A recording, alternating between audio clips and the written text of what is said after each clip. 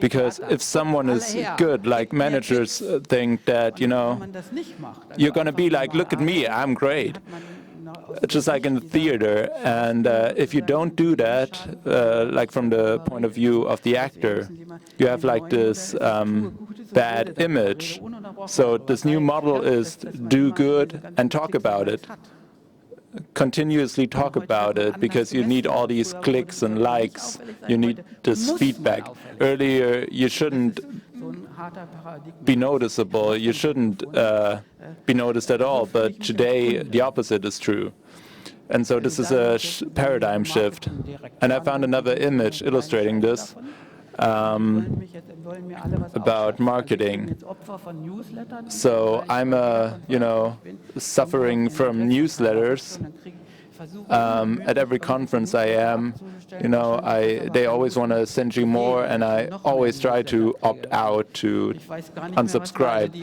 But I don't even know what's like in my inbox. It just keeps on piling up, like ever since a year ago. Google doesn't even take all mail. It's like they always tell me that I could, win like 17,000 euros. And I reply from time to time, under $1 million, I won't even participate. I have much better offers from different people. So you can see here there's these images in red, and there's probably some marketing director, who's like, red, that's we need that. That's the new hype, red. So for 3 years, everyone's going to be like, yeah, everything has to be red, and then it changes again. And so people started noticing recently that there's different, types of attention. Sometimes you have to be an employee, sometimes you have to be an actor, and but I still suffer from all these spammers, from all these spam emails, and I have to pick and choose like what's important and what's not. And so Grimm's fairy tales, I looked up something. So mother tells little Red Riding Hood, go to grandma and, stay on the path, don't get distracted. And on the internet, like all we're talking about is distracting little Red Riding Hood. There's, hordes of wolves coming at you, trying to distract you, and there's flowers everywhere. And I won't make it to grandma, like ever. I'm just gonna, sit down and drink the wine that I'm carrying.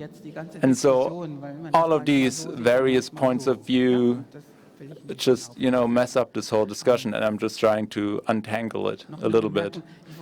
So, just a quick side note, I want to spread this foreign word in German. It says falsch. It's the Wikipedia entry is like 2 lines, so it means content-free communication. So, I don't mean your boss. But there's phatic communication, and that is not about content, it's not about what is being communicated, but there's an open channel for communication. So maybe you have an infant, and the infant, after 8 weeks, it also understands that it has a dad. It's sort of, disappointing for me, but it always wants to see the eyes of its mother. And it just doesn't want to understand that, mom is doing something else over in the next room. And it has to be sure that there's this sort of communication channel using the eyes, and this is phatic communication. And they just look at each other and they don't say anything, and they're just being together. And this is Facebook. So, people talk about this shit, likes, hearts, I wish I were, I love you, blah, blah, blah. All of this empty talk. We can just explain that by calling it phatic communication. It's just a statement saying, I'm there, you are there, and nothing more. It's just hello and a photo. Oh, my son's in America. He's, he uploads a picture, he's fine. You don't even want to look at the picture, maybe you don't want to download all that stuff, but my son isn't even that great of a photographer, actually. But he's there, and, we're happy. This is nice. And these guys from Facebook, so I'm trying to educate them here. Grandpa, this is phatic. And you have to be a part of that, and then you can probably understand it. So as you can see, these are filter bubbles. We do actually have some on sale outside us also. Yeah. It's quite hard not to slag off about filter bubbles, because we have these various concepts. We say they're kind of not open for advice or improvement, and well, every bubble seems to hate another or one another. One single Facebook item that I posted before Christmas had no likes and no comments. Maybe someone has dared to do something in the meantime, but that's the only one there is. And it was I'm not even sure about the website, Top Women website, about important German prominent women. And I made some kind of Christmassy comment from the Christmas calendar, and now I'm going to dare to say it.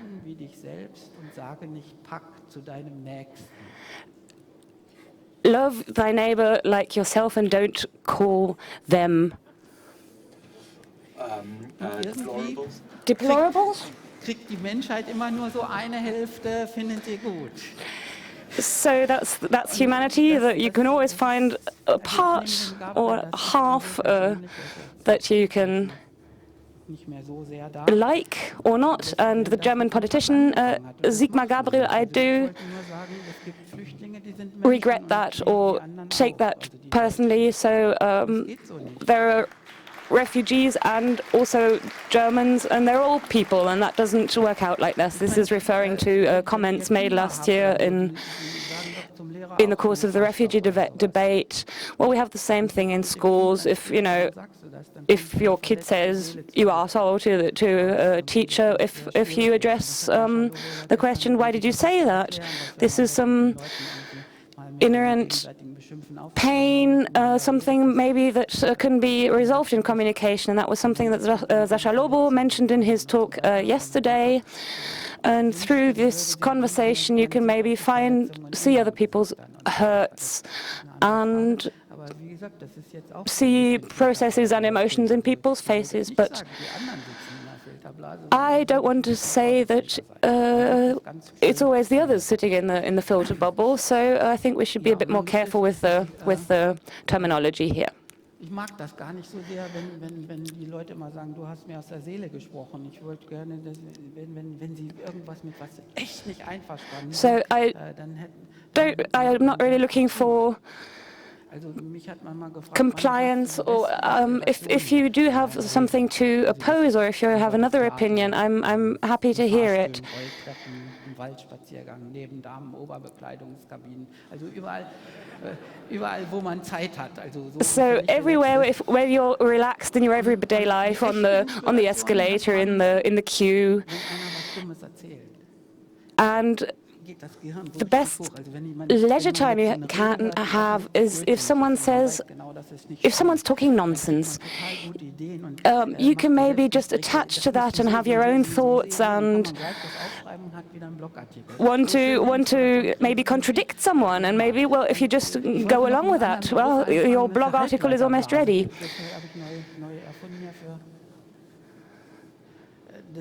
das heißt, man spritzt, innen drin ist alles selig, in der Filterblase ist alles schön und dann spritzt man noch Gift auf die anderen da draußen. Also und von draußen lässt man aber nichts reinkommen. Es gibt auch Halbleitermanagement, also das ist, es wird alles von oben so runtergestellt, ja, so jeder Scheiß kriegt man so an den Arbeitsplatz und wenn man sagt, hey, aber, dann sagt er, Ruhe.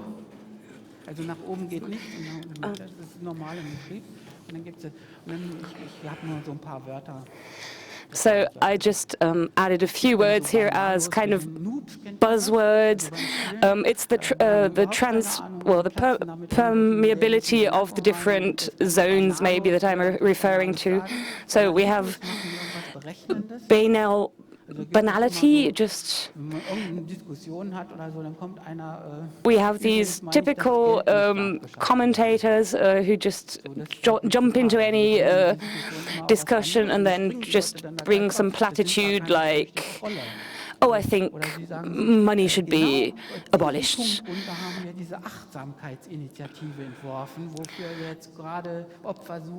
Or maybe people who are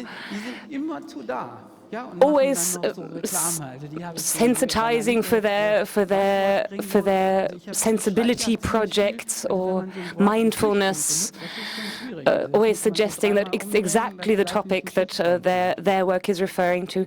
And I think this is a delicate balance to find expressions that don't upset any of these groups. And you have this, well, these comics. It starts off with hello. If I put two stick figures on my Twitter comic, maybe some feminist would say, why is the patriarchy in this comic being, or whatever. There are just so many reflexes, and well, that was the penis parade I'm referring to, and I did engage. So you don't really have that moment of peace. You just have the quick fire strategies, and I think that was what Zachaloba was referring to yesterday, just being slightly more gentle. But if the response is, well, I'm a kick-ass feminist, well, yeah.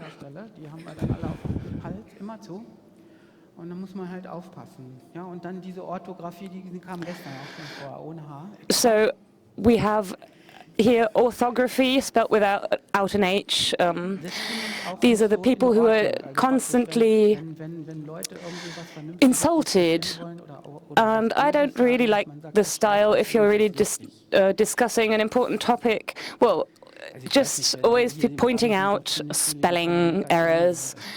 So probably here in this room there are quite a number of people with communication studies background. That's not what you do. You don't go into this with this fight mindset, or you can just, well, provoke the others. This is the hybris of also the educated classes, really, so always intervening and criticizing. But this is a process. I'm not trying to evaluate it. I'm just trying to put a few terms into this discussion.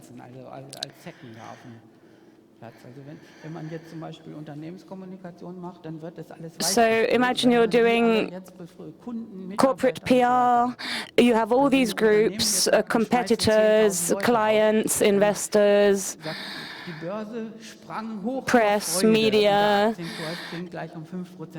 and you see all these little ecosystems basically, and it has, well, maybe your press release has different effects for the press and for the investors. So you can see similar effect in politics. If you're any concrete statement you might make publicly, there's going to be a wave of contradiction, and so that's why everything is watered down, and everyone is just, yeah, I'm humanist but measured and social, of course, and just not making any statements anymore. This is a suffering. This isn't actually what I called phatic communication before, content-free. This is just the performance because I have to say something, but I'm actually missing the mark. So this is the feeling of sitting in a panopticon. Sometimes I do get these kind of newsletters. I don't know if you know them. They're stereotypical. They're supposed to garner attention, of course, but they're all the same phrases, really. Globalization is increasing. And I know that there's going to be, the next sentence can be, come to our whatever conference for €1,000 a day. So costs are increasing. Oh yeah, into the bin. We're still waiting for peace. Our souls shouldn't be neglected at work.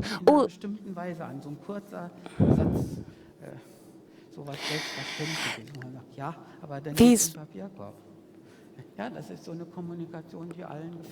self-centered or self-confirming statements, well, this is just, for me, I think this is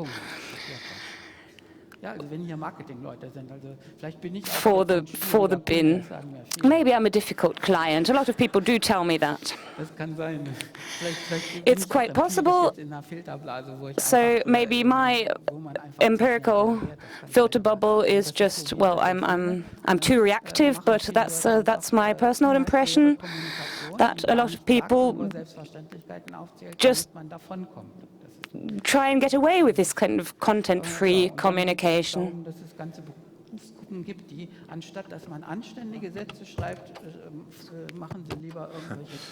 So there's lots and lots of groups of people, you know, they, instead of writing something meaningful, they just talk about likes and keywords and stuff. And it's also, you know, I receive a lot of offerings from these kinds of people. We looked at your website, you know, it's quite good, but add a few pictures, you know, it's gonna be better. You're gonna have more clicks. It's just like €200. But I know all that. Like, why would I want more clicks? Like, sometimes companies even drowning in clicks, and you know, the bosses, they really like what the marketing people did, but the management forgets that, you know, they bought all these likes, and they think that, you know, their products are popular and are being bought, but in reality all you have to do is likes. So, you know, you have these buzzwords, we're a good company, you know, we changed our logo, our look, you know, we're gonna go forward with more strength, and all of this content-free talk, you know, they actually believe in it. And this is sort of a meta work, and that you can, you know, that sells really well. And also, you know, search engine rankings and stuff. This is all, you know, black magic, but we know how it works. You know, don't want to talk badly about it. These are all like, you know, pretty pictures. And so there's more and more areas that, you know, can be written about. So this feeling of me not wanting any attention, not wanting any anger, just, you know, peace and equality, this is what the politicians do. But if I want attention, then, you know, there's this magic box of tools I can use, and these have criminals, they're using this, and this is sort of a flood that's overwhelming us. And a minority saying like, look at all this, shit. And I always said that, this is going to give us like some sort of digital dementia, and we shouldn't do this. We shouldn't participate. The people who do not want to participate with all this bullshit, they feel attacked, and we admire, that you can actually use the internet to win elections, and so. And the Democrats, they say, well, all of these populists, they're not going to be elected anyway, but, you could sense in the U.S. election last year, like this guy, probably Clinton thought so too, this guy, disqualifies himself. But all of the stuff, it gets a lot of clicks, and we're learning that right now. We're in some sort of learning process, but it's not a pleasurable process, and obviously we didn't think that this could enable him to become president when we had the internet in the beginning, and now everyone's amazed and blown away, and now we're doing this sort of small demos against him, but he just keeps on twittering. And now when we look at the state of the world we're in, how can we use bad attention to reach good goals? So we know this from teachers in classrooms, and there's always this one guy disrupting your class, and we know there's lots of different strategies from Maslow, how we can use this negative attention and transform it. It's not that bad. You always get into the newspaper, like soccer players, they just have to say one sentence about their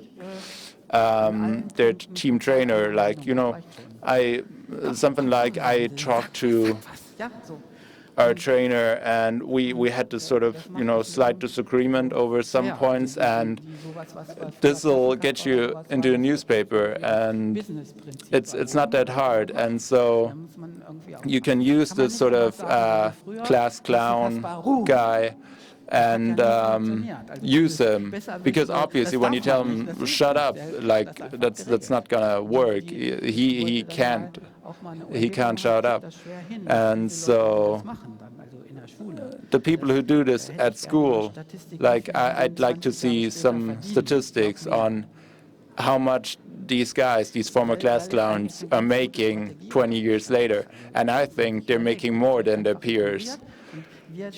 So, but we ignore all of these developments, and now at Republica we're striving to create good attention.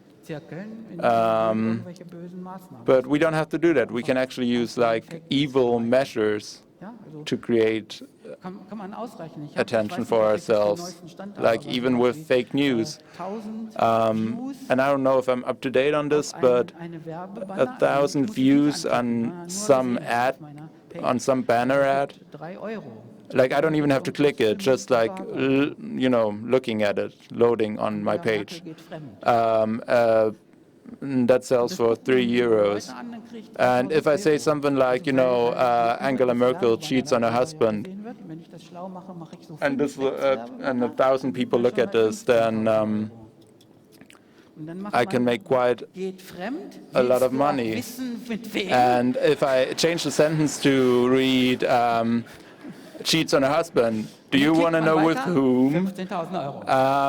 And people keep on clicking, then I earn €15,000. And one more saying, you're still anxious to know. I'm going to tell you soon. You can make a lot of money just with some sort of good algorithm. And these are the regular, prices nowadays in online advertisement. So, now we have newspapers in Germany pleading to their readers, please turn off your ad blocking software, please. And so, but with my son now, the ad blocker is like more complicated than the computer itself because it always, demands your attention. And I just want to state that you can use all of these mechanisms to make a lot of money. So, what do I care about the things I said yesterday? We're all in this sort of, process together, and there's a lot of money in it. And so as a mathematician, I'm, maybe a bit irritated by the fact that some people here are afraid of algorithms. And I can even write one, I think. I looked at this office chair, and I'm going to buy it, but I need to know where I can buy it. And then I looked it up, but the store that sells it, they close at 4 p.m. and they're not open on Saturday. And now there's this like to-do item in our family to, once you're free, like just buy it. And I looked where you can buy one in Mannheim in Germany. And for the past 3 months, like I've been, overwhelmed with advertisements for this chair.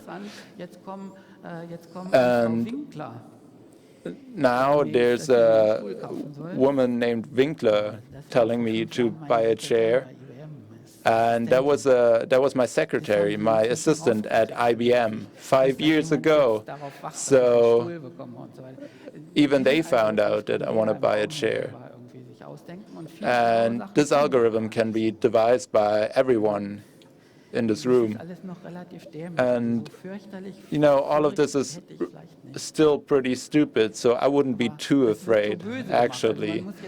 But it's, blown up to be this sort of very evil thing, but sometimes you just have to wait and see. And if we look at Google,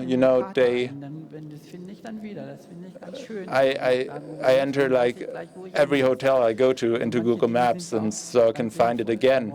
So there's lots of stuff, that's quite useful, and you don't even need an algorithm for that. You just have to enter the address into your Maps application, and so you don't need to, be in conflict with everything. And so this is, also an important topic, but I'm not going to go into that beyond the picture. And so hurting people, I don't get hurt all that much. Like the worst thing someone wrote to me is like, in the fall, you're gonna get shot, alluding to hunting season. And I was like, oh, so you like to shoot deer. So yeah, but he deleted the post, so it's just my reply still there, so you can't see what it's about. So, jumping through all of these hoops, these cargo posts and stuff, it's sort of a learning by doing process. When I was at IBM, you get used to all of these different kinds of communication, and you get, more aware. You learn what gets on other people's nerves, and you're always supposed to talk about storytelling, to tell nice stories, and then I think of, these nice stories, but then people reply, oh my gosh, this reminds me of something really bad that happened in the past, and so you're not supposed to talk about that. And then a lot of people say, then I don't want to engage with this anymore, and they stay away. And once I wrote something for Zeit Online, a big German publication, and they always add their own headlines, and that's always what gets me into trouble. So the titles, the headings of the articles aren't my own. I just make the article, I just make the book, but the heading isn't mine. And I might have, said something in an oral interview talking about how everyone should be a Jedi. We need new role models, not these Johnny Too Goody. No, we don't need these, straight A students, but we just need brave people who dare to do what they want. But then they changed the title of the interview to "Everybody should be a Jedi Knight," and so people, were attacking me should the unemployed just pick up a lightsaber? And yeah, this isn't so nice. And now on my own page, there's sort of this filter bubble, and everyone's quite nice there. But once you go out, to the big German online publications, it's it's a storm out there, basically. So talking about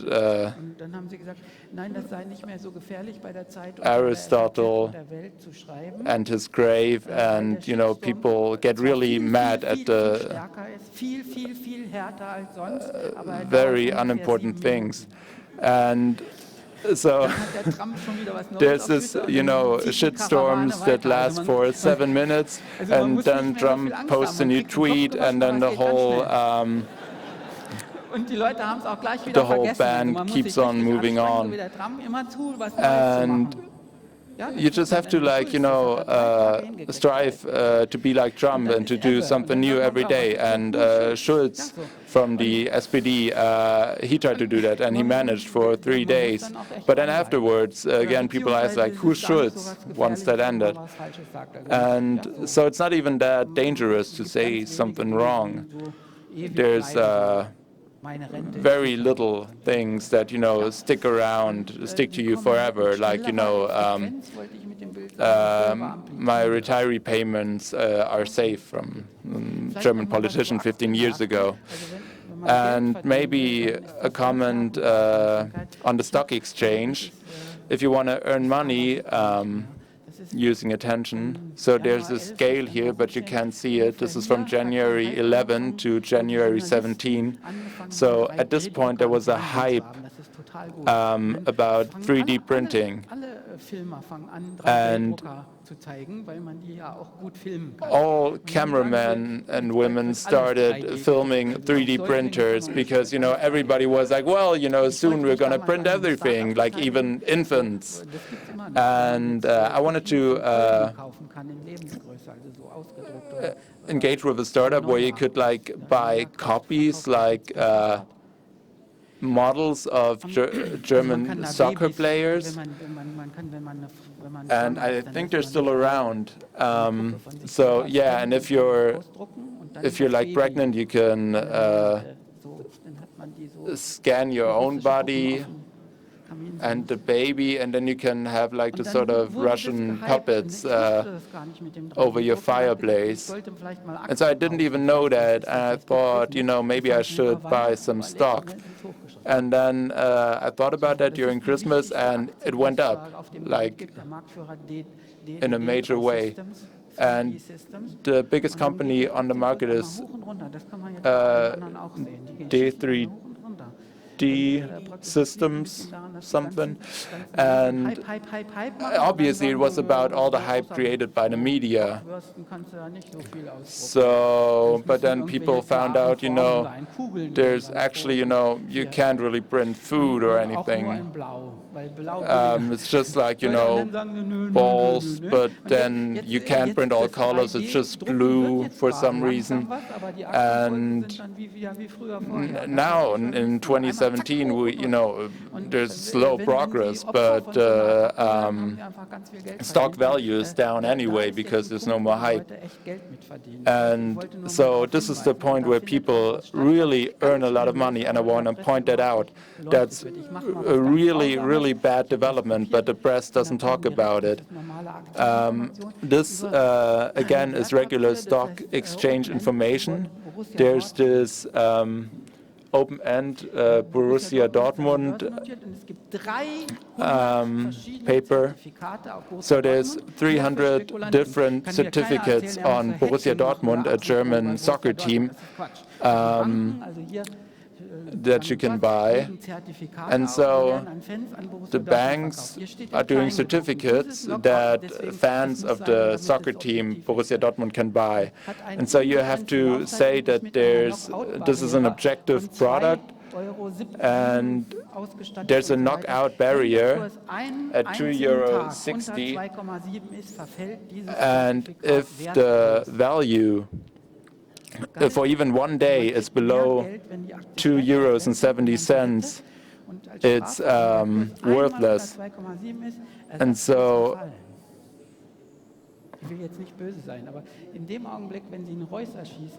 and I don't want to, be rude here, but when you shoot Marco Reus, one of their players, then the value goes down below 2.7, and this has, real-world effects.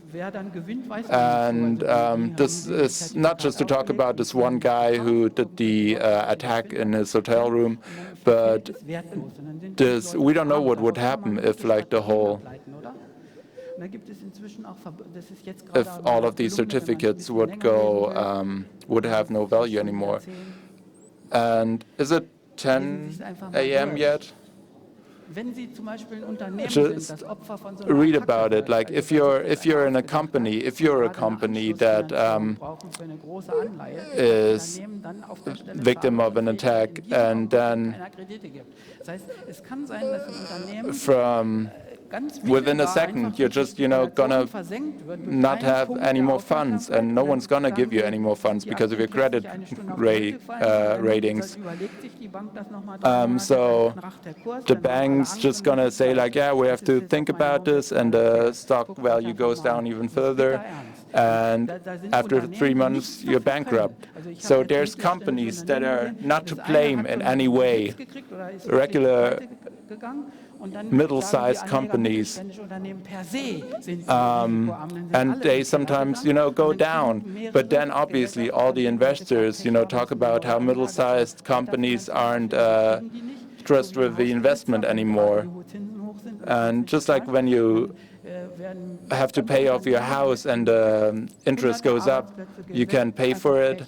And there's lots and lots of people lose their jobs, and all of this is just because somebody wrote something on the internet or, made a bomb explode. And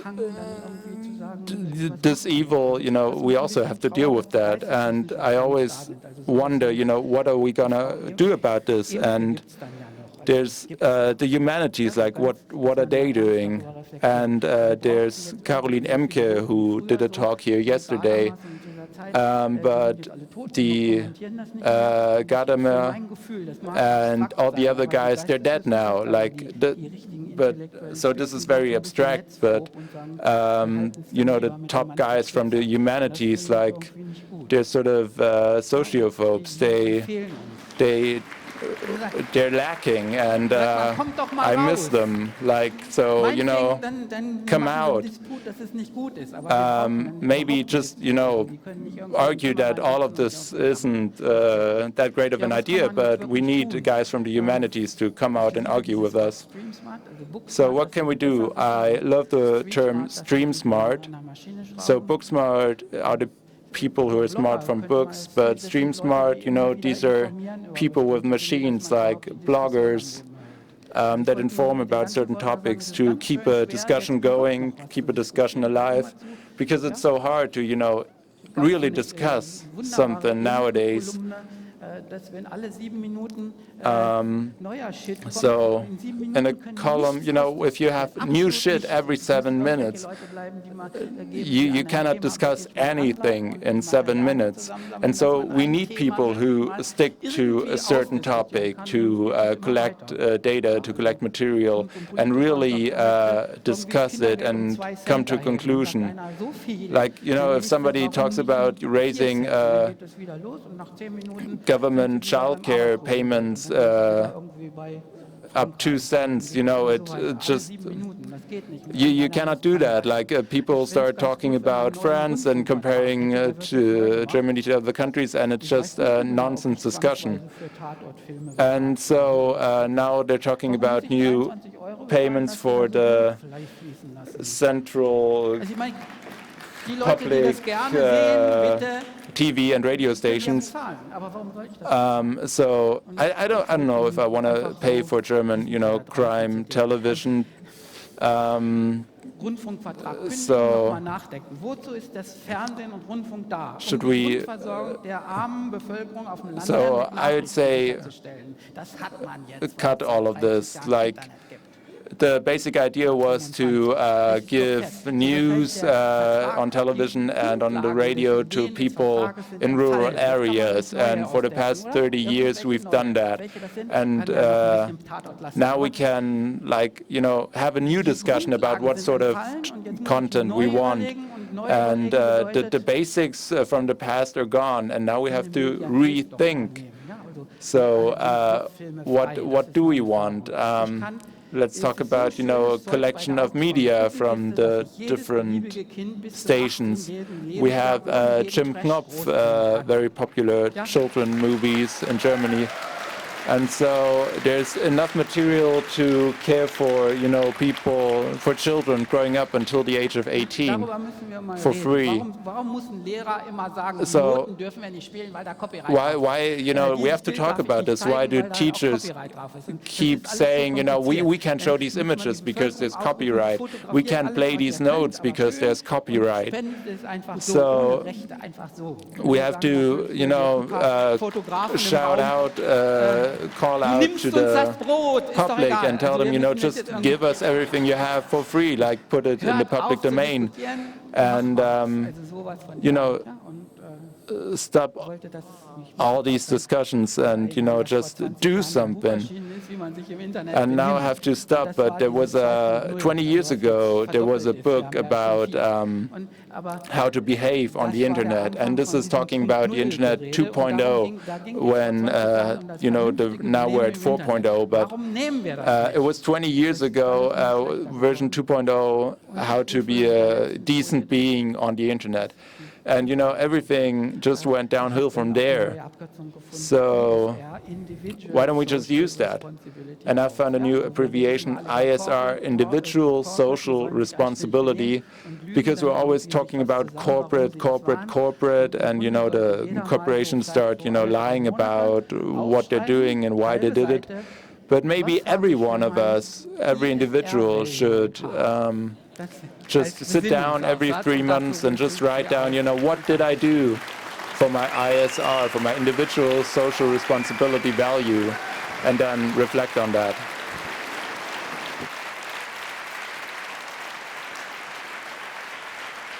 Konterrevolution.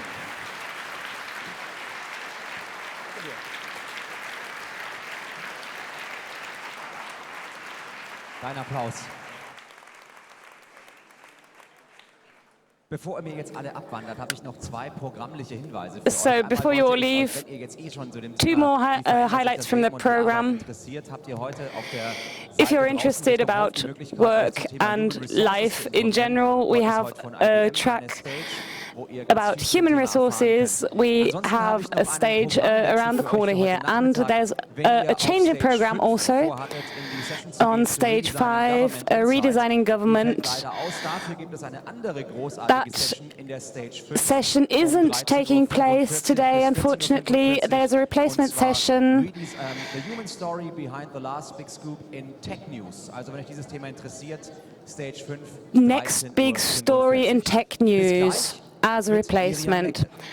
And next slot here is Miriam Meckel.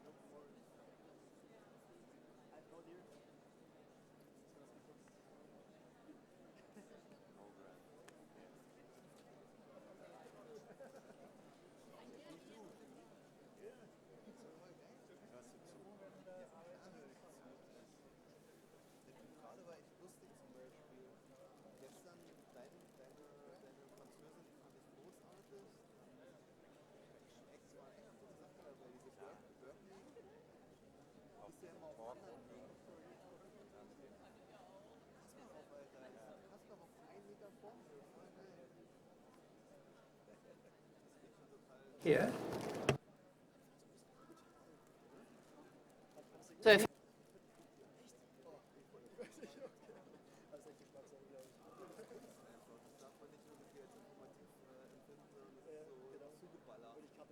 10 Minuten auf den Trigger und dann konnte ich mich ein bisschen drauf einlassen. Ja, aber ein bisschen springen, also macht schon Spaß. Aber ich meine, hier ist auch das. Ja, nee, es sind unterschiedliche Themen. Wir sind wahrscheinlich Stars. Das ist schon in Ordnung, aber ich habe die anderen Bühnen anders cool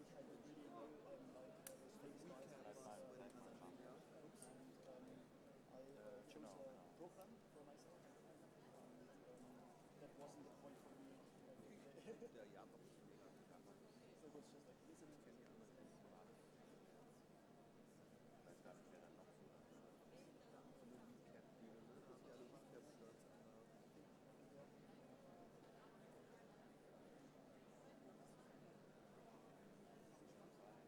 Hier haben wir dann doch nicht stimmt. Ja, ja, klar. Das sind beide.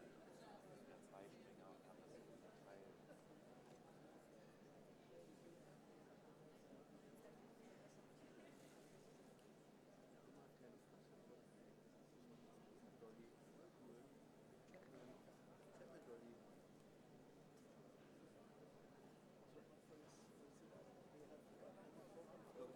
You have a meeting? Ich habe die Schienen mal ordentlich gemacht. Das ist jetzt mal besser. Ist Waage mal ein. Ja, haben alle gegengetreten und mir auch totalen Unfug gemacht. Die Leute, die das vorher aufs Board lassen. Gut, was ist das, Hype oder was? Hype, ja, das ist gut. Das war meine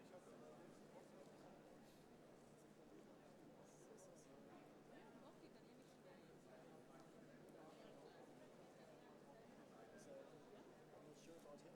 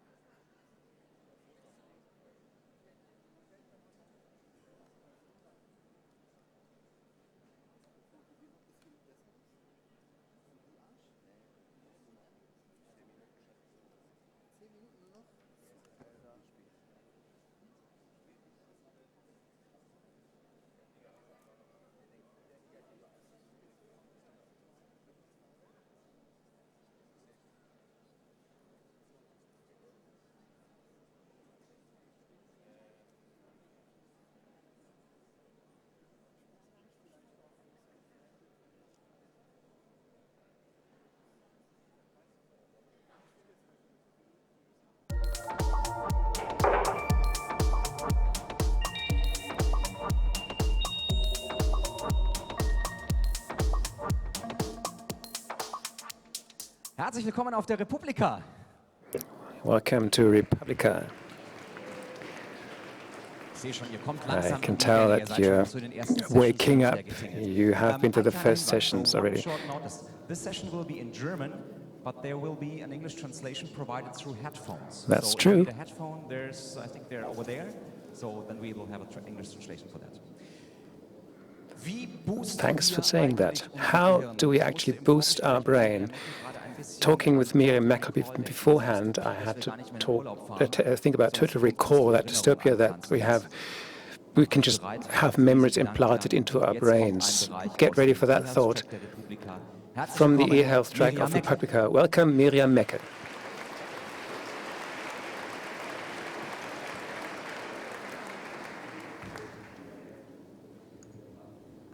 A very good morning. This is about enhancement and brain hacking. The title, My Head Isn't Mine Anymore, doesn't belong to me anymore. And you may think back to the women's lib movement. Some of you may be here. There was the phrase, my belly or my womb belongs to me.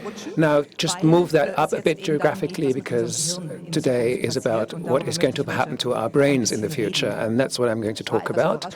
I was a bit surprised to end up in the e-health track. I had another impression what that would be, but let's see if I can connect to that somehow. I want to introduce you to Sophia. Sophia, I met in January 2017. She's a product of Hansen Robotics. David Hansen is of the opinion that we have to produce robots that have three important features. Features that are actually human but could be imitated by humans. First, creativity. Second, empathy. And third, putting themselves in other people's position. And he produced a robot that you could see in action at the World Economic Forum, a robot with human features, human looks, and that communicates that you could say are surprising and perhaps even irritating at some point. I had the pleasure to speak with Sophia. It was a pleasure indeed, because different to from other interfaces, you really got an answer, and that was what really made me think afterwards. I had the need to stroke this robot's face because it seemed so human, with such a fine, soft skin, not what we are used to from machines, that instinctively there was this intuitive move that I made. So that's the one direction that we talk about a lot these days, because we're thinking about what's happening to robots that might take our workplaces at some point, our options for creativity too, perhaps. But I think that it's actually about something else, another direction, and that is the whole topic turned around 180 degrees and ask, isn't it us as humans that have to deal with how we could be enhanced, how the implementation of artificial intelligence and the big data analytics and everything that's connected to it in our body, in our brains, could lead for change in ourselves. And that's what I'm going to talk about, and that's what I want to show today. We have already seen that these things happen. We've seen that a lot can be replaced. The merger of human and machine is progressing, and if we have the axiom that in the digital age that nothing done by human hand cannot be done better by or with software, then the motto also goes that nothing done with the human brain cannot be done better by or with software. And that's what we will have to get adjusted to, and what I would like to explain in a few points. Let's have a look in 3 steps to see the dynamic, that trigger that dynamic. I'd like to talk about what is possible, what is coming, and what are the consequences. And that will shape our reflections, more or less. So what is possible? It's possible to have what we do in our brains, our brain activity be followed, be registered. We can also improve them, and we can change them, manipulate them. So let's start by following brain activity. What you see here is a small experiment. At the World Economic Forum, this is about a visual scanner. I wear one of those, and that scanner records and reconstructs what I'm looking at in a photo. And what you see in the background is the photo I'm looking at, and you see what I'm focusing. From one point to the other, the focus is shifting, and through a projection, what I see can be seen on a canvas as well. So that's a small example how we can follow brain activity. From the sensoric system, seeing, hearing, smelling, and also, in a further sense, thinking, what happens can be followed. And what happens there can also be improved. That relates to the fact that our brain activity, by being followed, can be measured and compared. And what you see here is an example I've produced myself at a walk through a robotics exhibition. And you see the different activity levels here, the stress level, the engagement level, the level of interest, excitement, focus, and relaxation. Interestingly, the relaxation line was flat in my example. This was explained to me. That sensor simply was broken. I'm pretty sure that that's right. Now that is interesting, exciting.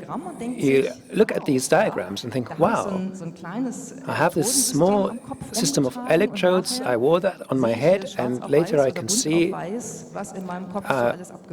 paper or on screen what actually happened. And the more interesting part is that I can also see how do I perform compared to a peer group? What do the others do? What is my position compared to the average? And that leads us to the actually interesting part of this whole topic of neuroenhancement. It's not just about us noticing what happens in our brains, in our heads. It's about improving compared to what others have going on in their heads. And that is where things get exciting, because improvement doesn't come for free. I can't just walk around that exhibition a second time and hope that things have improved. I have to do something to improve. I could then struggle to initiate or initialize my focus, really concentrate hard, or be really emotional about something. But that is just a self-delusion, because the processes that go on in the head cannot be controlled one-to-one, as many of you hopefully know and have experienced, because life will be very, very boring and sad otherwise.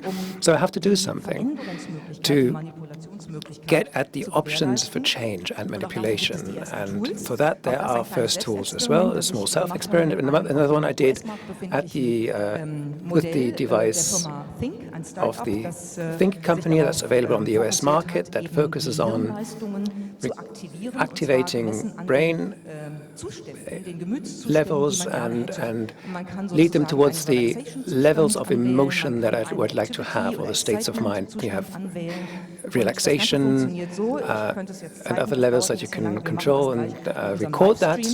That is a bit complicated to explain, but there will be a live stream later where you can see this happening.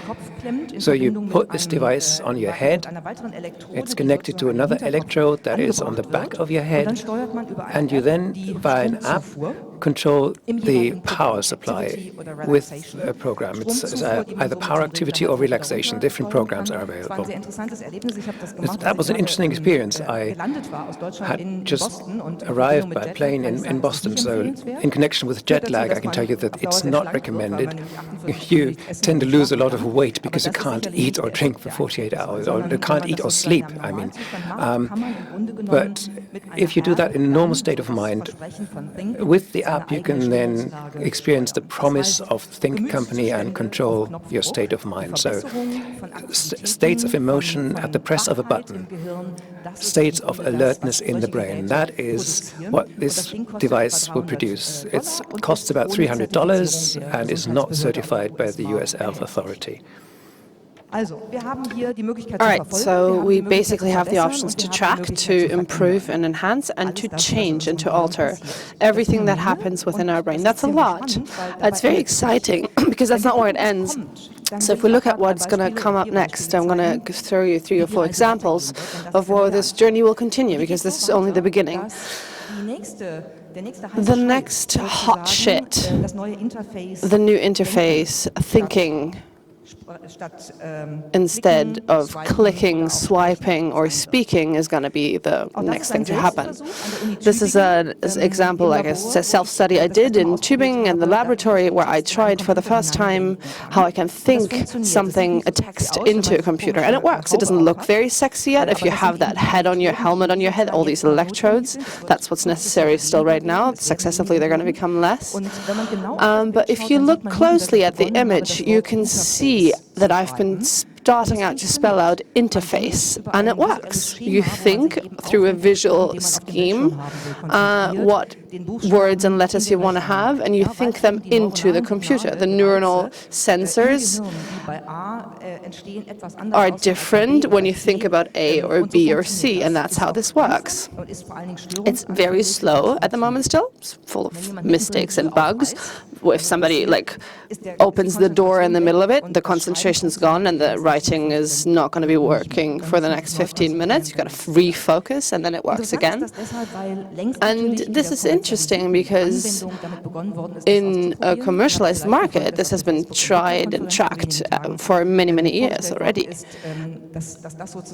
You might have seen in the Facebook conference that this professionally is trying to be made possible, that you write about 100 words per minute, and that is quite a lot.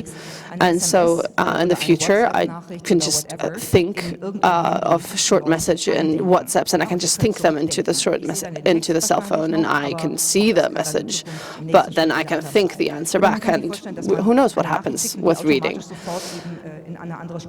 And you can automatically translate these languages to these messages to a new language.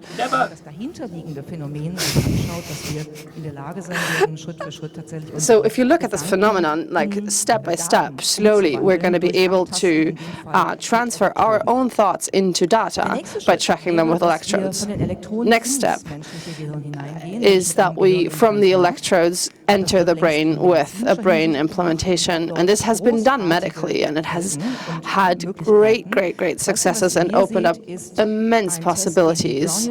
This is what you see in the background image, is something from the Brown University that they did. What they did for people who are partially immobilized, and they made these patients make a robotic arm think. So basically, by implanting this, they managed to gradually improve their quality of life, because they could use extensive machines to do the actions that they themselves weren't possible to do anymore. And this developments are not going to stay within the medical research area. They're going to move towards the commercial market. And there's a few examples already there for these physical combination of technology and human brain. And this is the first cyborg who implemented an antenna into his brain, into his head. Neil Harbison cannot see colors naturally, but with this antenna, he can hear 365 colors. So you can't see them, but he manages to listen and hear to the different colors that we, as normal human beings, see. And the newest version of this antenna that he has implemented into his head is has Bluetooth and Wi-Fi, so now friends can send him images directly into his head. These images he doesn't see, but he hears them. He hears them in different sounds and sound connections. And this is a development that's exemplary for what's possible. You can fight and discuss and debate whether you want to run around having an antenna sticking out of your head, but the possibilities of merging of brain and technology is a journey that goes forward, and at what pace it goes forward. Harrison said that there's one thing about this. There's a life without a new sense that you can never shut off, is a quote by him that he expressed after having the antenna installed. And I mean, this is obviously something that's interesting in connection with this development. So we're going to go one step further. We have the data that we can extract with direct interfaces like implements. So the question is now, can we exchange brain data? And on human beings, for now, we can say, no, that's not possible. On the scale of rats, it has been proven that it is possible that you can exchange the data within a rat's brain. So in Brazil and in the USA, they've tried this. So there's one rat that's in the cage. She's got a light that goes on, and then once the light goes on, she has to push a button, and then she will get some water. So the thirsty rat, based on Pavlov's example of typical, she's obviously going to do that. She's going to push the button this way. She knows that she's going to get water. So when the rat was implemented into the brain, they sent the data to Brazil via the internet, and they had the same setup there. But in this case, in the rat's case, there was no light. So the data from the American rat that was received from the American rat made that the other rat, go to the button immediately, and she was able to drink there. So what we can learn from that is, what we can obviously see is that neural networks can have data transfers that work on the other end. That was the first time we've seen that in the example of rats, and of course it's a long path from there to humans, but we can see that that is a stage that is at least imaginable. So we can at least, via electrodes and brain implants and commercially available brain implants today, and via neural networks getting linked, we can link up human brains and imagine what will come from that in the future. And now, of course, it's interesting to ask what will be the consequences.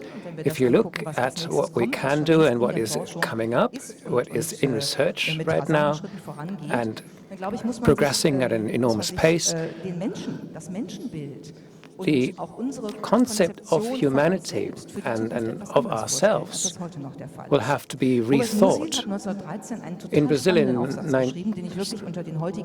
someone in 1913 wrote a paper, an essay, which is called The Mathematical Human.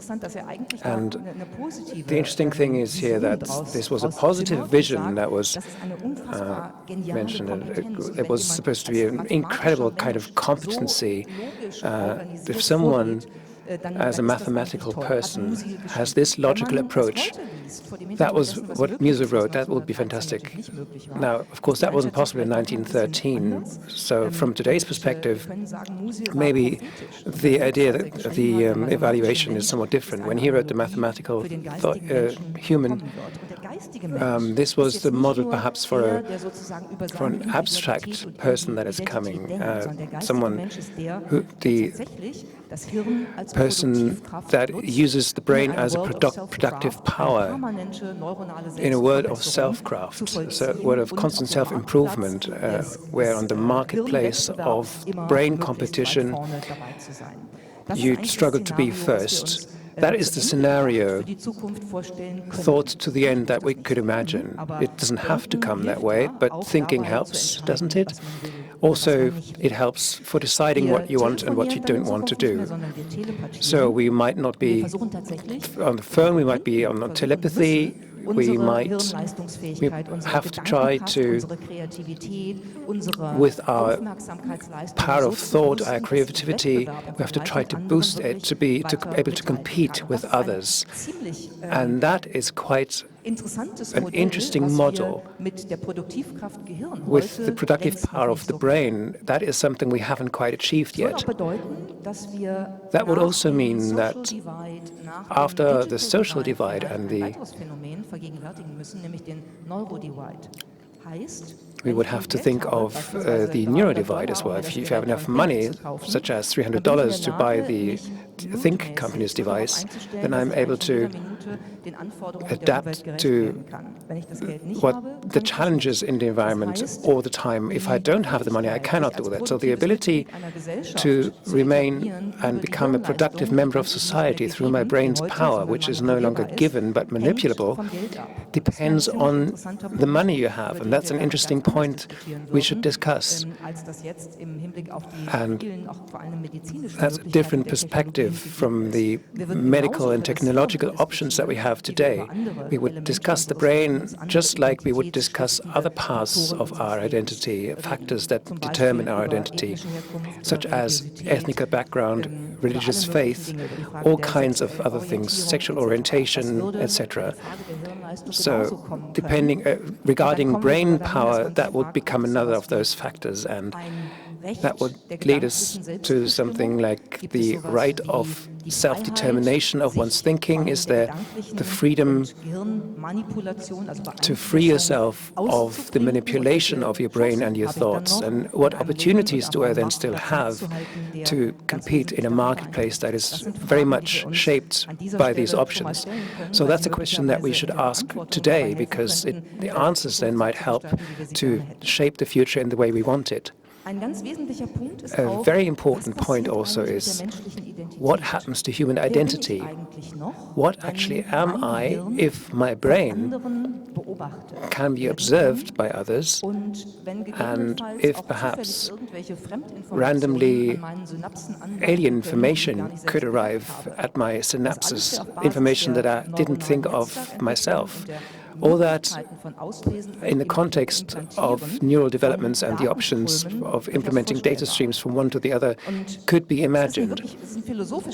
This is a philosophical thought, but I'm very interested in it, and I would like to trigger it now. If we can imagine that from a constructivist perspective, we can observe ourselves as individuals. Well, that cannot work because I have a blind spot there. I'm the observer and the observed at the same time. So my subjectivity is caught in this loop. If you practice that in the context of neuroenhancement, then you have to ask, what am I actually observing? If my brain is just a node in a global neural network where data is exchanged, is it myself that I'm observing or others? Is this myself?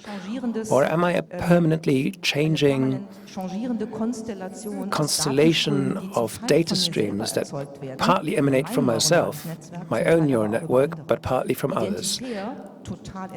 From the point of view of identity, this is completely very, very interesting. But if someone would like to ponder that, I haven't got any answers. If someone would like to ponder that, it would be interesting. So what we are experiencing is that we are slowly moving towards a transition into another kind of society, it seems, which I would call neurocapitalism. Neurocapitalism that, well, everything that's in our capitalism, in other dimension, everything that exists already in terms of competition and marketplace can be transferred to the use of our human brain. And Henning Juckert and Eva Hess have written a very interesting paper on this in 2013, where they wrote that the future of humans lies in a dynamically renewable expansion, and the readiness for that. And that doesn't just apply on fitness training and healthy eating and having better sex, but it's also regarding our brain as the last area of identity will open up, and this competition and these developments will encompass the brain, and that is a change in the perception of humanity, and the conceptualization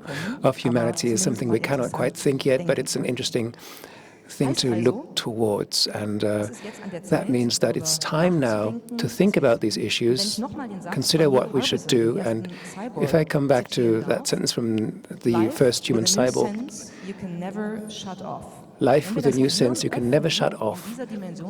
If we open our brain in the way I've just described, we have not just one new sense that can never be shut off, but many. And we will then live in an age of strobo minds that are completely under a complete deluge of triggers that are fed into our neural network. That is a quite scary idea, and you can imagine how a society and this kind of life will work. Probably we will quickly develop technologies that will help us to control the technologies we have previously developed, because otherwise human brain and human psyche will not be able to withstand this flood. But before we are on the way to a strobo mind society, we could perhaps just do what we can do with our brains today, which is to think and decide what we want and what we do not want. We have that freedom. Thank you.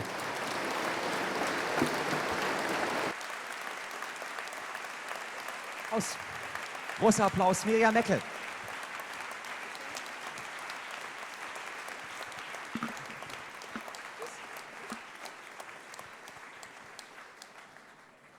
So, komm ruhig auf die Bühne, Stefan. Du darfst ruhig umbauen. Können wir mal ganz kurz einen Zwischenapplaus haben für diese Menschen, die hier diese ganze Technik organisieren? Das ist so großartig. Ich habe immer noch keine Ahnung, wie die das schaffen, hier 15.000 gefühlte Bildschirme zu steuern. Alles blinkt und es funktioniert hervorragend. So give some love to the technical people that control all these projections. We'll start in about a few seconds. And thanks for listening to the translation. If you're still listening, hashtag RP17EN. Your speakers were Sebastian and Merle.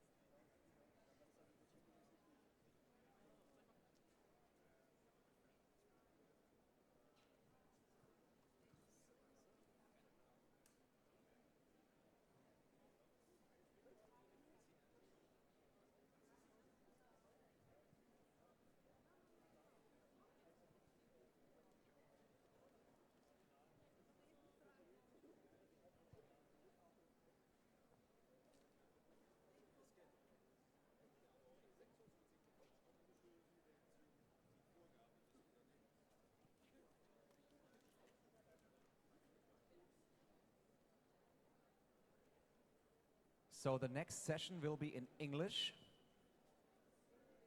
So please take your seats. We're just about to begin.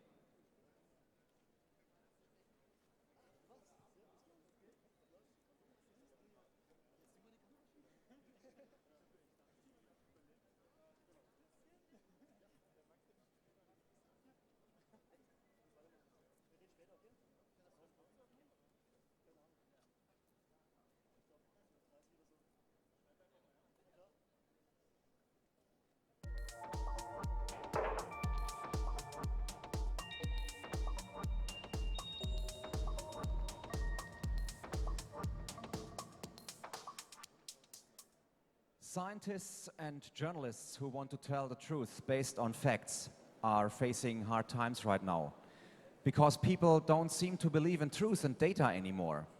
But why? Maybe the next session will help. Big welcome and big applause for Lisa Charlotte Rost. Thank you. Hello, everyone. I'm very happy to be here. Thanks for having me. Are my slides up there? They are. Today I want to talk about a very special person. You. That's you. That's also me. It's every one of us. We're all standing on the ground of hard facts. It's like the Boden der Tatsachen, as Germans would say. Well, okay, there are no hard facts. They are more like concepts with different levels of certainty. For example, we don't know that climate change is real, but we know that 97% of climate experts agree that humans are responsible for causing global warming. And when we accept these facts, we start to believe in them.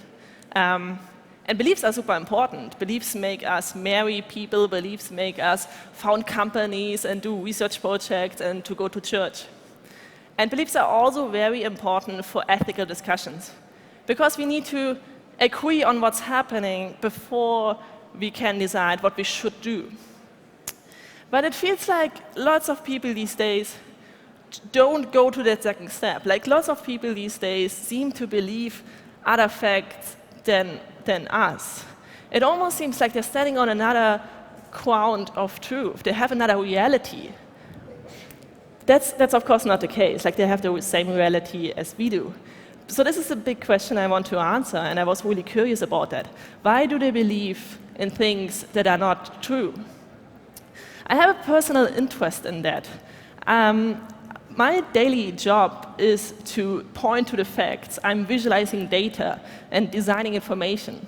So I'm often taking data from the census or from scientific studies and say, look at these, let's have a good discussion based on these facts. And I'm then publishing these data on, in different media. These are some media I've worked with. So today I want to answer that question, how can I be a better data visualization? Because I have a problem if people don't believe the facts that I'm showing to them. And I want to answer this question in 3 parts. First, I want to explain where false beliefs actually come from. Then I want to go on and explain why it's so hard to get rid of them. And then we might explore how to believe more true things. So the answer to the first question, where do false beliefs come from, is obvious. Of course, we all know it. It's fake news. All right, like fake news is a thing we've all talked about a lot. But I actually think that sharing constructed information, constructed realities on social media is more like a symptom of the whole problem and not the cause. I would argue that one of the main causes of why we believe false things is actually tribalization. We are all social animals, like humans are extremely social people, and social support is more important for us than believing in anything that's like super far away, like climate change. We first want to make sure that people understand who we are, like we want to define ourselves, and beliefs and information can be a marker of identity. Define literally means to limit and to bound, and that's what we want to do. We draw boundaries around our identity. This is especially important when it comes to show whose team we are on. Like we want to make sure that people see that we are good members of the tribe, like of our family, of our Facebook group, of our Twitter feed, of our online forum. We want to make sure that people understand that we're still on their team. And we've seen it a lot in the US election last year. I'm pretty sure you know these 2 pictures. The Washington Post did experiments where they showed Trump supporters these 2 pictures. The left one is from Trump's inauguration in 2017, and the right one is from Obama's inauguration in 2009. And then they asked their readers, they asked these Trump supporters, on which photo are more people? Where do you see more people, on the left or on the right? And lots of Trump supporters actually said that on the left photo at Trump's inauguration are more people. And it's not because their perception is flawed or because they just can't see it. It's because this information doesn't matter to them besides showing whose team they're on. They want to make sure that, people know whose team they're on. It's not about truth versus lie. It's about their team versus our team. And it's not just showing whose team you're on, but also showing who you can trust. Trust is actually, sadly, a big part of why the 2 parties in the US get more and more separate from each other. So we can see that this is happening in the government. Here we can see all members of the US House of Representatives between 1959 and 2011. And each node, each dot, is 1 member in their party colors. And the closer the dots are closer to each other, the more they agree on votes. And you can see how it separates more and more over the year. People don't agree on votes anymore with people outside of their party. But it gets even a little bit more sad if you look outside of the government. We can see that Republicans have an increasing unfavorable attitude towards the Democratic Party. It's up from 21% to 58%, and it's the same with Democrats towards Republicans, from 70% in 1994 to 55% in 2016. Republicans marry Democrats like less than they did like 20 years ago. This is like, yeah, we have like a divide that's going more and more, and they don't trust each other anymore.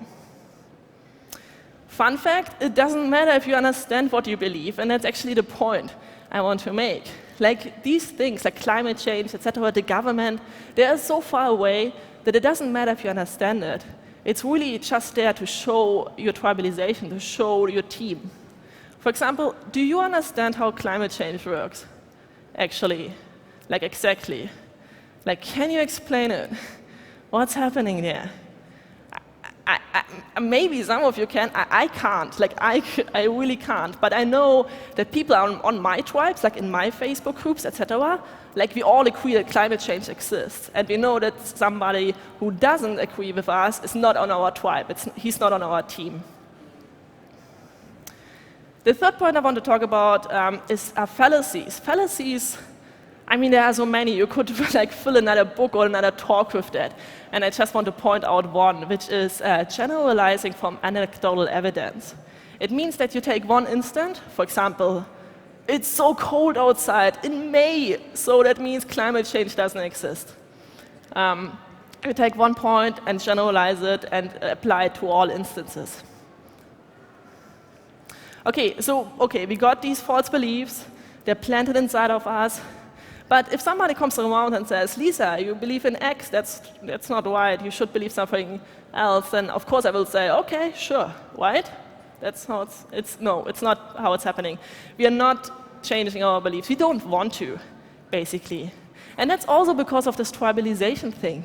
We really clinch to our beliefs because they are connected to like our upbringing, our religion, our education, our tribes around us. That means when we doubt that one belief, we're doubting everything around it, like everything that is connected to us. That's really not what we want. And we don't need to, basically. There is enough proof out there, enough evidence. In our tribes, we get confirmed on an almost like daily basis that what we believe is totally true. We all believe in it, so it must be true. And there's enough proof out there for sure.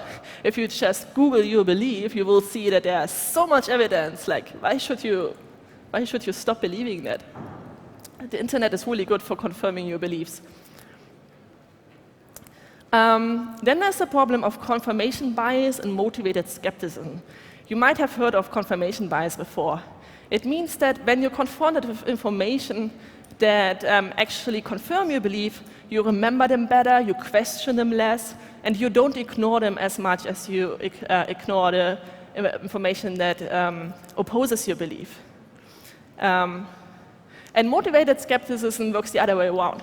It means that if you see information that opposes your belief, you apply more skepticism than you would normally do. You're more skeptical, you remember it less, and you need to really be pointed on it to actually see it. I will show you one example here. So this is a website that talks about the reason why we should vaccinate our kids. And as somebody who like agrees and has the belief that, yeah, it is good to vaccinate our kids, I'm reading this and I'm thinking like, yeah, generally healthcare, international studies, sure, that makes a lot of sense. Like there are so many studies done on that topic. And there's this one study published in the journal Clinical Infectious Diseases, found that individuals vaccinated for the flu are 550% less likely to have respiratory problems. Yeah, I guess it makes sense too. If you don't have the flu, you don't have respiratory problems. I agree with all of that. The problem with this is not the actual text. This is the actual text. It's an article that argues against vaccinating our kids. And when I read this, I have a totally different approach to it. Like international studies, yeah, right. I know what kind of studies these ones are. They're definitely not peer-reviewed. And like this journal, Clinical Infectious Diseases, I don't know, man. This is like, you know, I'm sure this paper, like this journal has a really bad image in like the research community. And like naturalnews.com, I will never trust any of their articles again. And if any one of my Facebook friends are ever mentioning this, like I will totally unfriend them immediately. We have a different approach to information based on if they confirm or disagree with our beliefs. And more information also means stronger belief. The more we are exposed to these information that either oppose or confirm our beliefs, the more we believe what we believe. It also works in both directions, apparently. So like when we've heard a belief, like when we've heard a fact from our friends or so, we might think, okay, that's interesting, and then we hear more information about it, and we're like, okay, yeah, that makes sense. And all this information nourish our belief. We invest in nourishing our belief, and it grows and grows. And it's the same the other way around. First, we might start with thinking, that's not what I've heard, you know, this is like a little bit dubious. But the more we hear about it, the more we think, okay, this is outrageous and it's flawed and I will never believe them again. That's a theory, at least. It's called the backfire effect, and you might have heard of it. The backfire effect is actually not that well scientifically proven, like that last idea of when you hear opposing ideas, your belief grows as a defense mechanism. So you might want to be a little bit careful with that idea. If you find any paper also, let me know, I'm very curious. But not just more information makes our belief stronger, but also more intelligence. I'm sure lots of you are like super intelligent in this room. If you're super intelligent and more intelligent than other people, you have more extreme beliefs than other people in both directions. Like it doesn't matter if it's true or false. They're just more extreme. The idea here is that you actually can make up evidence and can make up arguments for your own beliefs. The last point I want to talk about, why it is so hard to get rid of beliefs, is close-mindedness. It's just a personality trait, basically. There are some people who are closed-minded, and there are some people who are open-minded. There are people who are better at exchanging beliefs and switching them out, and there are people who cling to them and don't want to let them out, basically. Okay, and then the last part of my talk, I want to talk about how to believe more true things. Like all these problems, how can we work against them? And this is also the part where I finally will mention some data visualization. I think it was part of the headline of my talk. Okay, first approach, brute force, convincing someone. It almost always comes from a place of love. We want people to believe the facts, right? And so it's like, okay, you believe X, that's not true, you should believe Y. The problem is, it doesn't really, like it's not really efficient, and it's like not really kind, so maybe let's not do that. What we can do instead is asking them a question. We can try to make them see the truth themselves. We can, for example, ask, why do you believe that? How did you come to that conclusion? What would be the consequence of the things you believe? A data visualization that does that well, I think, is Bloomberg's What's Really Warming the World. What they did is they showed all the possible reasons that climate deniers think are true about why climate change exists.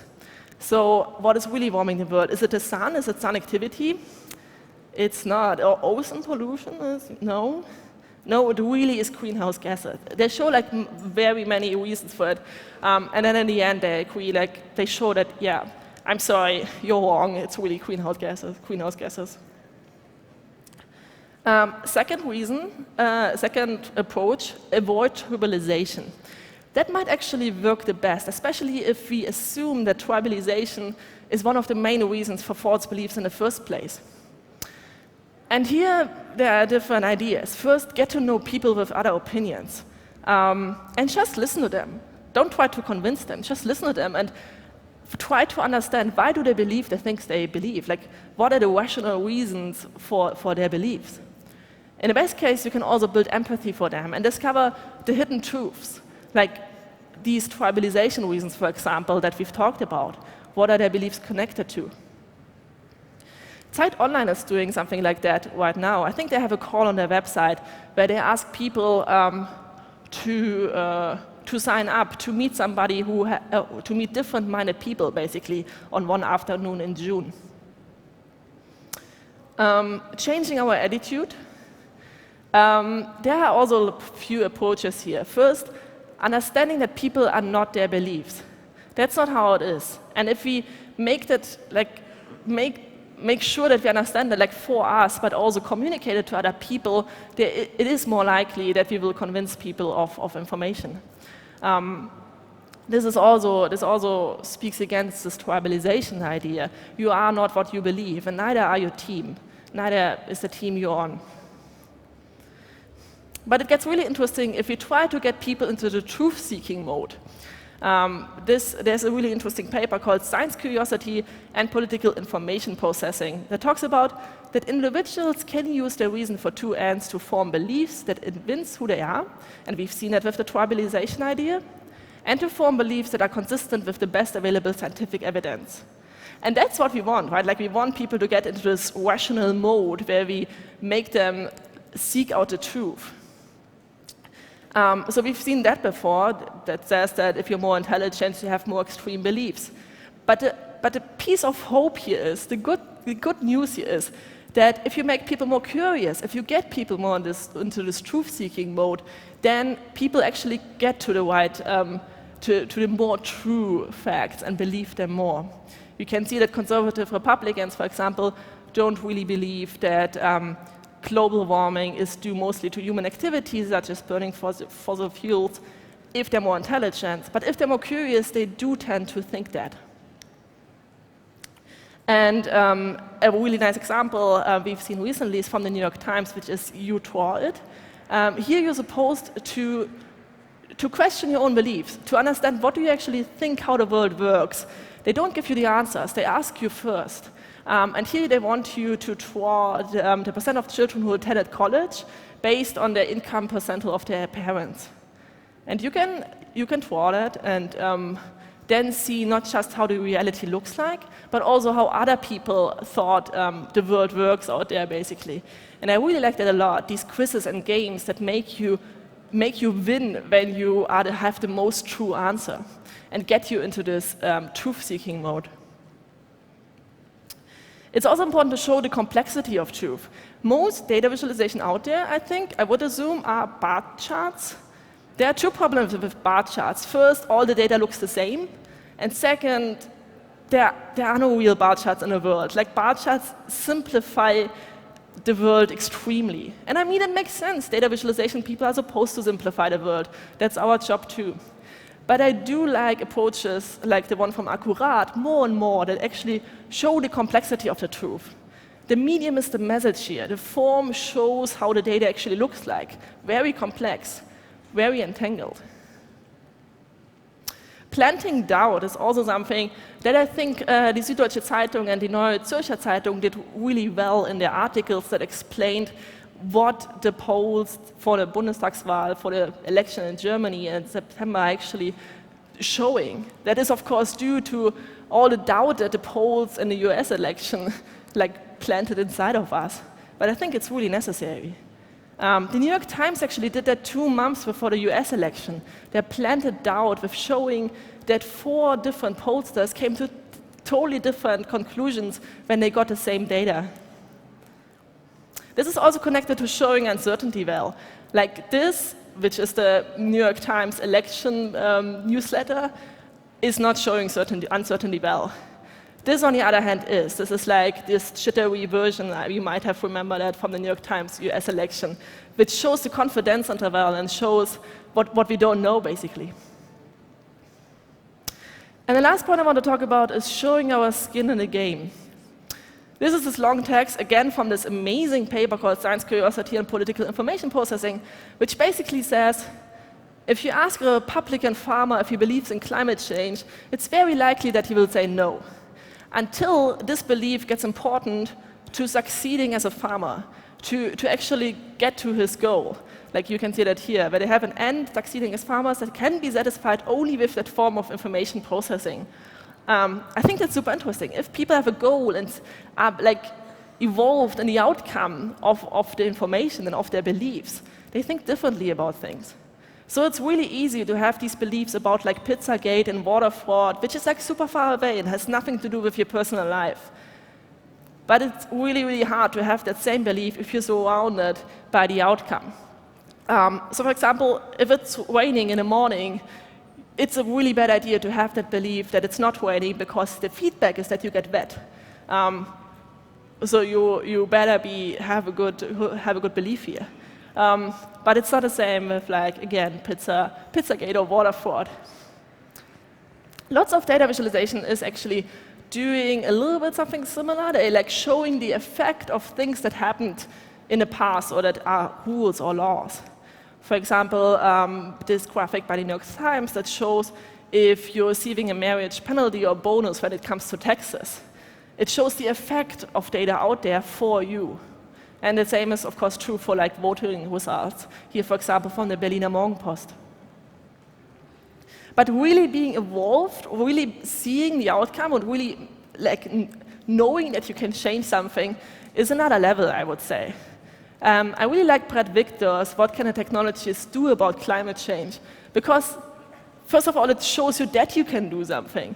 There's a lot of climate change helplessness, I think, in the world, and studies have actually shown that if we believe that we can do something personally to help stop climate change, only then are we more likely to make a difference that works against the climate change helplessness. So these are all the things I wanted to talk about. Where false beliefs come from, why it's so hard to get rid of them, and how to believe more true things. And believe me, this is not all like there is. In each block, there could be so many more causes and reasons and examples. I just wanted to point out the most interesting and important ones. But what are we doing now with this knowledge? Like, it seems like beliefs are like, whoa, they're like super tricky. Like, I don't know, should we have them anymore? Like, maybe we should just like try to be super careful with our beliefs and keep them small and tiny and not believe too much. But I disagree with that idea. I would say if we can choose between having small beliefs and big beliefs, we'd rather want big beliefs. Because beliefs make us act. Again, beliefs are really important for our actions, and I rather want us to act than not to act. But if we can decide between having beliefs rigid as a metal or like flexible as a gummy bear, I'd rather want a gummy bear. Strong opinions loosely held is a phrase I really, really like, and strong beliefs loosely held, I think, is as important, is something I want to live by. Because in the best case, we can then change our beliefs based on upcoming and new information very, very easily. Thank you so much.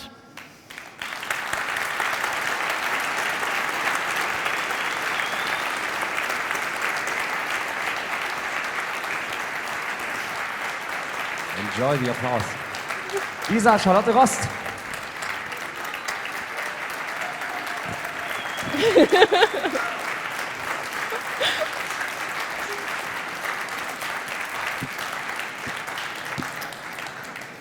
Am I going? So, nicht weglaufen. Wir haben gleich noch was für euch. Es gibt eine kurze Umbaupause, aber während dieser kurzen Umbaupause gibt es hier auf der Bühne hinter mir einen kleinen Kurzfilm. Und zwar geht es um die grundsätzliche Idee, warum der Cyberwar keine gute Idee ist. Und dieser Film wird euch präsentiert vom Pfiff, und was das Pfiff ist, erfahrt ihr auch in diesem Film. Viel Spaß damit. Bis gleich. Neuerdings reden alle von Cyber. Cyberangriff, Cyberwaffe und natürlich Cyberkrieg. Aber wie muss man sich einen solchen Cyberkrieg eigentlich vorstellen? Und was ist neu daran? Den gewöhnlichen Krieg kennen wir ja. Mehrere Parteien rüsten sich mit zerstörerischen Waffen aus. Entweder indem sie selbst herstellen oder importieren. Und wenn dann der Krieg ausbricht, werden diese Waffen genutzt, um sich gegenseitig zu schaden. Und so absurd es auch scheint, selbst bei diesen brutalen Auseinandersetzungen haben sich Menschen darauf geeinigt, bestimmte, besonders schreckliche und hintertückische Waffen zu ächten und den Gebrauch unter Strafe zu stellen. Ein sogenannter Cyberkrieg hingegen würde anders ablaufen. Einfach ein paar Fabriken bauen und dann am Fließband Cyberwaffen produzieren funktioniert nämlich nicht. Denn Cyberwaffen sind in den meisten Fällen Schadprogramme, wie Viren, Würmer und Trojaner. Und die funktionieren fast immer nur auf Basis von Sicherheitslücken in fremden Systemen. Die Cyberkrieg-Aufrüstung besteht also primär darin, bei allen potenziellen Gegnern deren Netze, Einrichtungen und Geräte nach möglichen Schwachstellen zu durchsuchen. Oder, was hinterhältigerweise auch häufig gemacht wird, man schafft diese Schwachstellen einfach selbst. Aber natürlich gibt es auch hierfür einen Markt und man kann den Zugang oder das Wissen über solche Lücken auch einfach kaufen. Kommt es dann zum Cyberkrieg, nutzen die Angreifer die Kontrolle über die ausgeforschten Systeme, um der Gegenseite zu schaden. Und das heißt konkret, alles, was einen Computer enthält, kann angegriffen werden. Und es bedarf keiner allzu großen Fantasie, sich vorzustellen, was passieren kann, wenn jeder PC, jeder Router, jedes Telefon, jede kleine und große Steuerungsanlage und mittlerweile auch Autos, Haushaltsgeräte und bald sogar unser Zuhause zu einer potenziellen Cyberwaffe werden kann. Wenn unsere lebensnotwendige Infrastruktur wie unsere Wasserwerke, Verkehrssysteme, Krankenhäuser und Kraftwerke abgeschaltet oder gar gegen uns eingesetzt werden, hätte dies für uns letztlich genauso verheerende Folgen wie ein Angriff durch herkömmliche Waffen. Trotzdem rüsten rund um den Globus fast alle Länder zum offensiven Cyberkrieg auf. Und eine breite gesellschaftliche Diskussion darüber, ob die Geheimdienste und Militärs dieser Welt einfach unsere Geräte in Waffen verwandeln und sie gegen uns selbst verwenden dürfen, ist bisher ausgeblieben. Dabei gibt es viele gute Gründe, Cyberwaffen genauso zu ächten wie biologische oder chemische Waffen. Erstens: Cyberwaffen können anonym eingesetzt werden. In einem weltumspannenden virtuellen Netz wie dem Internet lässt sich niemals mit Sicherheit feststellen, wer der wirkliche Verursacher eines Angriffs ist. Denn solche Angriffe werden eigentlich immer über mehrere gehackte Geräte ausgeführt, um die Rückverfolgung unmöglich zu machen. Oft werden sie auch zu einer Zeit ausgeführt, die auf eine andere Herkunft schließen lässt. Und selbst wenn Spuren des Angriffs gefunden werden können, da diese digital sind, lässt sich niemals zweifelsfrei feststellen, ob sie absichtlich oder versehentlich zurückgelassen wurden. Zweitens: Cyberwaffen lassen sich nicht kontrollieren. Schadprogramme wie Würmer, Viren und Trojaner werden in vielen Fällen so programmiert, dass sie ein wehrhaftes Eigenleben führen. Ob sie dann absichtlich als kriegerischer Akt eingesetzt werden oder einfach nur aus Versehen aktiviert werden, lässt sich nicht mehr kontrollieren. Waffen dieser Art können sogar für mehrere Jahre unentdeckt in Systemen schlummern, bevor sie Schaden anrichten. Und anders als physische Waffen lassen sich Cyberwaffen per Copy und Paste viel einfacher stehlen und unendlich oft vervielfältigen und verbreiten. Drittens: Cyberwaffen sind teuer und gefährden uns mehr, als sie uns nutzen. Für die Ausforschung der Systeme und den Einkauf von Sicherheitslücken geben Militärs und Geheimdienste weltweit Unmengen an Geld aus. Und da sich natürlich nur offene Lücken als Waffen einsetzen lassen, haben die Käufer ein großes Interesse daran, diese so lange wie möglich offen zu halten. Das heißt, weltweit werden riesige Mengen an Geld dafür ausgegeben, unsere kritische Infrastruktur absichtlich unsicher und verwundbar zu halten. Nur um in Zukunft für die eigenen Interessen eine Hintertür zu haben. Und diese Schwachstellen können natürlich auch von Kriminellen wie Betrügern und Terroristen gefunden und gegen uns eingesetzt werden, was durch Schadsoftware wie Verschlüsselungstrojaner ja auch schon tagtäglich passiert. Dies sind nur 3 der Gründe, warum wir alle eine breite gesellschaftliche Diskussion über das Thema Cyberkrieg führen sollten. Wir alle würden besser und sicherer leben, wenn unsere Regierungen das Geld zum Schließen der Lücken verwenden würden und nicht zum absichtlichen Offenhalten. Einfach Cyberpeace statt Cyberwar. Mehr Informationen zum Thema findest du auf cyberpeace.pfiff.de. Und wenn auch du das Thema Cyberpeace für wichtig hältst, dann teile diesen Film mit deinen Freunden und Bekannten.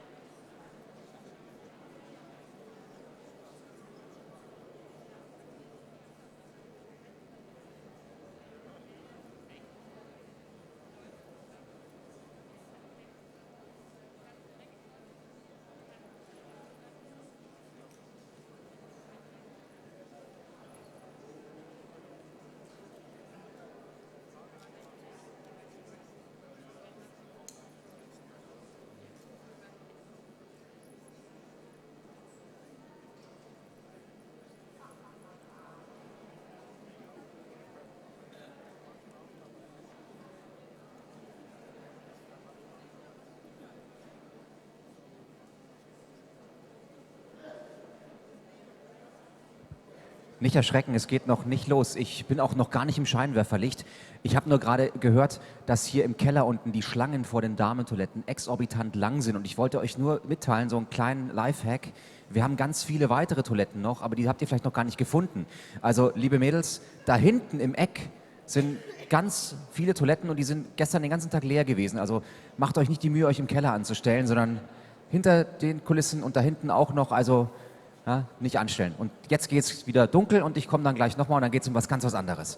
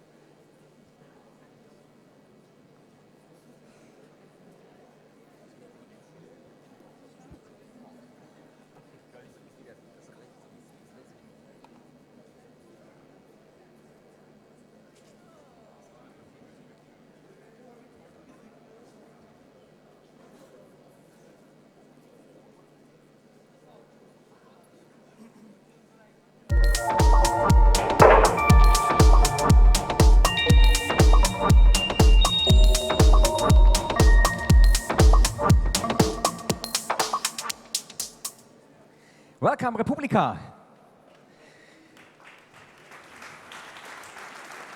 Thank you. Peter Neumann is a researcher and wanted to find out how international terror networks are recruiting their people through social media. And that's what the next session is about. Big welcome for Peter Neumann.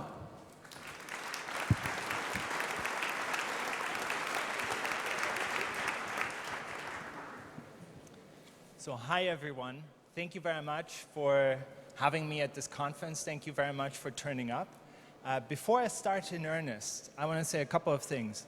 The first is that everything you're going to see for the next half hour or 40 minutes is not only my work, it is the work of my team at ICSR. A lot of my colleagues have helped me do that, especially Shiraz Meyer and Charlie Winter. The second point is a warning.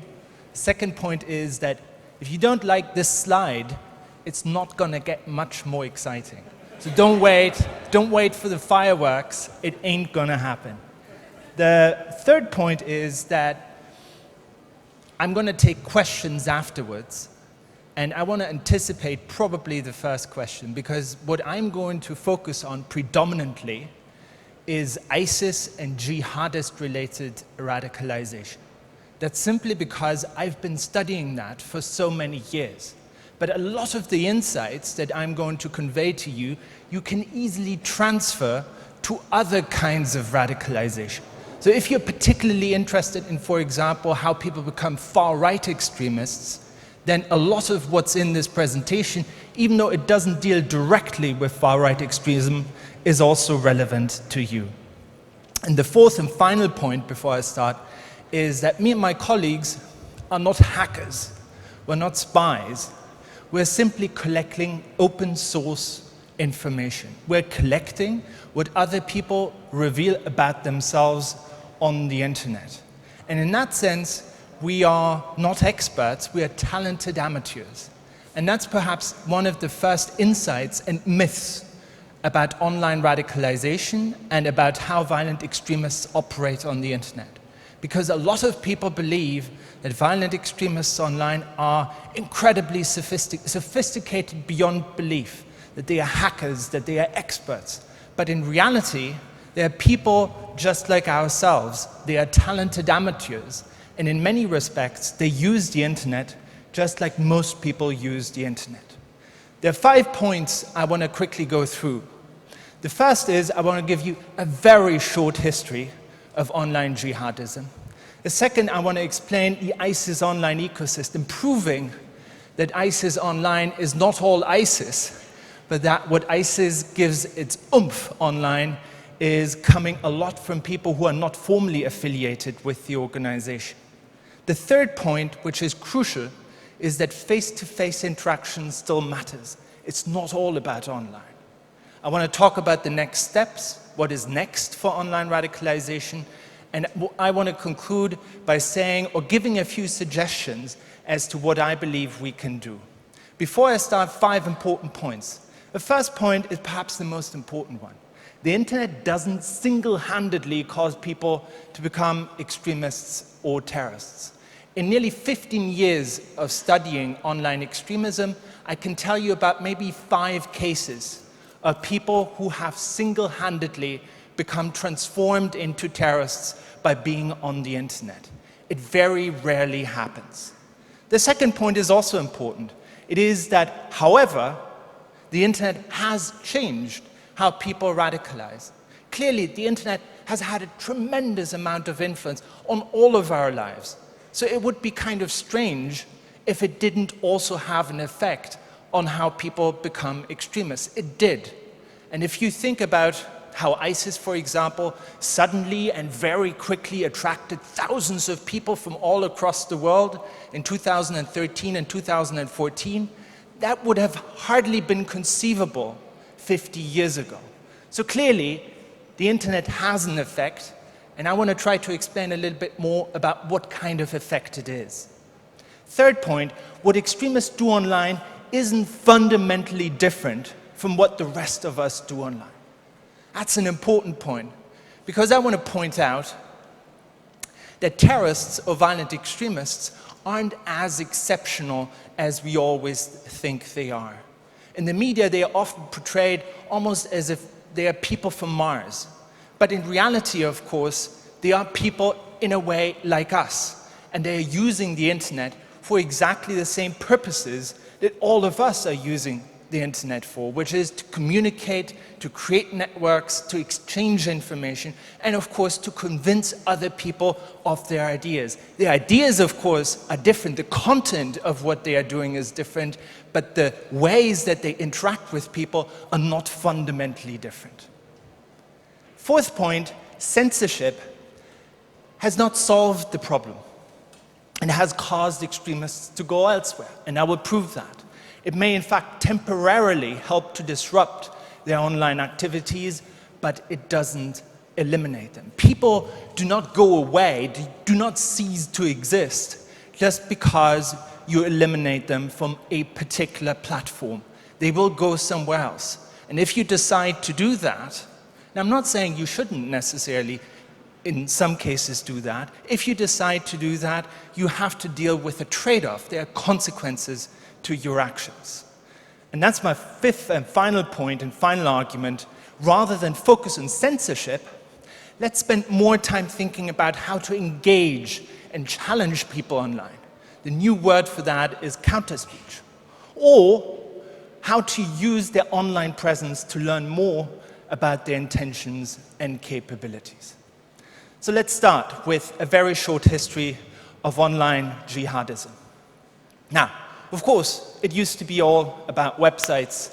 15 years ago, you could find practically every violent extremist organization, every important preacher, every important figure online. They had some kind of websites. They were often being taken down. This, by the way, was the only website that Al-Qaeda ever had, and it only had it for about 6 months.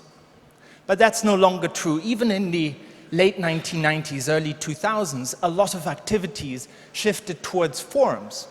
Forums where people could meet, exchange information, where they could chat.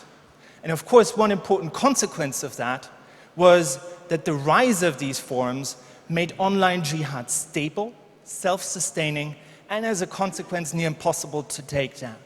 You could take down single websites, but the forums, of which there was not one or two, there were dozens of forums, they were all linked to each other. And even if the authorities managed to take down one, that site was quickly replaced and all the other forums would link to wherever that forum appeared again. In a way, that's how the internet functions. That's what it was created for.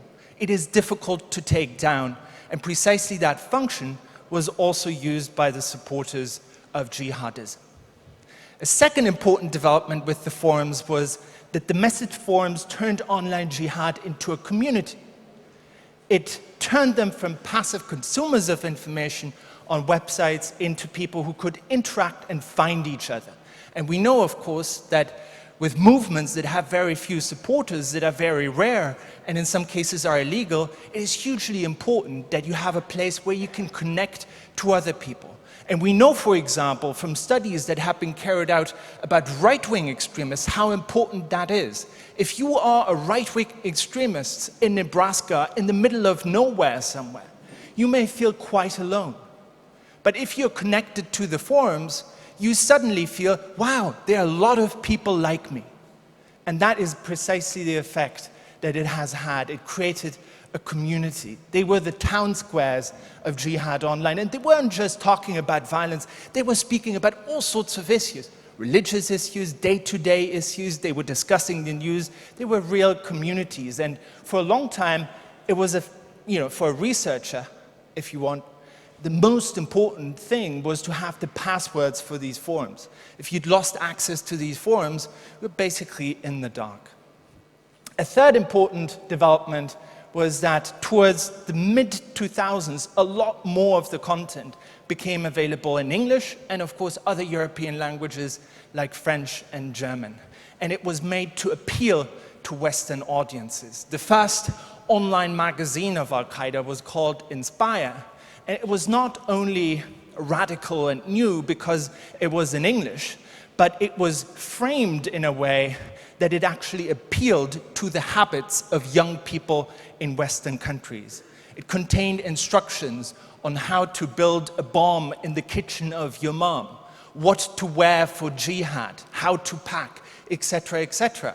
If it wasn't about jihad, you were looking at that online magazine, you could have thought this was some sort of popular magazine that you could have bought at a newsagent around the corner. Omar Hamami was an early example of this. Omar Hamami was an American guy who came from Alabama, who radicalized and then traveled to Somalia. And in 2011-12, he was the big sensation, because he was, as far as I know, the first jihadist who was on a front line, who was a member of Al-Shabaab, affiliated with Al-Qaeda, who was fighting with them, and who was live tweeting his experience. Now, I remember very well, 5, 6 years ago, how all my friends and colleagues were talking to, did you see Omar Hamami? You could actually tweet at him, and he will tweet back even though he's in Somalia. Only a couple of years later, that had become the norm. But he was someone who was a pioneer in that regard. Another development that was important was, of course, social media. And I'm putting this graph here because half of these platforms don't exist anymore, right?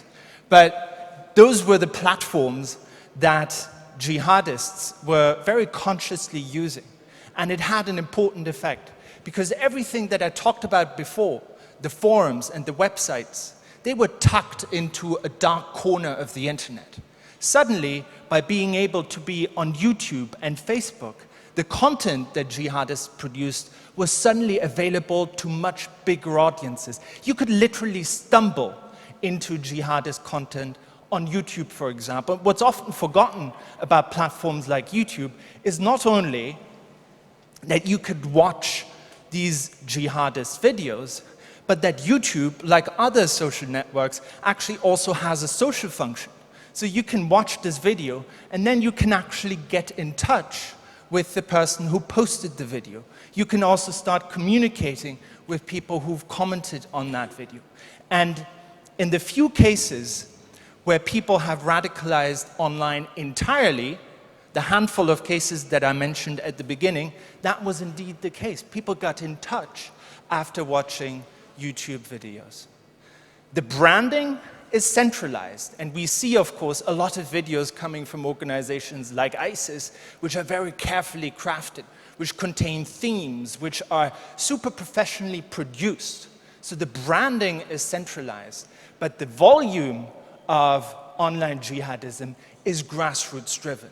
So ISIS puts out 3 or 4 videos a day, but these videos are then translated, people produce memes, people produce cartoons, people tell stories about these videos, or they produce new videos using that content. And that is being done not necessarily by ISIS centrally, it is being done by the grassroots. And it is that that gives online jihadism oomph. And this is, I think, the penultimate development, the emergence of fighting communities. What I talked about in the case of Omar Hamami, that he went to Somalia, fought with Al-Shabaab, and that he was tweeting from Somalia, is today the norm. We have literally, or we had literally hundreds of fighters of ISIS live tweeting from Syria, sending tweets like the ones you can see here. We miss you in Iraq, US troops.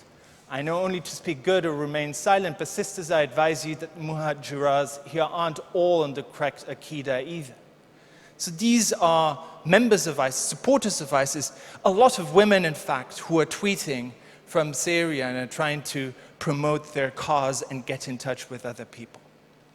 And then the final development is a shift towards private messaging services that I will mention a little bit later on.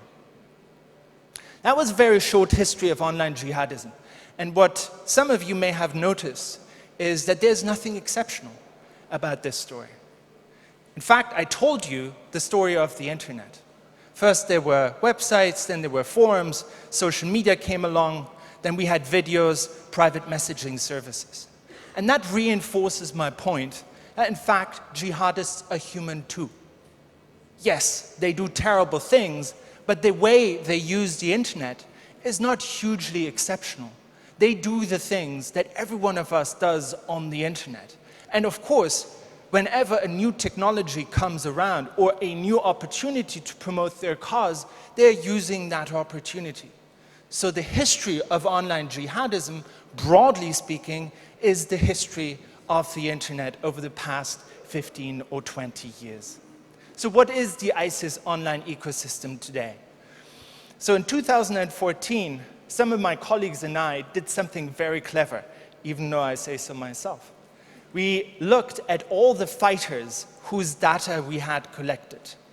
There were over 300 fighters in Syria and Iraq whose online social media profiles we had collected. And we looked at all their expressions of approval. We collected all their likes, their retweets, their mentions on Twitter to find out who influences them, who is important for the fighters themselves, who do they consider to be authorities. And what we found out was actually quite astonishing. For the fighters themselves, the most popular, the most influential Twitter accounts were of people who themselves weren't actually affiliated with ISIS. By far the most important and influential Twitter account in 2014 was this one, Shami Witness, 60,000 followers. Almost all of the fighters in our sample followed him, sometimes received news about the conflict in which they themselves were fighting from this guy. Who was this guy? Was he the leader of ISIS? Of course not. As it turned out, he was a 21-year-old computer science student in Bangalore, India, who had never been to Syria and who had only read about Syria in the news. Yet what he tweeted became so influential that for the ISIS fighters themselves, he became the principal source of information. And so that's what I mean when I say that the grassroots volume is driven not necessarily by ISIS, but by what we call so-called cheerleaders of ISIS, who are not necessarily formally affiliated with the group. The two most influential preachers for those 300 plus fighters in our sample were these two guys, Abu Musa Jibril and Abu Musa Ser Antonio. Two individuals, again, who had never been to Syria and who were not based in Syria. This guy, in fact, is based in Michigan in the United States, and this guy is based in Australia. By now, a lot of them are offline. In fact, after we published our article, after we published our research, the guy from Australia was complaining about us because he was arrested, and after he was released on bail, he gave an interview which he says the whole mess started last April when the International Center for Study of My Center released its report. And he says something which is half right. He says, if you know them, there's just 3 guys in a basement in London. We're no longer in the basement, we're more than 3 guys. But that's when his trouble started. He was an incredible influential guy for ISIS. He convinced a lot of people to go to Syria. But this is a guy who's never been a member of ISIS and who was based in Australia, literally tens of thousands of miles away from the battlefields of Syria. And that's what I mean by the ISIS online ecosystem. When we speak about ISIS online, let's forget for one moment about ISIS centrally and what they put out. That's important.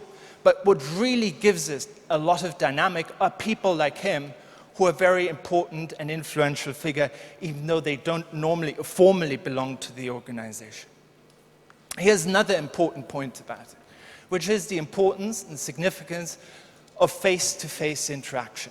And here I should again point out, this is really something that my colleague Shiraz Meir in London researched very deeply. I give you just a couple of examples. This guy, his name is Iftikhar Jaman. He's from Portsmouth. He's from Portsmouth in the south of England. And he was one of the first fighters that we came across when we looked online. He's someone who went to Syria in early 2013. And once he had arrived in Syria, and he was perhaps in the first wave of people who were going, he was tweeting very proactively. He was reaching out to people. And it seemed like he was recruiting a lot of people. This was one of literally thousands of tweets that he had sent. The reason why I share so much is to show how it is, the kittens, the landscape, hoping to make you see the beauty of it and come. And when he was talking to people, he often encouraged them to get directly in touch with them. He said, Skype me please, Skype me man, get in touch with me, DM me. And so if you were only looking at the online activity, if you were only looking at the Twitter account, the impression you got very easily was that here was a guy who was recruiting a lot of people via Twitter to come to Syria. But then we looked deeper and we found out that in fact, the people that joined him were not random people. They were all deeply connected to him. First of all, they were all from Portsmouth, the town that he came from. And secondly, they were all his friends.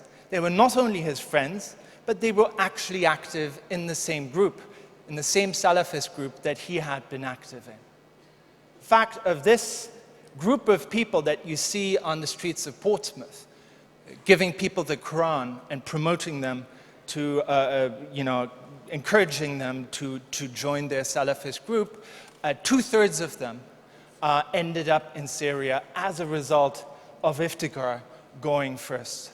In fact, if you start connecting the dots, and I'll spare you the detail of that, but we've done this very extensively, you see that a very large number, probably 2/3 or more, of the British fighters who went to Syria and joined ISIS were connected to each other. They were not random people. People were not recruited online. Yes, they used the internet, but the people who actually took the risk to come and who succeeded in going there were very often, in most cases, people who had already known each other. This is another example from a Swedish ISIS cell. You can see everyone was basically related to each other, not only because they were friends, but in many cases because they were part of the same family. The example from Wolfsburg is another pertinent one. Here you have up to 20 who went to Syria, 5 people returning, 40 people supporters. And now, of course, all of these people were very active online, reaching out to people, trying to radicalize people. But the people who turned up were not random people. The people who turned up were exactly the people that you saw meeting in the Wolfsburg waffles on Facebook. They were people who went to Berlin, met with other extremists, were connected via Facebook with them. We know that all the people who went had been closely friends with current fighters, and that whenever people went, there was a big celebration. So think about this. If recruitment of foreign fighters to Syria was all about online, why is it that we have clusters? Clusters in places like Wolfsburg, Solingen, Mönchengladbach, clusters in Portsmouth, Cardiff, Brighton. It's the same everywhere in Europe. You have these fairly small towns, and suddenly 30 people are going from that town. If it was only about the internet, that wouldn't make any sense at all, because the internet is everywhere. These clusters exist because these people are very close to each other, and they were close even before the first person started going. They played football with each other, they went to school with each other, and they successively recruited their friends to go. Ultimately, what really makes the difference, what really decides whether someone is going to go to Syria, is not some sort of tweet that you see online. It is a very strong and profound relationship of trust that you have with someone that you've known for many years. And of course, the internet plays an important role. The internet powers that and enables that, but it is not the internet that caused them to be radicalized. So what's next? What's happening? First of all, as a result of online platforms like Twitter and Facebook basically kicking extremists offline, the extremists have not disappeared. They've gone to other platforms. So today, what Twitter was 3 years ago, Telegram is today. And that has positives and it has negatives. The positive is that Telegram is a much smaller platform. So extremists have a much smaller audience. The negative is that it is much more secretive. It is much more difficult to actually listen and follow these conversations. If you talk to anyone in the police or in the security services today, the #1 complaint is that they are not able to follow these people anymore because they are talking on highly encrypted apps. Whether you believe it or not, most European intelligence services are not able to hack into them. So yes, one of the consequences of kicking these people off mainstream platforms has been that they are now on more secretive platforms that are more difficult to listen to. It has positives and negatives, but one thing is for sure, these people haven't disappeared. And secondly, it is not necessarily easier to deal with. A second important development has been the fact that a lot of the attacks that we have seen recently were so-called remote-controlled attacks. This was the case for the attacks in Würzburg and Ansbach last year in Germany. Also, for example, for the attack on a policeman in Hanover by a 15-year-old Salafist in Hanover. They were attacks that were directed from Syria via private messaging services. So the people who carried them out were actually getting instructions in real time on WhatsApp, on Telegram, on other platforms, and this has become more prominent, so much so that almost all of the recent attacks have followed that pattern. Again, it is very difficult to actually know what's going on for police and intelligence services because quite often they don't have access. One thing we haven't seen, but that may still happen, or some people say we have seen it, but there's a debate around it, is of course that extremists will live stream terror attacks on all the platforms you know. And again, that shouldn't be a surprise, because it is something that exists. And like I said before, the history of online jihadism is the history of the internet. And of course, this function will be exploited by extremists as well. Let me conclude before I take your questions with what we should do, in my opinion. And this brings me back to what I said at the beginning, which is that content removal doesn't necessarily cause extremists to go away. It causes them to go somewhere else. That may be positive in the sense that, for example, on Telegram they have a smaller audience, but it may also have negative consequences. And when policymakers talk about censorship, they shouldn't delude themselves into thinking that taking stuff online will make it disappear. It just goes somewhere else, and there's a consequence. It may have a disruptive effect, but it doesn't solve the problem. No single measure, no single action or method solves the problem.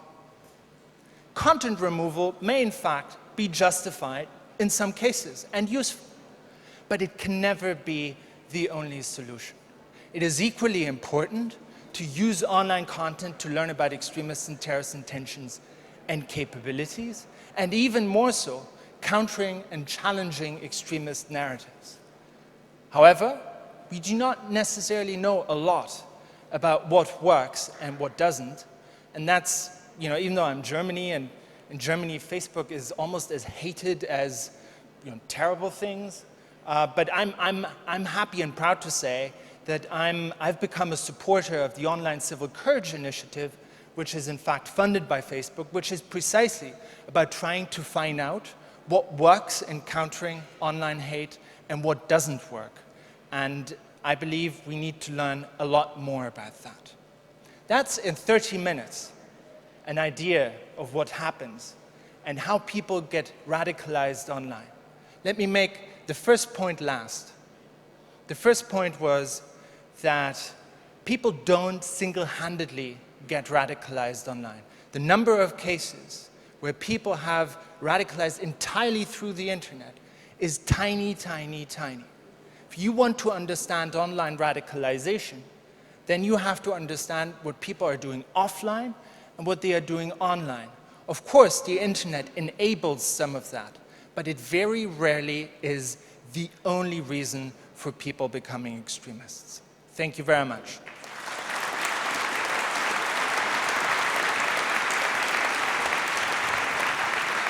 Peter Neumann.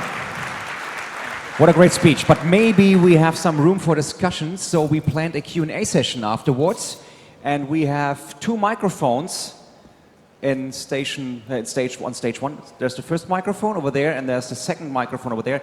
And if we have questions, please raise your hands so I can see your hands, and we can guide these helpful ladies to you to have the microphone ready. Do we have questions from the audience right now? Okay, so first questions over there. So maybe you can introduce yourself. Hi, I'm Cristian from Romania, and my question is a bit broader. Have you observed jihadists posting messages not just for recruiting foot soldiers, but of a wider propagandistic variety, like to convince the families of potential recruits to support ISIS and their activities? So, that's a very good question. Not everything that ISIS puts out in terms of propaganda is directed towards recruiting people. A lot of the stuff that they put out is directed, for example, to branding what they do. So a lot of the videos that you see online will not necessarily be about fighting. They will not necessarily be about beheading people. Quite often they are about describing the life in the caliphate, describing how normal everything seems to be. day-to-day life. Look, we have a police force. Look, there are people cleaning the streets.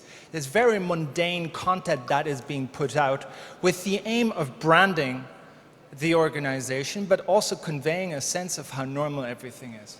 My personal theory about the most brutal videos, about the beheading videos, is that in many cases they are not actually produced in order to recruit people. They are produced in order to scare you and everyone here in the room. And quite often they are produced in a way that ISIS can be almost sure that they are being shown on mainstream media in the West. I think mainstream media has gotten a lot cleverer about this, and they are no longer showing these videos. But in 2014, when ISIS was starting to behead people, making videos about it, you could switch on CNN, and it was running 24/7. So ISIS uses these videos not so much to convince parents, but it uses them as a method of warfare. It actually tries to produce an effect. It tries to terrorize us. And that's an important thing about terrorism that a lot of people quite often forget. Ultimately, the purpose of terrorism is not necessarily to kill a lot of people. The purpose of terrorism is to terrorize. And you can terrorize an entire country, an entire population, by posting a video of one person being killed and beheaded, and it has the same effect as if you kill maybe hundreds of people. ISIS understands that, and it very consciously uses media as a method of warfare. I give you one more example because it's particularly telling. When ISIS took over a lot of territory in 2014, they took over Kurdish villages in Iraq. And what they did, very cleverly, before they arrived in these villages, they posted on social media pictures of beheadings, pictures of torture. They were tweeting and conveying a lot of ideas of what they were going to do with the people in that village once they were there. And the people in that village consumed that information, and they left even before ISIS arrived, so that when ISIS arrived, they didn't actually have to fight anymore. They scared them into leaving. If you think about it, it's a really clever way of fighting a war, which is not to fight the war at all. This is information warfare, and I think that ISIS is better at it than, the West or whoever is fighting them. We have two more questions, one in row number 12, and then in the second row, and we will start in the 12th row. Hi, my name's Kat McLaughlin. Thank you for that insightful speech. I work as a content strategist, so I found everything you said very relevant and interesting. And I was wondering, the term counter-speech, and maybe a successful way to change a narrative, that would be really interesting. Do you know any examples of where actually it's been possible to do that? I know of very limited examples, but I tell you, when it comes to counter-speech, I'm the first critic, even though I promote it. I'm the first critic because I say the way we've gone about promoting counter-speech is actually very antithetical to the way the internet works. The way that we've tried to promote counter-speech so far is top-down. It is governments, or it is social media giants like Facebook or Google trying to produce counter-speech that somehow reaches people and changes their mind. But that's not how the internet works. That's not how the ISIS ecosystem works. If it was up to me, and maybe someone listens and this idea is gaining traction, in my view, there should be a giant contest. I think that social media companies should give money, and they should do a giant contest and say to everyone, we're giving a prize of, it doesn't even have to be a lot of money. It can be an internship at Facebook or at Google. We give prizes to people who produce great videos or great media content ideas. And I can guarantee you there will be hundreds, if not thousands, of people who are at schools, who are studying, who have a lot of time on their hands, but who are actually users of the internet, trying to produce stuff and put it on the internet. If YouTube had a question of the week, and they said, this week the question is, what's wrong with ISIS? What's wrong with ISIS? I can guarantee you within 7 days there would be 10,000 videos produced by people about that topic, of which 80% would be absolutely terrible, 20% would be okay, and less than 1% would go viral. And that's already more than all government-sponsored initiatives and Facebook and YouTube-sponsored initiatives have actually achieved. A simple contest. You have to galvanize bottom-up action. That's how the internet works, not by the government saying, ooh, we will now commission a social media company to produce something for 100,000 euros, and then maybe in 6 months we have one video. You can have 50 videos in a week for nothing if you know how to galvanize bottom-up action. That's, I think, how it will be produced. And once you have that, you can then actually find out what works and what doesn't work, because then you can actually track which ones of these videos appeal to what audiences, what works, what doesn't work. Because right now we don't even have data, because there's so little in that area. And so that's my plea. I've given that speech everywhere. So far, no one has listened to me. And I tell you why it is. It's because governments don't want to take the risk. Because people may produce crazy stuff, right? They may produce things that criticize the government. And that's not necessarily something that they want. So I hope someone will take the initiative and think about how we can galvanize bottom-up action rather than trying to have a top-down approach towards this, which in my view will never work because that's not the internet. I saw another question in the second row and then the sixth row, and we will have microphones for you. So this is the next question, and then we'll have this question, and this question. And this question, this question.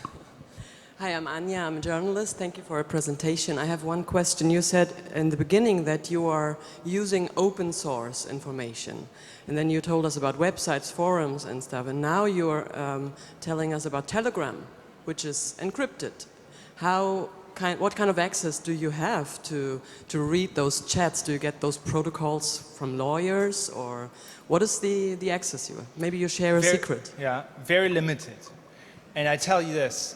In 2000, there has been a real change. There was, I think, a golden period in 2013 and 2014 when these guys had no idea what they were doing, and they were all in Syria, and everything was open. And we were lucky in being the first ones to realize that, and we started following and downloading the content, also getting in touch with people and chatting them up on Skype, on Facebook. And as more and more content has moved to Telegram, a lot of these opportunities have closed down. There's still some people from that earlier period that we're still in touch with.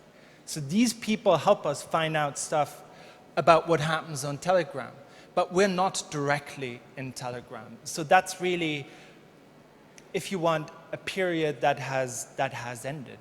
And so they realize now that being so open about it was not necessarily a good idea. The question in row number 6, please. Hello, I'm Eva from Beirut, and we're maybe too close to whatever you're talking about, but I cannot help but have this conspiracy theory in my mind when you talk about the attack on the Kurds villages and what happened 3 days before the first election tour in France, in Paris, like having this attack on the police officers at the Champs-Élysées. Are they getting that strong? Are they really terrorizing the whole world? Is there a kind of parallelism between these two actions? Mm-hmm. Do they really have access to European activists acting upon political agenda affecting even elections in Europe? What's your opinion on that? Yes, excellent question, because that's again goes to my point, which is that in a lot of talks that I give, people, there's always this statistic, like someone brings up and they think, oh, I'm so clever. More people die in bathtubs or fall from windows or something like that than die from acts of terrorism. And that's of course true. But it's also a profound misunderstanding of what terrorism is. Terrorism is about terrorizing people. And only 2 weeks ago, I was in Paris, in fact, and I was speaking to the head of prevention, terrorism prevention of the French government. And she said to me, the act of terrorism that had, in her experience, the most profound effect on French people was not the attack on the Bataclan. It was not the attacks that killed a lot of people. The most profound attack was the beheading of the priest inside of the church in Normandy. And that was filmed and that was promoted. Because that was something that a lot of French people found so profoundly shocking that it really changed their mind. That goes back again to the point that I was mentioning before, that ISIS understands the psychology of terror better than any other organization. And what they've also proven is that they understand the fault lines within societies better than any other terrorist organizations. The reasons why they are attacking Shiite mosques in Saudi is because they know that that is the best way to create turmoil within that particular society. And they know exactly that if you managed to incite a refugee in Germany to carry out a terrorist attack, that would have profound political consequences in this country, and that's why they are trying so hard. They understand the politics of every country in which they are attacking, and they know that the only way they can achieve an effect is by polarizing society through their terrorist attacks. In France, they almost succeeded. They didn't, thank God, but they knew exactly what they were doing. And I think they are trying to activate those fault lines within society. I don't think that's a conspiracy. In some cases, they've actually said that very explicitly. I saw a couple of questions over there. So in the 7th row, please. Hello, I'm Simon Menner. I'm not really agreeing with you on that, because you mentioned before that what we found is that it's more the way ISIS works is this developing system. It develops somehow and it has a huge amount of output.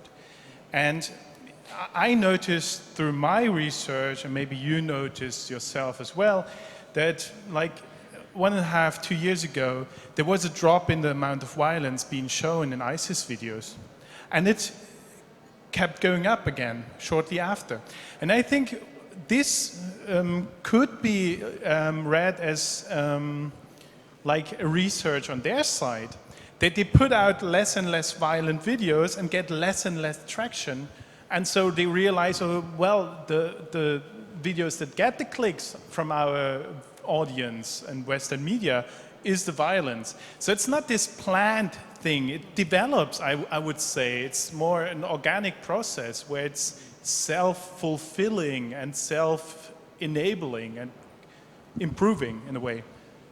I don't actually disagree with you. I think you're probably right, even though, and that's the caveat, there are definitely strategic priorities that they are pursuing.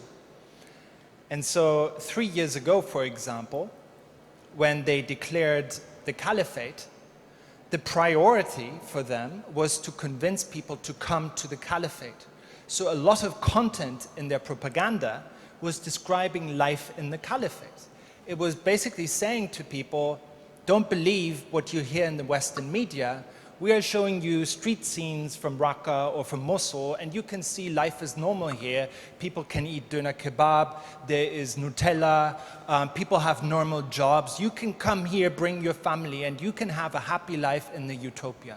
That was a very important theme of ISIS videos for a long time. But that's changed, of course. If you've listened to the speeches of the self-declared caliphate, Abu Bakr al-Baghdadi, he's no longer calling people to come to the caliphate. He's saying to Western supporters, stay where you are and fight against the unbeliever where you are. And for that purpose, of course, it is much more useful to actually directly promote violence rather than showing them pictures of Raqqa and Mosul in the streets there. So I do think there are strategic priorities that get reflected in the videos. But you're definitely right in saying that sometimes supporters take these things and do their own things with it. And sometimes things become almost self-perpetuating and the priorities are shifting without being fully under ISIS's control. And I'm certainly the first one to say that we shouldn't over-interpret some of the things that ISIS is doing, because, as you say quite rightly, there's an entire ecosystem. There are a lot of people involved who are not necessarily formally affiliated with ISIS, and they do their own things sometimes. I saw two more questions, one to the left and one in the second row to the right, so maybe we start with the first row in here. So, no, in the first row, sorry. We will have plenty of time for questions. Thank you. Thank you. So my name is Maike Richter. Thanks for this inspiring talk. In the beginning, you said something interesting. You said that the... Only in the beginning. No, I'm sorry. I like the whole talk. I learned a lot. But in the beginning, you said that if you compare like right-wing extremists with like ISIS terrorists, they are pretty equal. So what is like their motivation? Or what are like the similarities between these two groups? So well, in relation to online or overall? Like the motivation. So what motivates these young men and women too? Well, I think that's the $1 million question, and I think that we need a little bit more time for that. But I want to give you one bit of information that I think is pretty important. What all forms of extremism, and I think that's important to listen to for everyone, what all forms of extremism have in common, and this is something that a colleague of mine from Singapore said to me, and it really stuck with me. He said it to me, some years ago. It's not particularly new or astonishing, but it's true, I think. What all forms of extremism have in common, what makes them extremism, is that they are massive identity reduction exercises. What extremism does to you is to say to you, Maike, you're not just German, you're a woman, you're European, you're from whatever time. It says you don't have multiple identities. You're not many things, you're just one thing. You're an Aryan, you're a Muslim, you're whatever, pick your form of extremism. And that one form of identity is everything that defines you. And through that form of identity, you define everyone and everything else. You're not a Muslim, I cannot be your friend. You're a Muslim, I can be, what kind of Muslim? Ah, okay, you're the right kind of Muslim, I can be your friend. You're reducing your entire complexity as a human being to one thing. That's what extremism is. And that's what all extremists have in common, and ultimately all propaganda and all persuasion, everything that extremists do to convince you to be on their side is directed towards you buying into that idea that there's only one thing about you. The Nazis are doing that in exactly the same way the jihadists are doing that. And that's ultimately what all forms of extremism have in common. In terms of online, I think you can see a lot of the mechanisms of recruitment and radicalization are ultimately very similar, if not the same. But again, they are all basically aimed at massively reducing your identity. And that's why everyone who has multiple identities, we should celebrate. You should celebrate that. It's a good thing. Keep it. So I think we have time for two more questions, two last questions. First from the third row and then your question over there. Hello, my name is Ibrahim Azari. I'm a blogger. Thank you very much. I have just two questions. Your research regarding jihadist groups in the online sphere, is there any clue about the different groups like Al-Qaeda and Daesh? Have they different strategies and they are fighting each other? So how is it in their strategies? Are there different strategies towards the online recruitment, and how they explain this kind of fights? And the second question is, how does the Islamic people react on that? Are there any strategies to as you say, counter speech. So are there strategies or initiatives from the grassroots or not, or why aren't there any counter speeches? Thank you. All right. Okay, on your first question, there are definitely differences, and again, you can perhaps overrate that. But in my observation, having followed the rise of ISIS over the past years, you can certainly see that ISIS was the most aggressive group online. It was the first group that published stuff systematically in European languages, for example, in English, French, German, appealing to Western audiences. And of course, what ISIS had, and the other groups didn't have, was this utopia, the so-called caliphate. It could actually show streets. It could actually show towns that were governed according to the rules that they were promoting. And it basically said to Al-Qaeda, you losers, you know, you've talked a lot about the caliphate. We've created it. Here it is. You can come and join and live here, and you can bring your family. You can migrate. You can make hijrah to the caliphate. So they had something very tangible to talk about in their propaganda, whereas the other groups didn't. There's also another difference, because ISIS actually was very, its requirements were very low. It basically said, the caliphate is open to anyone who agrees with our principle. Even if you converted to Islam yesterday, you can come to the caliphate. Even if you don't yet know how to pray, you can come to the caliphate and we will teach you. Al-Qaeda and its Syrian affiliate, the Al-Nusra Front, they were more demanding. They didn't accept everyone. In fact, me and my colleagues, we went to Turkish border towns in 2014, and we spoke to a lot of people, including members of Al-Nusra, and they said, when we accept someone, we want to have good references, we want that the person is really religious, that he's not a criminal, we want to see that he has some ability, that he can be useful for us. And a lot of people who turned up with ISIS were actually turned down by Al-Nusra. So they had different recruitment strategies, and Al-Nusra was much more demanding in terms of the quality of people that they would accept. And you can see that very clearly. Also in the propaganda. A lot of the propaganda coming from ISIS is almost like gangster-type propaganda. A lot of things that Al-Nusra and Al-Qaeda would fundamentally disagree with because they think it's basically dumbing down a very sophisticated theology from their point of view. So there are differences between these groups. On the counter-speech, there is counter-speech coming from Muslim groups, and the counter-speech that comes from Muslim groups, unfortunately, is not very effective. And there are, I think, two main reasons for that. The first reason is that a lot of Muslim groups that engage in counter-speech, it's almost like your dad wants to be successful on the internet. He doesn't know how to do it.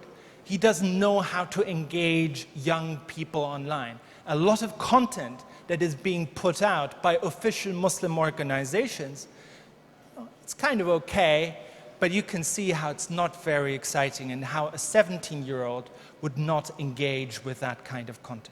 The second point, and the second problem with a lot of counter-speech coming from Muslim organizations, is that it is very theological. So they are arguing with the texts.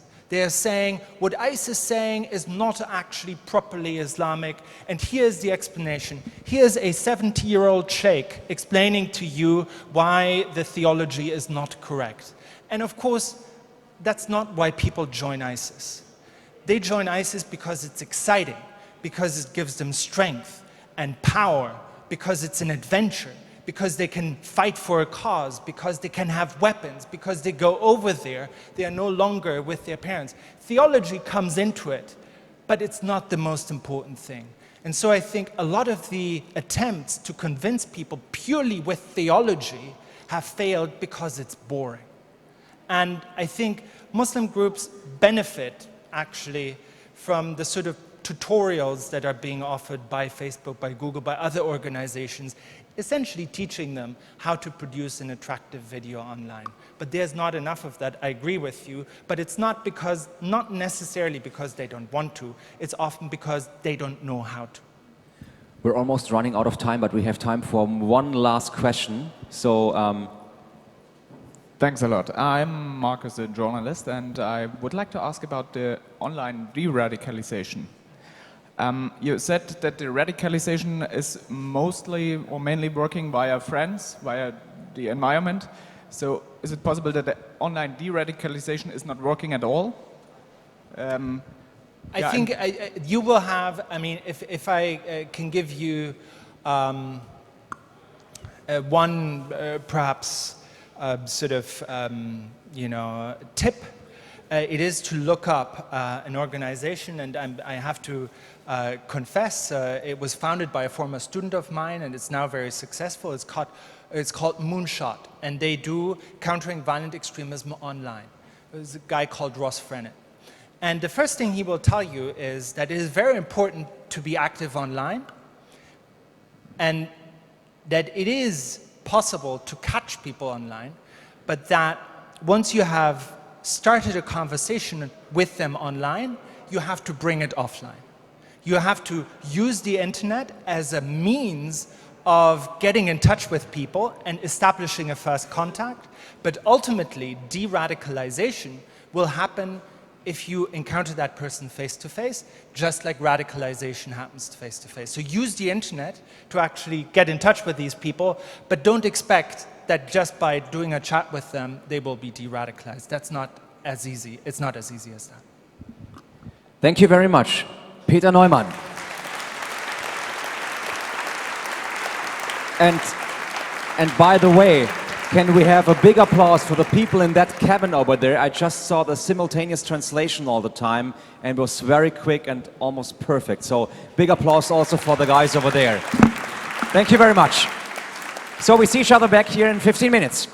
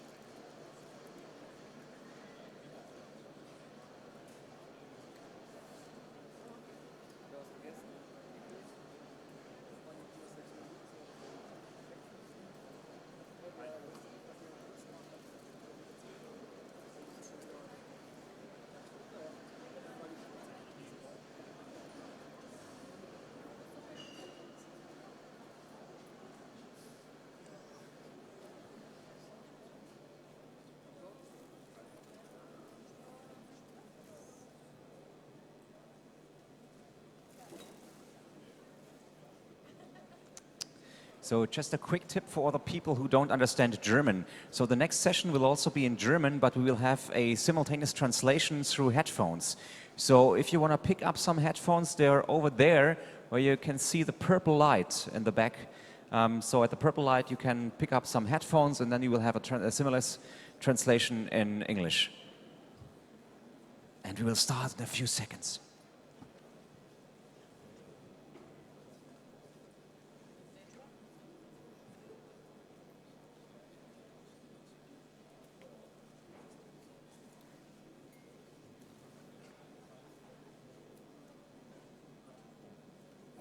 Einschalten.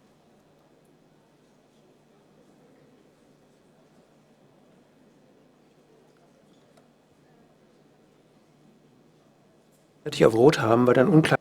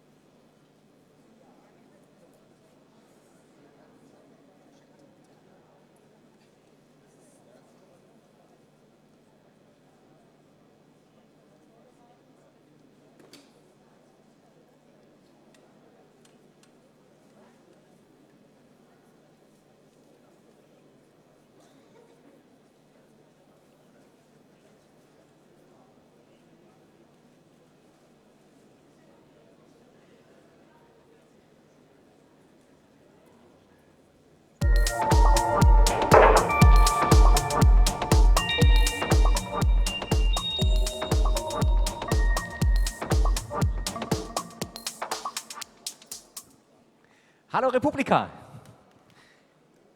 Wie? Seid ihr im Schnitzelkoma? Waren euch die Burger zu voll? Ein bisschen Stimmung hier. Mensch. Okay, also, schön, let's have a big hand. Hello, welcome back. Kommt jetzt gleich zu euch. So, Christoph Kucklik is going to join us. He's the head editor and author of the book The Granular Society, and his experience is that every revolution is followed by a counter-revolution. And the next session will be dealing with how we are losing the achievements of digitization, especially in Europe right now. So, everyone welcome. Yes, hello. Love out loud is the slogan of this year's Republica, and I love that motto. But I think I'm going to talk less about love out loud, but shout out loud, because I'm here to talk about a topic that is very near and dear to my heart, and up until recently I was pretty much unaware of it. And I think that, probably is the same for everyone here. Every time I did research, I saw people looking at me askance, and everybody was surprised. So, surprise, surprise. And I'm here to talk about precisely that big topic.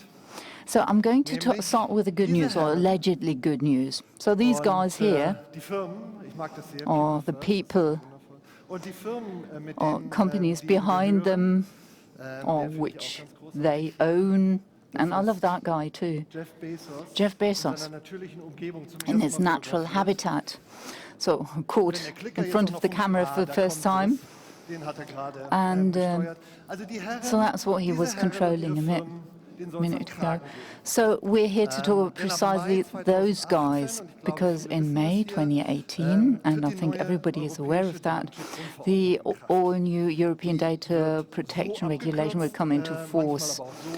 There's lots of different acronyms. You can pick your German acronym. So this is going to put or tether in Silicon Valley, etc., reign in Silicon Valley, and it is going to make it harder for these guys to process our data, because they need to comply with lots of regulations. And data is always an abstract term. Therefore, allow me to flesh it out in greater detail. And even at the risk that I'm now going to show you the most boring charts that have ever been presented at this Republica, allow me to, show them all the same, because I think it's going to be highly pertinent for everyone in this room. So, data protection guys, what do they need to do? First of all, they need to have the approval for data processing. They need to instruct us if they did something. They need to provide information, all according to the new data protection regulation, which is sometimes more stringent, less stringent than what we had in the old days. They need to delete our old data, delisting obligation, and then data portability obligations are added, obligation to comply with data protection and data objection rules, etc. So that's just a random choice. This and a lot more regulations will be added to the game. And if you violate one of these obligations, you will have to face hefty fines, very hefty fines indeed. And as you may well, imagine, the companies are taking on lots more lawyers, etc. So good times for legal experts and data protection officers. But anyway, so far, so nice. I'm sure you're all familiar with this. But why am I speaking to or preaching to the converted? Well, allow me to draw your attention to one aspect which is very often forgotten, namely the implication of this law and what it means for European citizens. Because there's one pitfall to this legislation, because every individual citizen has to meet exactly the same obligations as Facebook and Google. Every one of you guys in this room has to meet exactly the same obligations if you handle personal data. Because in the future, even if you're not a journalist, you need to comply with all of the aforementioned rules if they want to exercise their right to freedom of opinion. So if they have a blog, if they Twitter, if they've got a Facebook account, the thing is they don't have this legal stuff, and the implications of this law is really massive. So if European parliaments don't take massive action right now, then lots of things which are, a done deal in our digital communication will be, old hat next year, will be obsolete. So in the worst case, we can still prevent that worst case, but it may materialize. In the worst case, we'll have to face a fundamental sea change in the digital order in Europe. And unless we take the necessary precautions, but time is pressing, time flies, and we need to take this action. And I'm not the only one who's shouting out loud, but I mean, there's lots of activists, digital associations which draw attention to that same aspect. But nevertheless, you know, we need to talk about it, and this is why I'm here. Republica. Let's imagine us meeting again 1 year down the road, Republica 18. It won't happen in May, but it will happen in June. So once the data protection regulation will have come into force. So what will happen then? If you Twitter or blog and visit one of these presentations, if you're not a journalist, you need to have the express approval of the person delivering the presentation in order to use the Twitter handle or the name. If the data protection regulation comes into force, unfettered, because Twitter is a personal, tweet is personal, relates to personal data, and therefore is subject to the data protection regulation. And that means that anyone who's twittering will have to meet these obligations under the data protection regulation unless they've got a legitimate interest, but it's very difficult to prove that legitimate interest just got a Twitter account or blog. So don't get me wrong. I mean, if I deliver a presentation next year, I would not be allowed to ban you from, you know, blogging, but I will allow you to ban you from processing my personal data. As a result, inadvertently, of course, this will prevent you from blogging altogether. Maybe you can take a detour, analog, you know, you can speak to people, you can pass a piece of paper on, analog is okay, but digital communication is off limits. And if you don't comply with the rules, they can ask you for to delete these pronouncements, and in the worst case, you will have to face steep fines. And actually, it's filtering home to everybody that, you know, this can happen. There was a tweet storm where lawyers had a battle with Twitter account holders, and Philipp Albrecht was involved here. Christiane Schutzke was also there. Some of you know her. She's also very savvy, internet savvy, etc. And she said, by the way, did anybody ask for my approval whether they included me in this thread? And if I object, would all tweets have to be deleted? Yes. If the regulation comes into force, you won't be able to send a tweet to any old person. You will have to delete, and the same applies to retweets.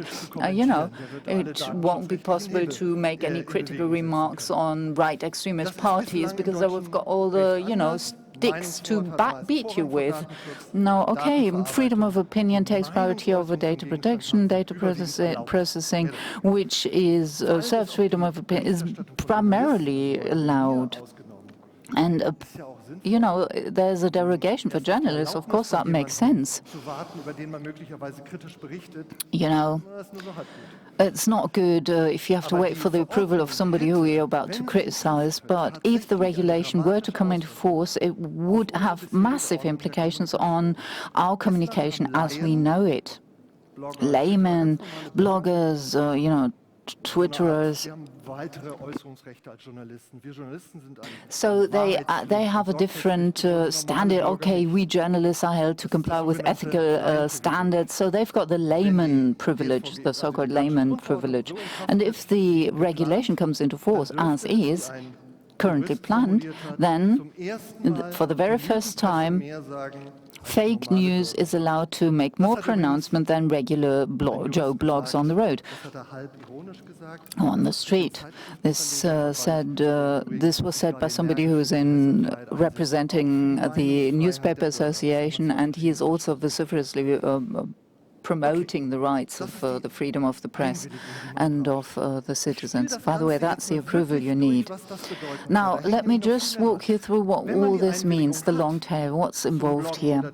So if you've got the approval, okay, I'm delivering a presentation and I'm allowing you to write a blog post about it or about somebody else, then that's just the beginning of the fun. Then you need to comply with all the obligations of the data processing person. You know, everything needs to be. So this is a rule, a plethora of rules you need to comply with, etc.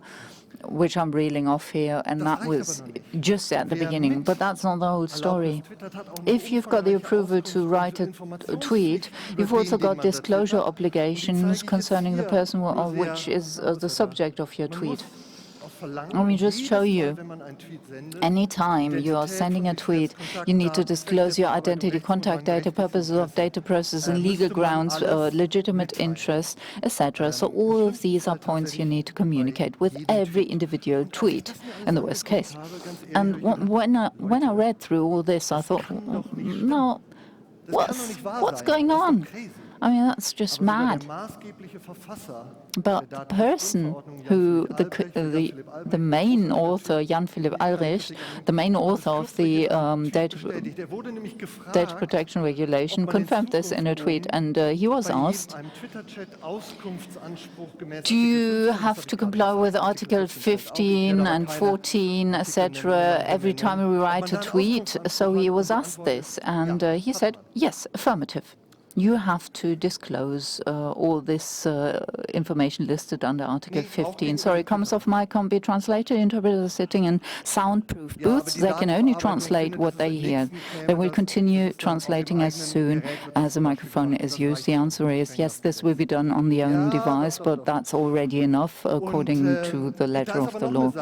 And then there's another aspect. Actually, you also need to comply with the third state communication. So blog posts can also be read in a third state, like in the US, and then again you need to comply with another plethora of obligations. I think the take-home message is the following. If the regulation comes into force, this will translate into an absurd amount of red tape, which we need to comply with in order to just deal with our normal communication. Maybe it's the worst thing you can do if you provide your approval, because this creates a long tail of huge problems for everyone involved. And the same applies to anyone, the soccer moms on their websites, or if you write about your favorite musician, or maybe it's not your favorite musician, but perhaps it could be, and anyone would have to comply with Okonondo, where you can comment on employers. So here lawyers really doubt whether this will be legitimate communication. And then there's another aspect which I thought was really scary. They really wonder whether Joachim Löw and Flü, our soccer trainer, and Flü, whether you can Google for this, because this is not journalistic relevant content, and therefore this is subject to the data, the fundamental right protection regulation. So basically this person would have to obtain the approval. They would have to inform Jochen Löw that they're Googling whether he's had a flu, and if Mr. Löw objects to this, then they will have to cease and desist. Anyway, this is what would happen as of the 25th of May 2018. And all of this is, of course, controversial. Even Jan Philipp Albrecht and guys like him says, yes, this is the way it's going to happen, but we can still do something against it. The European Union is saying, no, we can't do anything against it because the freedom of opinion is subject to the purview of the member states or the federal states. I mean, maybe they're right, but again, it's controversial. But it's, like I built the bomb, but somebody else is in charge of, diffusing it. But freedom of opinion, anyway, is subject to the member states, and that means that at the end of the day we'll have 28 different regulations within the European Union. Maybe this is not within the initial intention of the European Union. There won't be any individual regulation if the member states drag their feet on this. Maybe some people will be happy with that. Mr. Orban or Kaczynski, I don't even want to imagine what they want to do with it. Maybe something comes from Brussels. There's no two ways about it. And, what about the status quo? What are the member states which already adopted implementation legislation 1 year in the run-up to the regulation? Up to now, to my knowledge, there's only one single member state which has adopted the corresponding legislation, and surprise, surprise, it's Germany. And what about the rules on freedom of press and opinion, the derogation of data protection? There is no single word on it. The central government says, well, when it comes to freedom of press, it's subject to the purview of the federal states. So the central government passes it on to the local governments, and then they pass it on to the lower levels. And some people say, well, it's not really that bad in Germany, because if it comes into force, at the end of the day, the courts will, create a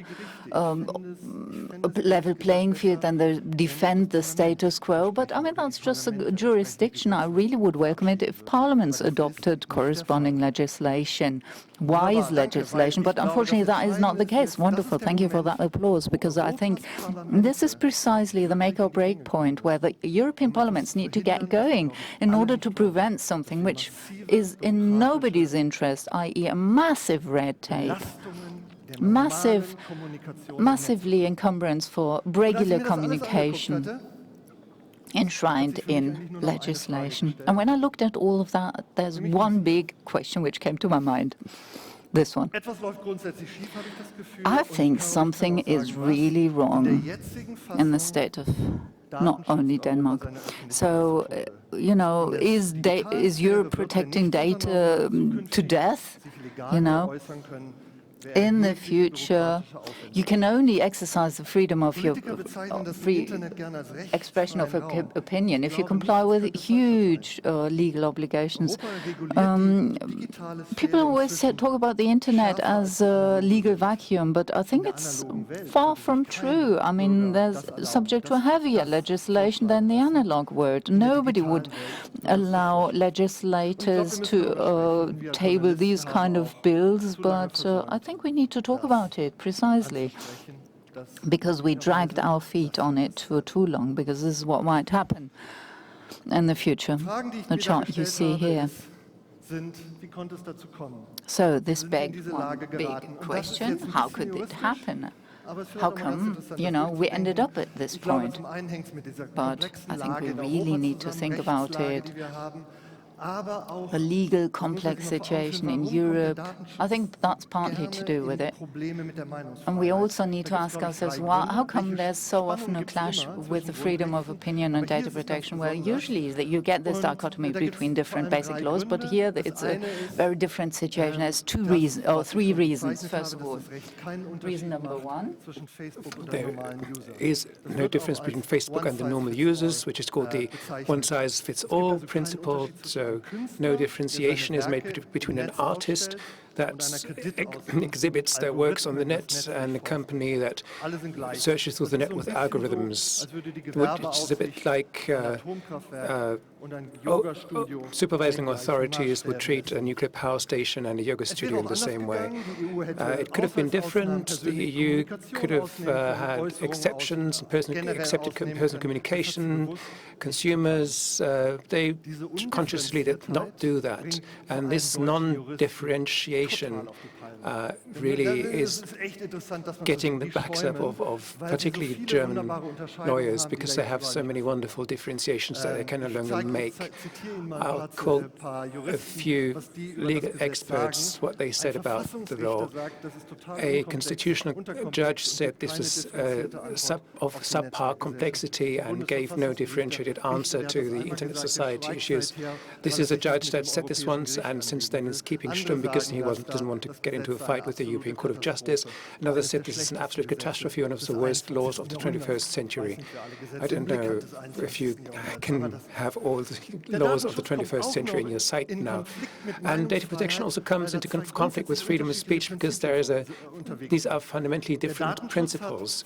Data protection has prohibition with an exception in the case of consent. Everything's prohibited unless there is explicit consent. With freedom of speech, it's the other way around. Everything's allowed unless it is explicitly forbidden. So these principles clash. And the third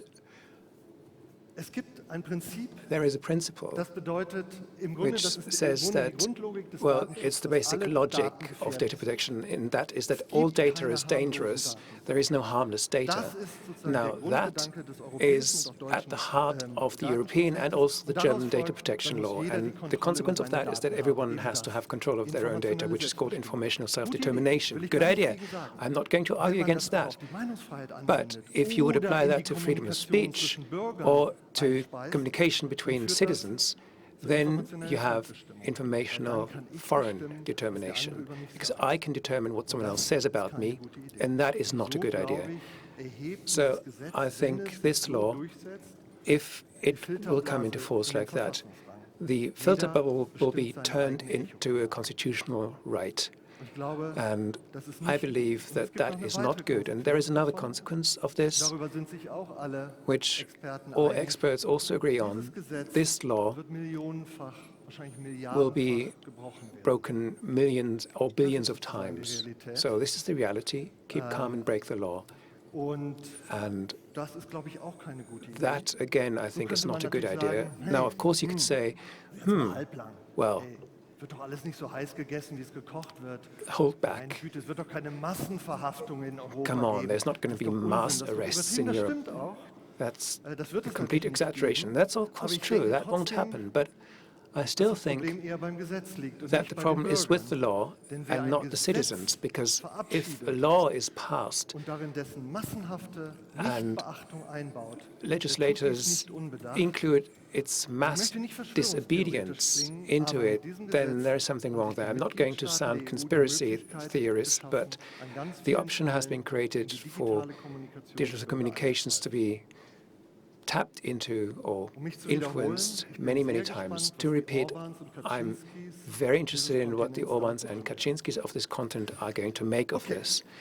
Now, of course, you can get lost in all this, and I have this headline of the digital counter-revolution, and I think what's happening here is part of this digital counter-revolution, or has to be interpreted as that. That term is not a rhetorical trick. It's not about a cheap effect that I'm trying to achieve. Counter-revolutions have clear objectives and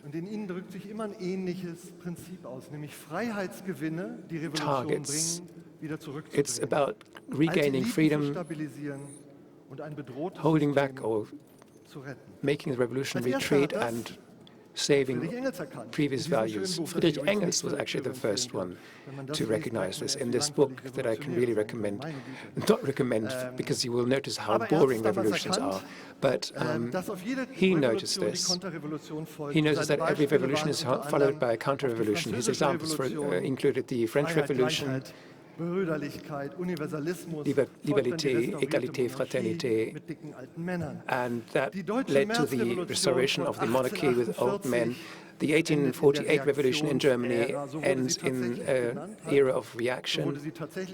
That's what it really was called. And a post-Engel example we all know, the Russian Revolution. It too ended in old men, in the rule of old men. Now the digital revolution, and which freedoms did it achieve? What has to be reined in? And I think the answer is obvious. The deciding freedom that we had is that freedom of speech became a fact. Not surprising. Until now, modernism fought to include freedom of opinion, to really enshrine it. Everyone fought about it. There was hardly any option to really realize it. That has changed. That is the historic triumph of the digital that we do not celebrate enough. And this starts ugly, but I'm going to show an image that will explain it best. This is a recorded video. I couldn't include a website here. This is a statistic of the internet. This is what is happening on the internet right now. The number of users is growing, number of websites is growing, emails that are sent per day, Google searches, huge numbers. That, for me, is the best image of the digital revolution. This is what's happening, and this is the opportunities to speak out unchained, and it's used. This creates spectacular problems too. We all know these. Fake news, hate speech, the order of communication has become unhinged, and against that, or for that, we don't have any solutions yet. Counter-revolutionaries react to this too, but I think they do it with the wrong means. They hang the revolution instead of completing it. They are pushing forward but into the past. So the program of the digital counter-revolution is exactly that. The old is being rescued. I'm using the term, well, not with evil intentions. I think that counter-revolutionaries see a problem, but their solutions are not the right ones. And I believe that among the counter-revolutionaries is the European Court of Justice. You all know the decisive judgment about Google in 2014 that was celebrated because it strengthened the right to be forgotten. For all those that don't remember, a Spanish engineer had sued. He had gone bankrupt years ago. The newspaper had reported about it, and Google had a link to this report in its search index. And against this link, the engineer sued, and the court agreed with him. That is being celebrated as a right to be forgotten. For the first time, we are allowed to disappear at Google, and I believe that the deciding factor is something quite different.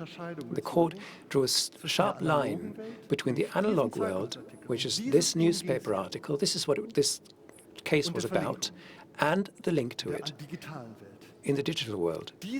This world is not touched.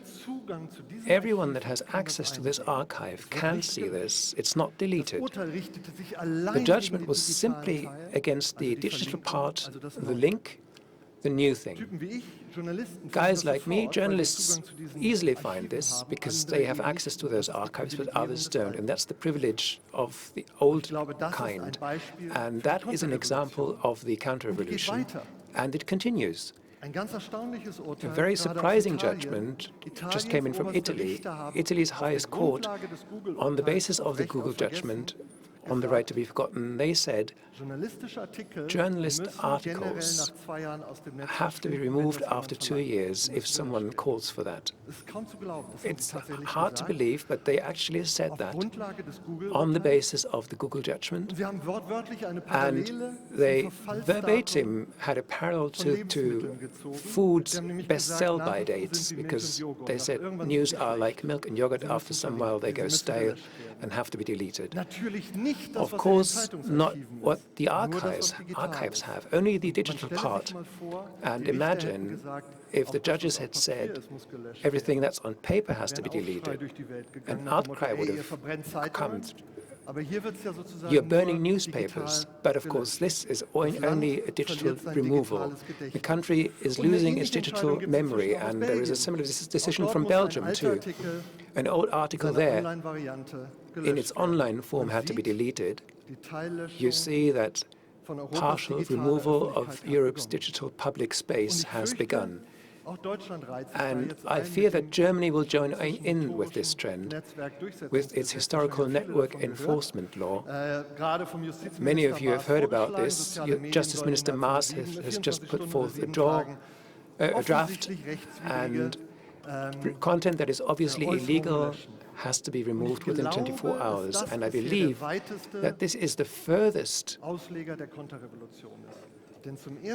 aspect of this counter-revolution yet, because for the first time, completely normal, non-criminal content has to be deleted. Maas said that at first, criminal content will have to be deleted, but that means that on the second line, other content could be affected too. To quote two very recent judgments, the Lord Mayor of the German town of Hanover has to tolerate, through a court judgment, to be called a criminal. And Volker Beck of the Green Party has to accept that he is called a Nazi local leader, and he called others the Brown Army. So all these judgments, all these statements are permitted according to court judgments. And we're talking about protecting these kinds of statements, as strange as this sounds. I could give many more examples how these freedoms are restricted. In Germany, the Constitutional Court has always been for freedom of speech. It has always opted in favor of freedom of speech in the case of doubt. But now the default turns towards removal, and I could name many more initiatives from the EU that have this kind of thinking. I personally consider most of this quite a threat. If nothing happens quickly, then the conversation in the digital realm will be hindered. If the counter-revolution comes, then our communicative future looks like this. Every conversation is under condition of consent. There are absurd red tape obligations and removal. The outcry is missing. But I'm sure that the counter-revolution will not win. No restoration has remained, but the task is clear. We have to protect freedom of speech from data protection, but also protect data protection from itself. But it will do nothing else but bring people up against it. We have to protect data protection so that it can achieve what it is supposed to do, which is to protect us from the state and from businesses. And that has to happen quickly, because otherwise this regulation will come into force. And that's my shout out. This cannot happen. We need a more intelligent way forward.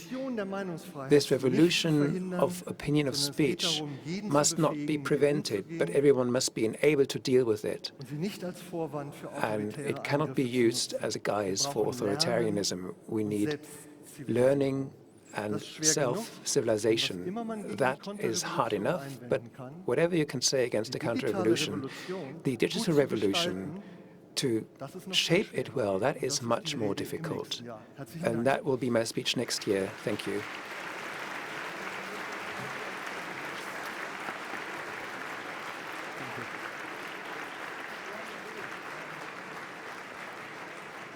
Christoph Kucklick.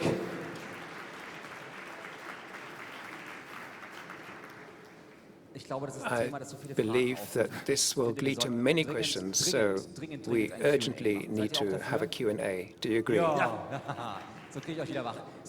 Okay, that's how I get you awake again. So we'll have at least 2 microphones in the room. There are back there, and if you just raise your badges, then I'll see who wants to ask a question.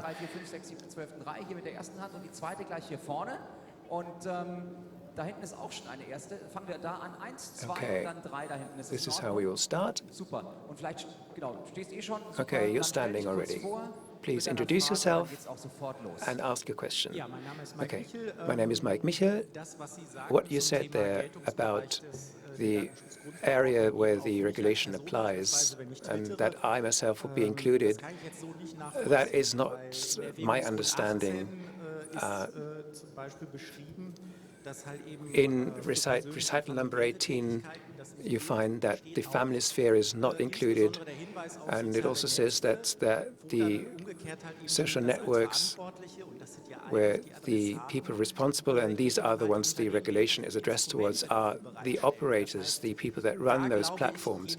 So I believe you're going a bit too far there. I know. That is one item in the discussion, yes. Sorry, I think there are good reason to think that it will not be limited to that. Personal communication is not defined. Does that stop with 100 Facebook followers, but 5,000, it is partially public space? You can debate that, and there are many legal experts that say, because data processing is taking place on your own device, because Facebook is in principle a public medium, it applies to that as well. So blogging and websites, that is completely clear. Now, a clear exception for communications within the household or within personal communications does not exist. Okay, the second question. Kerstin Gernig is my name. Thank you for this breathtaking speech. Good news are bad news, or bad news are good news are bad news, or bad news are good news. Now, this is a catastrophe scenario that you were sketching there, but you included some piece of good news that it can be stopped. I would like to know how. It's not that difficult, actually, if you're honest, but it's not happening. It is actually true. It can become a catastrophe scenario, but I don't expect it to become so bad. But parliaments, for that, have to make provisions. And Jan-Philipp Albrecht, who I've named several times, one of the authors of the General Data Protection Regulation, he does see the problem. He says, member states, now get going, finally.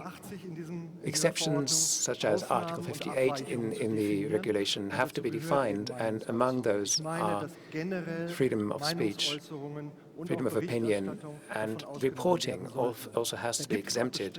And there are efforts to do that. I'm sure that in some countries this will happen, but not across the board. We will have countries in Europe where this is not regulated, or not regulated in the way that, according to our and hopefully the best standards, it should be regulated. And even the advocates see that.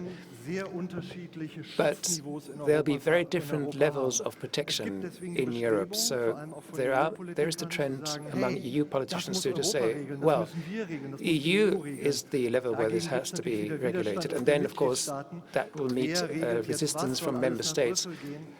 Will all the authority to regulate be in Brussels? This is a big debate, but this is solvable in principle.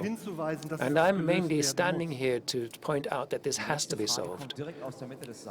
Next question is directly from the center of the room. Ralf Bendrath. I am an assistant for Philipp Albrecht.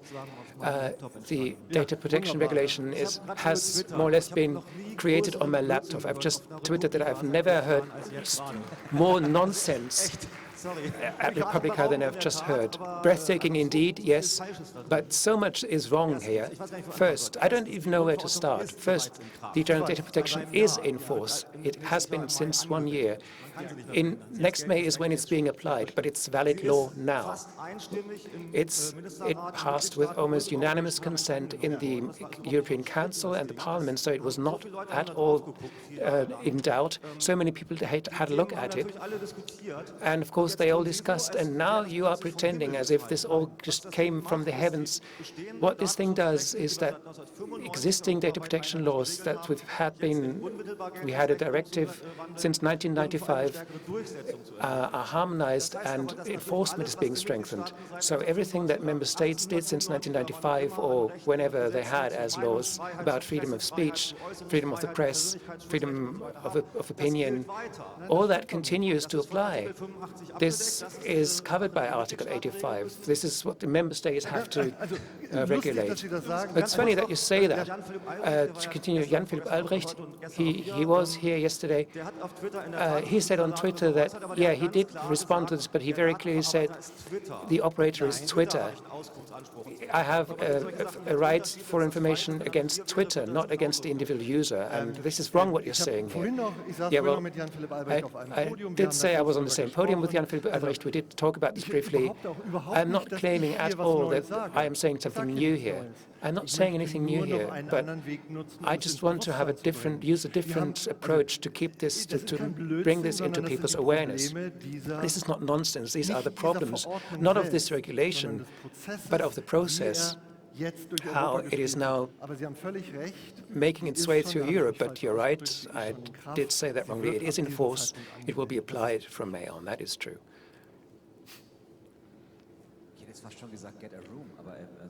I would have almost said, get a room, but well, you should pull this among yourselves. I'm sure the 12 TV cameras will gladly.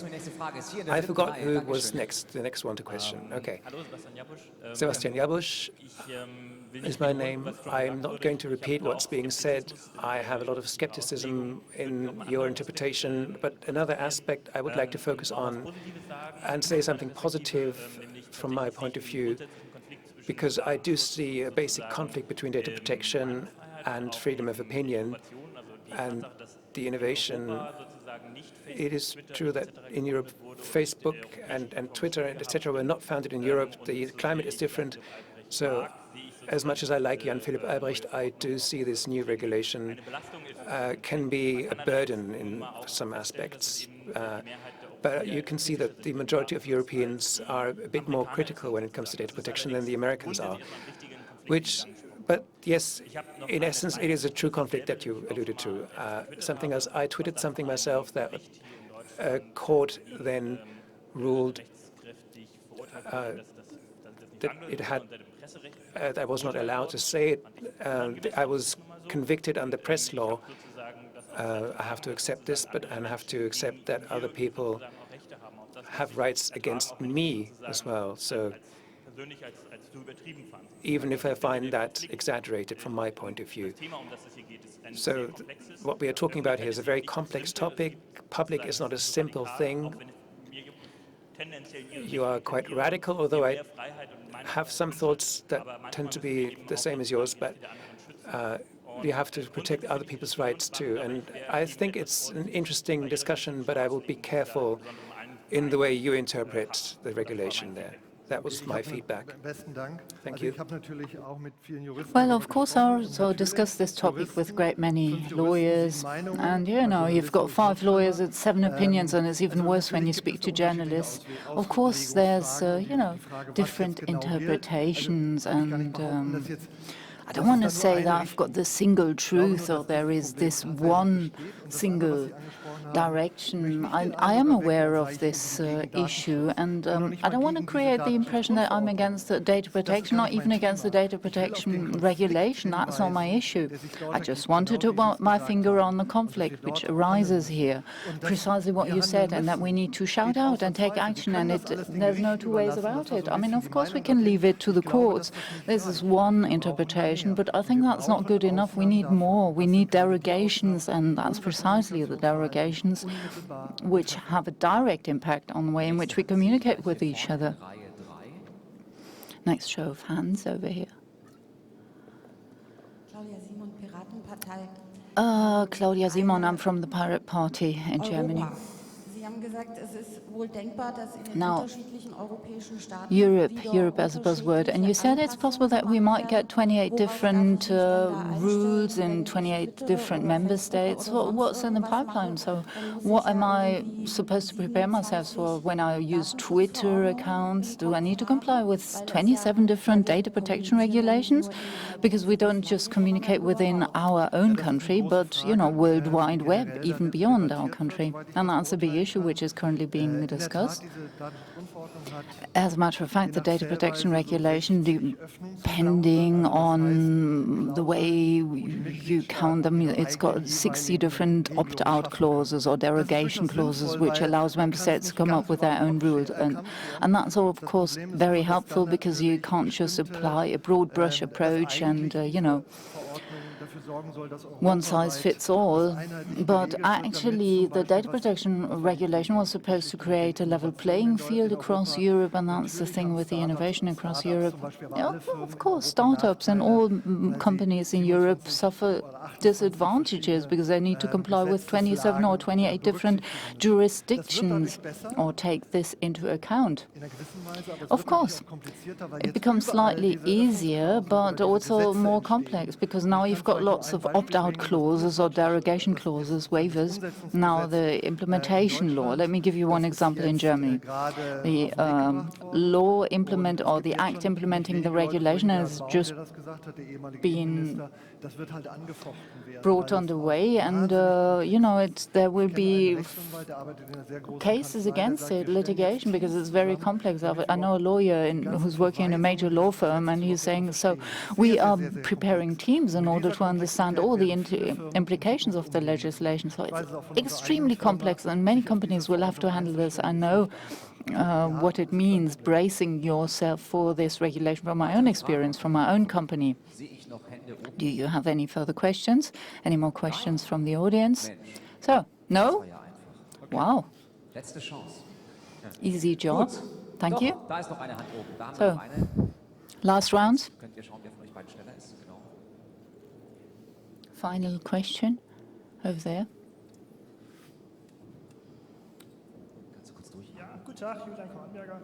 Julian Kornberger, Article 17 of the European Data Protection Regulation stipulates that the right to be forgotten is not applicable when it comes to the freedom to voice one's own opinion or freedom of speech. So that is one of the derogations. So actually the horror scenario, which dates back to a court ruling of the European Court of Justice, is not applicable in that form. So no, there is no jeopardy here. But I mean, it becomes, you know, mixed up. I mean, this is exactly what I was pointing at with the Google ruling. So this is part of the jurisdiction in Italy. I mean, I'm just talking about the European level. It's not applicable in Germany, or is not the case in Germany. Okay, last chance. Any further question? If this is not the case, let's hear it for Christian Kucklick, who did an excellent job here on stage. Thank you.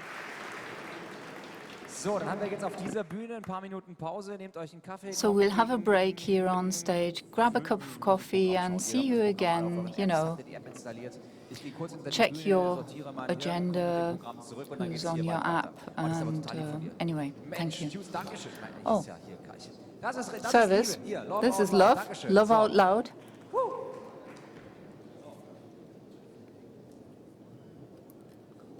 Das mache ich nur, damit ihr was zum Twittern habt.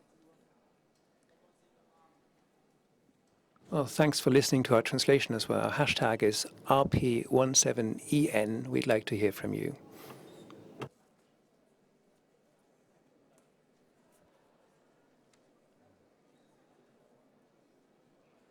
So, 15 Uhr, Data for the People.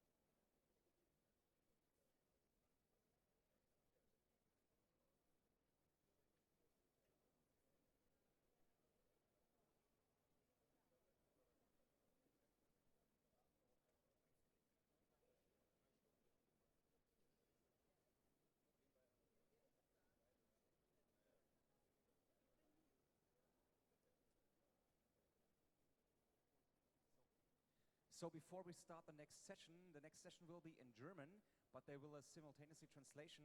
And the headphones for the translation are just behind that rows at the blue light. So you can get headphones, and then you will have the English translation simultaneously on your phones. Okay, and we will see each other in a few seconds.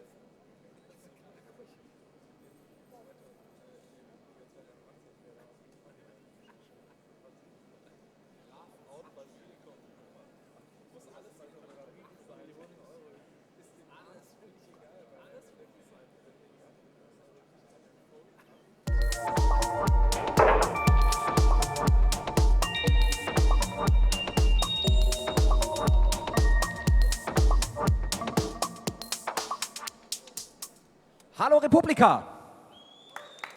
Ja, jetzt könnte das so allmählich, gell? Da kommt Stimmung auf.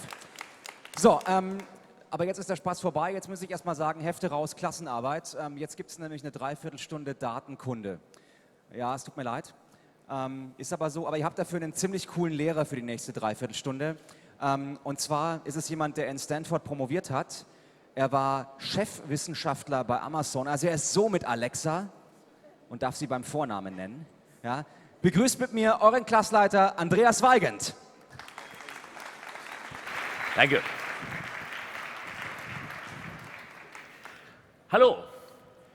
Wer von euch war gestern auf der Party?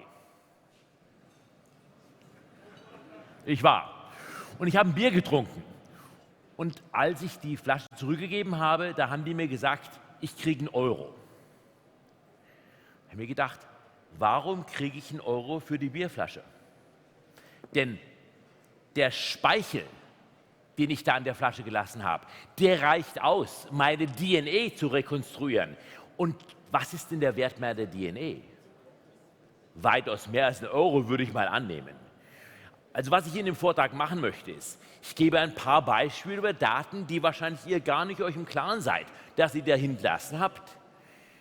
Dann spreche ich darüber, was für mich Data Literacy oder auf Deutsch eben Datenkunde beschreibt. Dann erzähle ich euch, warum ich hier dieses Buch geschrieben habe, was ich gerade heute bekommen habe, Data for the People auf Deutsch. Und dann mache ich einen Raum für Fragen auf und hoffe, dass euch ein paar ganz gute Sachen einfallen. Alright. Also, was passiert eigentlich mit dem Wasser oder dem Bier, nachdem man es getrunken hat? Im MIT gibt es eine Gruppe, die analysieren Abwasser. Mit diesen Analysen können die herausfinden, was für Drogen zum Beispiel in dem Bereich, der dieses Abwasser reinfüttert, was da genommen wird. Selbst können sie herausfinden, wie groß der Diabetesanteil ist. Allein auf der Grund der Produkte, die wir eben produzieren, ob wir es wollen oder nicht, irgendwo muss es ja hin. Oder ein anderes Beispiel. In San Francisco habe ich einen Smart Meter. Das Smart Meter schaut bei mir bis ins Schlafzimmer rein. Denkt ihr, was soll das? Was es bedeutet ist, dass aufgrund zum Beispiel der Phasenunterschiede zwischen einem Elektromotor und einer Mikrowelle es dem Smart Meter gelingt zu sagen, was ich tatsächlich zu Hause wann einschalte. Kann ich da was dagegen tun? Nicht einfach. Ich kann mir durch einen Tesla kaufen und den irgendwie so als große Batterie zwischen's Netz und mein Schlafzimmer tun. Aber die meisten von uns haben keine Chance, unserer BWAG heißt, glaube ich, in Berlin, tatsächlich den Zugang zu geben, was wir damit machen. Oder wenn wir die Wäsche waschen. Ich habe so eine Waschmaschine, deren Wasserlevel hängt davon ab, wie viel ich jeweils in die Maschine tue. Das heißt, die BWAG weiß sogar nicht nur, wann ich wasche oder was ich wasche, sondern sogar, wie viel ich wasche. In New York ging es aufgrund der Wasser und Elektrizität, ist es der Behörde gelungen, Flüchtlinge zu finden, die sich versteckt hatten, weil diese Sachen wie Wasser oder Elektrizität eben nicht zu verbergen sind. Was meine Beispiele zeigen sollen, ist, dass wir im Prinzip keine Chance haben, uns zu verbergen. Und das Ziel des Vortrags ist zu sagen, was wir dann tun werden. Aber ich habe noch ein weiteres Beispiel. GPS. Wir haben alle Handys, wir verwenden alle irgendwelche Navigatoren und das ist auch wieder die Notwendigkeit, dass ich zum Beispiel, wenn ich Google verwende, Google sagen muss, wo ich hin will. Zum Beispiel, wenn ich in ein Taxi einsteige und der Taxifahrer fragt, wohin geht die Reise? Und ich sage, das sage ich Ihnen nicht, das wäre meine Privatsphäre, die verletzt würde. Dann geht die Reise nicht so schrecklich weit. So sagen wir alle Google, wo wir hinwollen. Vielleicht ändern wir die Hausnummer ja um 1, 2 Nummern, dass man nicht genau weiß, wo man im Endeffekt gelandet ist. Und ich muss natürlich Google auch sagen, wo ich gerade bin, denn sonst kann es mir nicht sagen, bei der nächsten Ecke bitte links abbiegen. Also das sind alles so Beispiele, wo wir Daten generieren, wo wir im Prinzip keine Chance haben, wenn wir die Welt, in der wir leben, Elektrizität, Wasser oder Google-Service verwenden wollen. Aber sagen wir mal, wir möchten wirklich nicht unsere Geolocation mit anderen teilen. Gibt es eine Firma in Amerika, die heißt Vigilance Solutions. Was die machen ist, ganz unschuldig, die nehmen einfach Nummernschilder auf. Also Kraftfahrzeugkennzeichen. Das Ziel des Kraftfahrzeugkennzeichens ist natürlich zu sagen, um was für ein Auto es sich handelt. Also da ist ja an sich nichts Verkehrtes dran. Und das machen die ganz systematisch. Sonst nichts. Also nicht irgendwie Bilder von Leuten, das macht ja Facebook schon. Nein, nur Kraftfahrzeugkennzeichen. Das stehen also auf öffentlichen Plätzen, aber vielleicht unter dem einen oder dem anderen Fenster bei jemandem zu Hause oder vielleicht zu einem oder anderen Auto. Also eine kleine Kamera, die einfach nachschaut, was sind die Kraftfahrzeugkennzeichen. Und die werden dann zusammengeführt. Wenn also jetzt hier Ihre Partnerin meint, Sie würden tatsächlich vielleicht etwas zu spät nach Hause kommen und sagen, nein, Schatzi, ich muss einfach immer so viel arbeiten. Für eine gewisse Fee kann sie natürlich dann auch herausfinden, wann dieses Auto tatsächlich wohin gefahren ist. Und dass sie vielleicht nicht bis abends um 10 im Büro waren, schon um 5 tatsächlich woanders hingefahren sind. Woraus mir hier drauf ankommt, ist, dass Daten, die an sich unschuldig sind, die jeder per Hand aufschreiben kann, durch diese Verknüpfung automatisch jetzt hier zu Ihren Bewegungsmuster oder zumindest zu den Bewegungsmuster Ihres Autos führen können. Also selbst wenn wir jetzt sagen, GPS möchte ich nicht, ich verwende keinen Navigator, gibt es andere Arten herauszufinden, wo Sie wann gerade sind und wo Sie waren. Vielleicht noch ein weiteres Beispiel. Ich habe noch ein Haus in China und habe da auch so mit Alibaba zum Beispiel zusammengearbeitet. Und ein Bekannter von mir, der schreibt die Software, der hat eine Firma, die die Software für das Public Security Bureau, also praktisch die Polizeibehörde in China schreibt. Und er hat mir erzählt, dass alle Schlösser in Hotels, also wo man so eine Keycard davor hält und geht es die Tür auf, zentral von der Polizei gestellt werden und dann in Real-Time, wenn bei Ihnen die Tür aufgemacht wird, ein Signal gemeldet wird. Und das sind keine Big Data, das sind Small Data, Tür auf, sehr kleine Daten. Aber aufgrund dieser Daten gelingt es der Polizei zu wissen, ob da jemand eben mehr Traffic at night hat in seinem Zimmer, als man es als normaler Mensch haben würde. Drogenhändler, Prostituierte oder was auch immer als Geschäfte in Hotels blühen. Und dann ist es auch so, wenn Sie Chinesen sind, da haben Sie so eine ID-Karte, die wird in Real-Time direkt gemeldet, in welchem Zimmer Sie sind. Das heißt also, 1984 und Orwell ist da schon relativ gut implementiert. Natürlich, die Kameras in Hotels, die implementiert werden übrigens auch von der Polizei bereitgestellt und haben wirklich State-of-the-Art Face Recognition dabei. Ja, was hätte George Orwell hier gesagt? Diese paar Beispiele, und ich habe noch viele mehr hier auch in diesem Buch eben Data for the People angeführt. Hey guys, sorry for the mild delay. We had a bit of scheduling issues and this was announced to be in English, so that's why we're jumping in now. So we're living in a world where privacy is basically an illusion, where we participate in the world, where we sleep at hotels, we drink water, we do our laundry. And all of this data is basically being tracked and being saved, and none of it is private anymore. So there's two ways of looking at this. One way means that we need to stop giving the source of the data. Unfortunately, people, this train has left the station. The only option that we basically have by now is, all right, we've got the data, so what can I as an individual ask for, demand from companies, from the state, that the data that has been put out there, that has been revealed, what can we expect that is given back to us in return for giving up this data? And the Chinese people are a bit further ahead of us at this stage. In 2020, in all of China, is something that at the moment is in a trial experimental stage is going to become an obligation, which is called the social credit score. There's a bunch of big companies that do this kind of social credit score, and this score, this number for every individual, is calculated based from all sorts of data that you've been entered and given into the system. For example, if you've crossed the traffic light on a red light, you jaywalked, you get deducted one point. Or if you shoplift for exchange, and you get 5 deductions. Or if you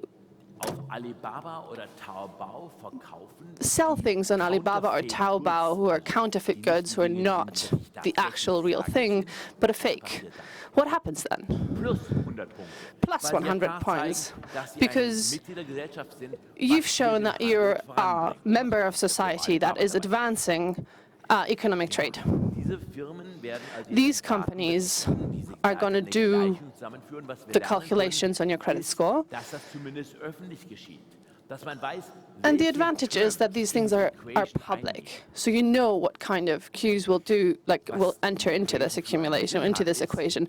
But what sense does this equation make?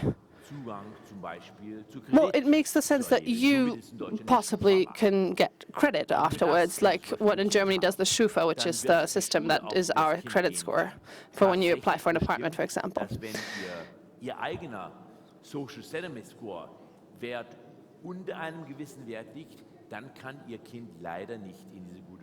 But the question also is, like, if your score is under a certain point, for example, is your kid going to be able to be entered in a certain school? So the question really is, what is this score going to be used for when it comes to measurement? But the one good side about this is that the Chinese have thought about how can they, on a societal scope and scale, discuss the fact that this data is there, and what are the terms that will go into this score and data, and how do you want to balance it? And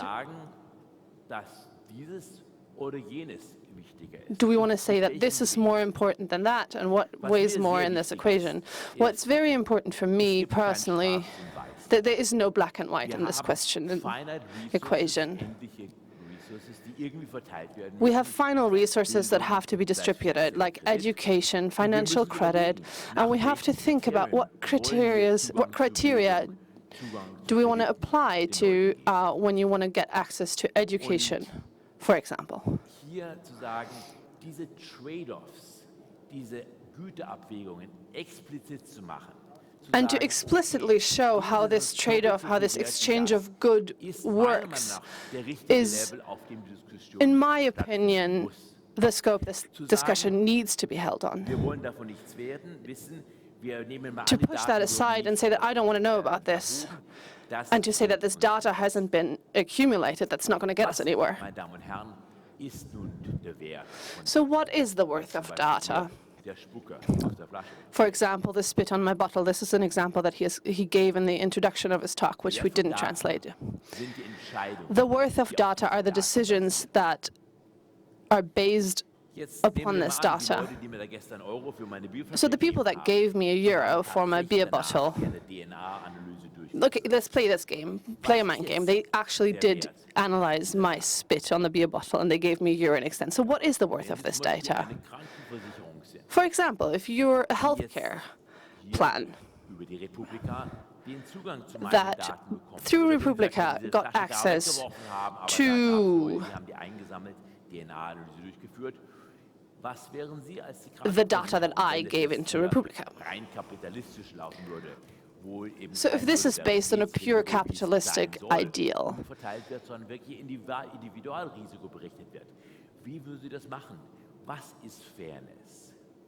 what would happen? Is this fair? Is it fair not to know something? Or is it fair to have a conscious equation about this? To understand, okay, if somebody is a smoker, that definitely justifies having a higher policy that you need to pay because you do consciously decide to compromise your health. But what if somebody who genetically has a certain disposure, that on the other hand is a different story because that's not really their choice and their own decision. So in this book, in my book, there's a lot of examples. I have 6 rights that I think that us as citizens should have as an individual. The first ones are rights of transparency. The first 2, actually. So first of all, I have a right to look into my data. But not just in the way that it works with banks in Germany and other countries, not like small, in like small written letters. Companies, what we demand is that companies give us tools that we can access and interpret our data. Google, for example, is doing a quite all right job on this. I get Google isn't that current and it's not so much loved in this country, but if I look at the Google dashboard, where all my search inquiries are kept, all my geolocations from the past 10 years have been tracked, and I can look this up. I can look into that. When was I at this place? The Google dashboard, I honestly recommend you look into that. It's a relatively good implementation to give you as a user access to your own data that's more than just the raw data. That's step 1. What beyond the transparency towards your own data is what we demand. The second right that we should have or have, that we can look into these data refineries, not that we can look into the algorithms. But that there's people whose job and professional position is to look into these things. So kind of like giving a stamp of approval if that's a good company when it comes to your personal data. So there's like on an organization, professional level, companies looking into companies that use your data. So that I, as a user, can make a conscious and informed decision on who I give my data to and who not to give my data to, basically. All right, so transparency isn't everything. Access into your own data is not enough. The goal is to do something, which means that the main part of the book deals with agency rights, rights to Das nenne ich im Englischen the right to have a seat at the control. Well, there we go. He translated it as the right to have a seat at your control. An den Kontrollen. I like when speakers do this for me. Was werde ich sehen in meinem Facebook-Feed zum Beispiel? So my right to find out what can I see if I...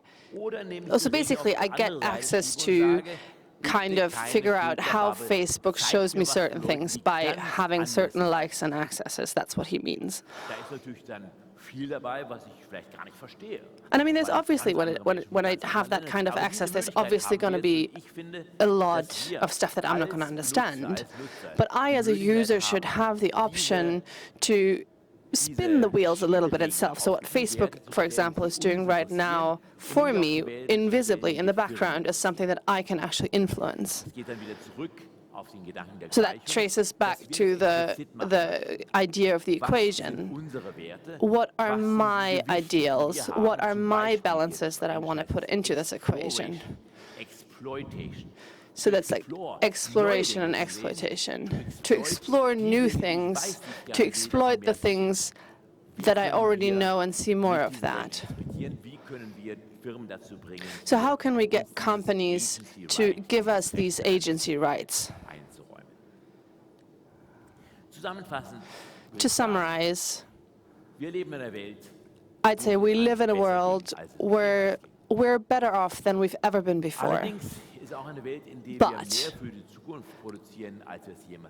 it's also a world where we are creating more for the future than we've ever done before.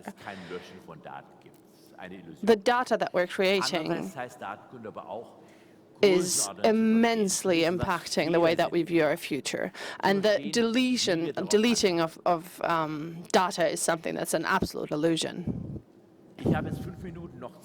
I have another 5 minutes, and I would suggest if you have questions, there's probably mics, and then we can hear the questions, and that I spent my last 2-3 minutes answering questions from the audience. If you sit in the front, you can also just yell it out loud, or you whisper it into my ear, and I will give the questions.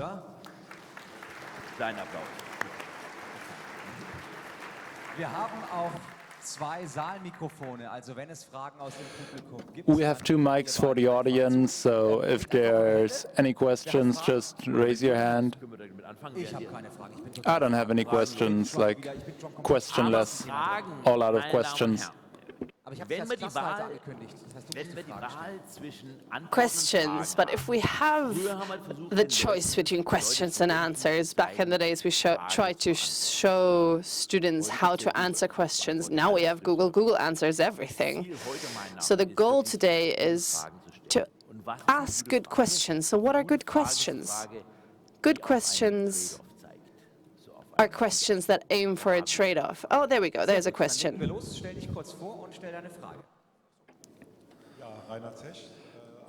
Hi, I'm Rainer Zech from Mainz.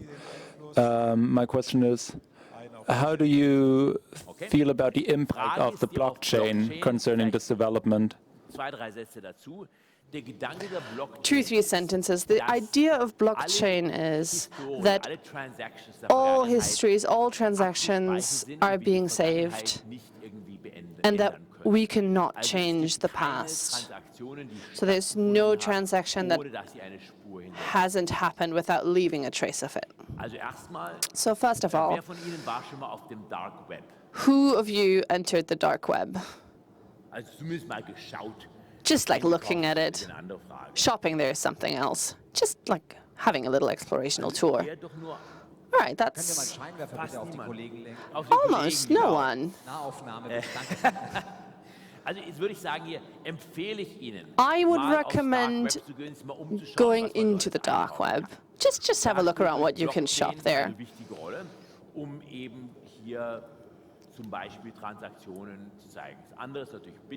Blockchain, for example, plays a big role in to show transactions there. So I think blockchains is going to gain importance and relevancy in this field.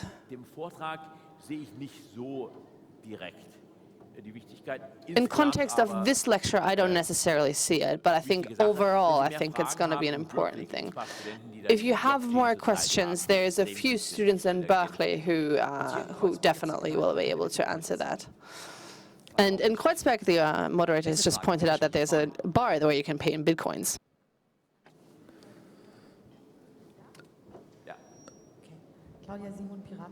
Claudia Simon from the Pirate Party, Germany. Individual data against community data. When we talk about health data, energy providers, all this data is really useful as big data, but maybe we don't want our healthcare providers and energy providers to know about us as individuals. So do you feel it's like possible to politically enforce some sort of restrictions? Differential privacy. I personally think a very important principle here is the principle of professional privacy. So, for example, healthcare data. It's important that for me as an individual, there's no disadvantages when the community can actually benefit from it. Example, when we were talking about the dark web earlier, of course, the hands are not being raised. If we'd asked this as a clean question, please take a coin out of your pocket and flip the coin. And if it shows the tails, you say yes, but if the number set comes, you say, you really show if you were there or not. So that means anybody who shows that they were in the dark web doesn't really show whether or not they shopped there. But within the group, you will be able to find out who actually were accessing the dark web, and then you can compare that kind of group with another group. So that's a very simple example of differentiated privacy. So for the individual, there's no disadvantages, but from the group, we actually get to learn something. Good question answered. Any more questions from the audience? Question was not being answered. All right, we've got to have the microphone back. There's another question. We're allowed to dig deeper. The question was, what do you think will happen in the future with this very sensitive data in the sensitive areas? Can we enforce this as a society in some political form? So my individual health data won't directly go to my healthcare provider. Sorry, I didn't understand it.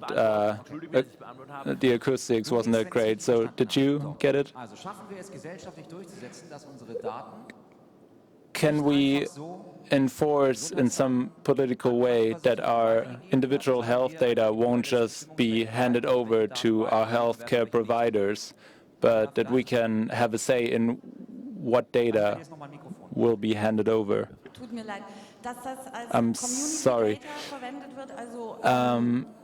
The data being used as community data, so using basically big data and finding out about societal health developments, but we don't know yet what's going to happen with the health data from individuals that goes to healthcare providers. So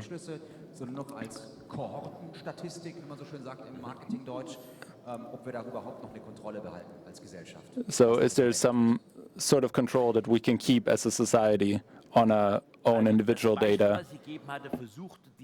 All right, so the example that you're giving, I really tried to address in my answer before, so that we cannot trace it back to an individual decision, but we can only look at the group, only at the cohort. We can only make assumptions about the group, but not ever on the individual scale. But we're unfortunately out of time, so you two are probably just going to meet outside and discuss this in an interpersonal conversation. So where do I go now? Where do I go? Oh, just go meet somewhere. All right, we're going to meet over there at the door. Thank you very much, Andreas Weigelt. Ist okay für euch, oder? Super, dann bleibt mir gleich im Raum. Die nächste Session wird auf Englisch stattfinden, so I will switch to English. Welcome, Republica. So the next session will be in English, and the next session will be about cyber social geography. And if you have no clue what that means, this is about the patterns and structures of social networks, how people are connected to each other, and how people can be manipulated by, for instance, bots and networks. And our speaker, please welcome John Kelly, a data scientist from New York City and CEO of Graphica.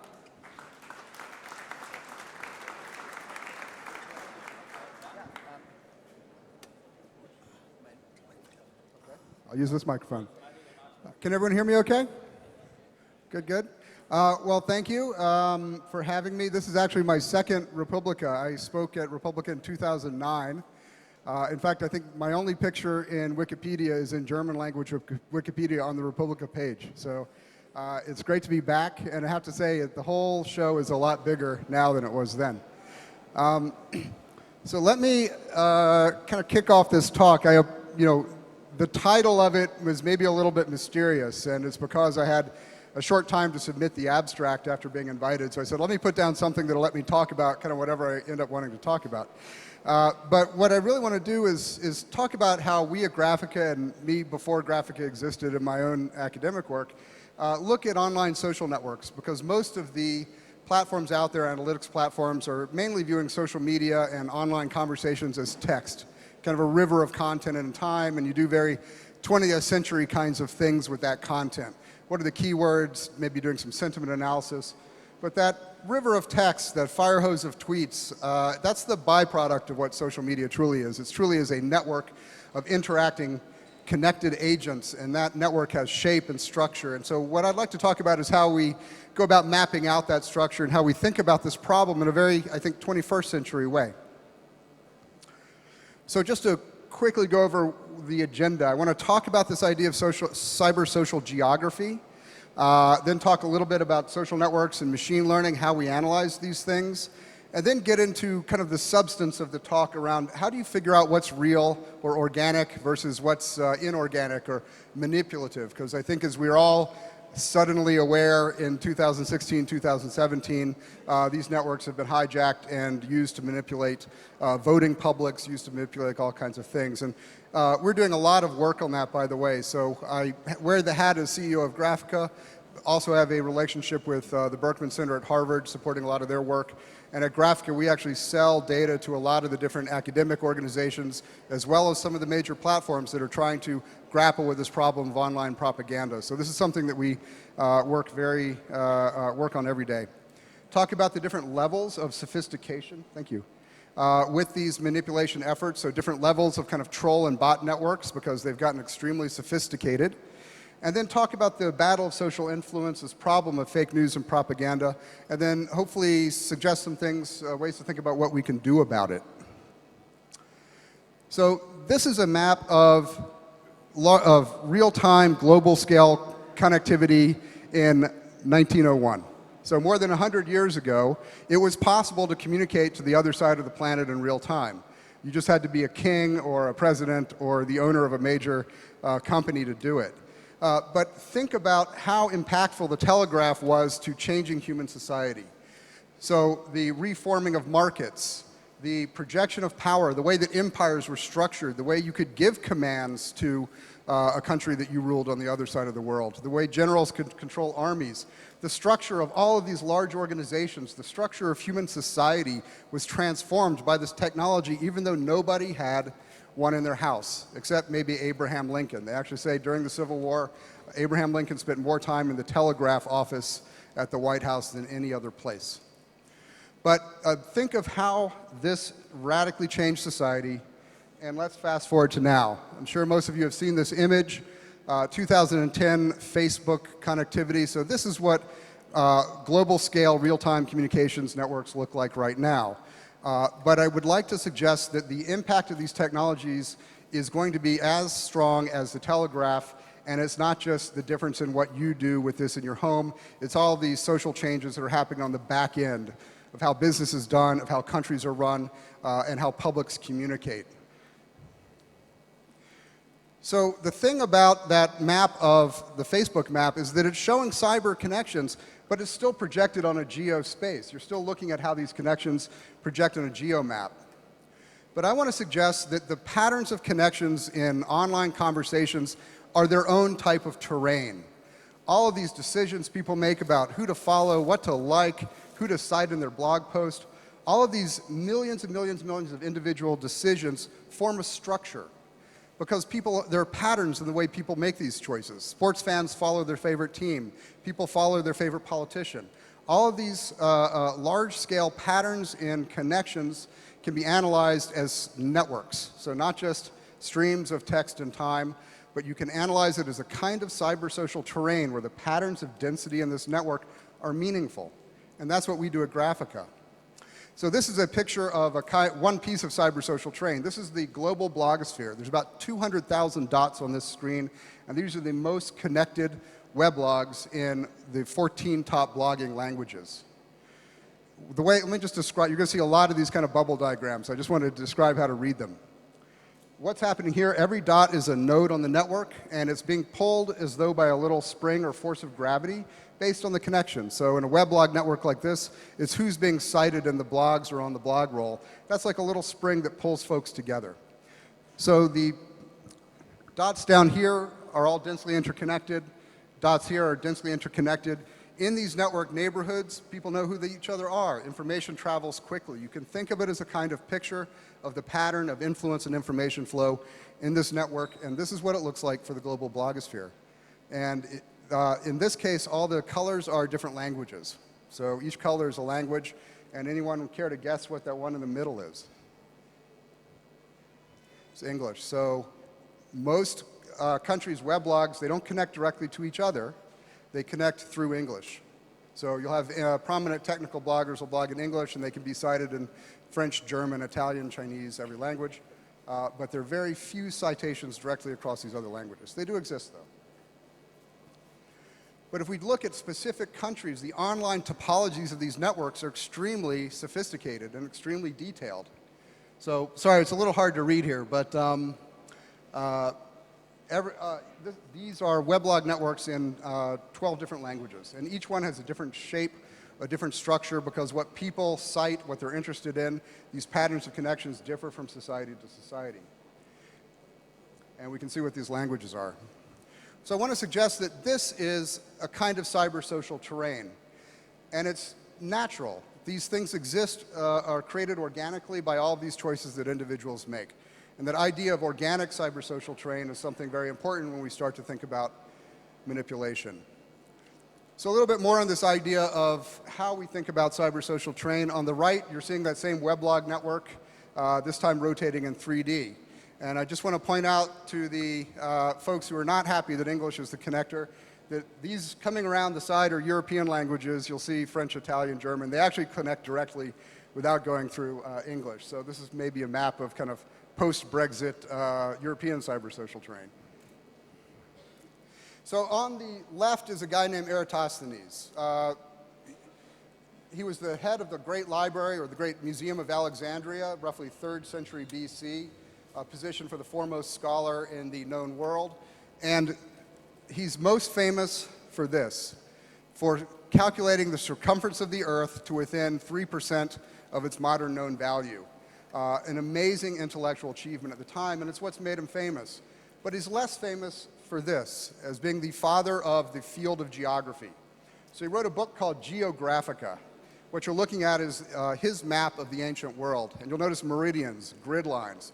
He was the first person to take seriously that we could measure geoterrain, that's something that you could impose intellectual order on, an actual scientific measurement. He generated this idea, and his book was called Geographica. So people often ask me why our company is called Graphica, and I say, well, we have the same ambition for mapping cybersocial terrain, so we had to cut off the geo. So mapping in the 21st century has come a very long way. We have much more sophisticated techniques for mapping geoterrain, and we're trying to bring the science of mapping cybersocial terrain forward so that we can do it with the same level of sophistication, covering platforms and languages across the world. So we apply a set of techniques in multiple languages. We're doing structural analysis, so it doesn't matter whether we're analyzing German or French or Chinese. And we analyze Facebook, we analyze Twitter, we analyze the open web, we analyze YouTube networks. We're working across multiple platforms. To do this, create maps around particular pieces of cybersocial terrain. This is an example up here of the map around ISIS accounts. So I saw a really interesting presentation earlier on how ISIS does its online influence campaigns. The ISIS accounts, often you'll find people with a list. Here we've got 200 ISIS accounts that we've identified. So we always ask the question, 200 out of how many? And it's not like there's always a clear border between accounts that are messaging for ISIS and sort of other groups that are similar. So in our mapping, we'll end up with 10,000 individual accounts. This is a Twitter network. And we have the accounts in Arabic that are doing ISIS messaging. We have the Western militant accounts and all kinds of other folks that are part of the same piece of cybersocial terrain. The Al-Nusra Front, the Saudi dissidents, all of these folks are inhabiting the same corner of the network as these ISIS accounts. Okay, now I want to get not more serious than ISIS, but serious about something that I know is of great concern in Germany, Europe, certainly in the United States right now, which is manipulation of this cybersocial terrain. So how is it that advanced state actors are able to get control of this network, to bring their ideas out, and to affect the way people think, what trends in the news, what ends up being reported? It's extremely sophisticated.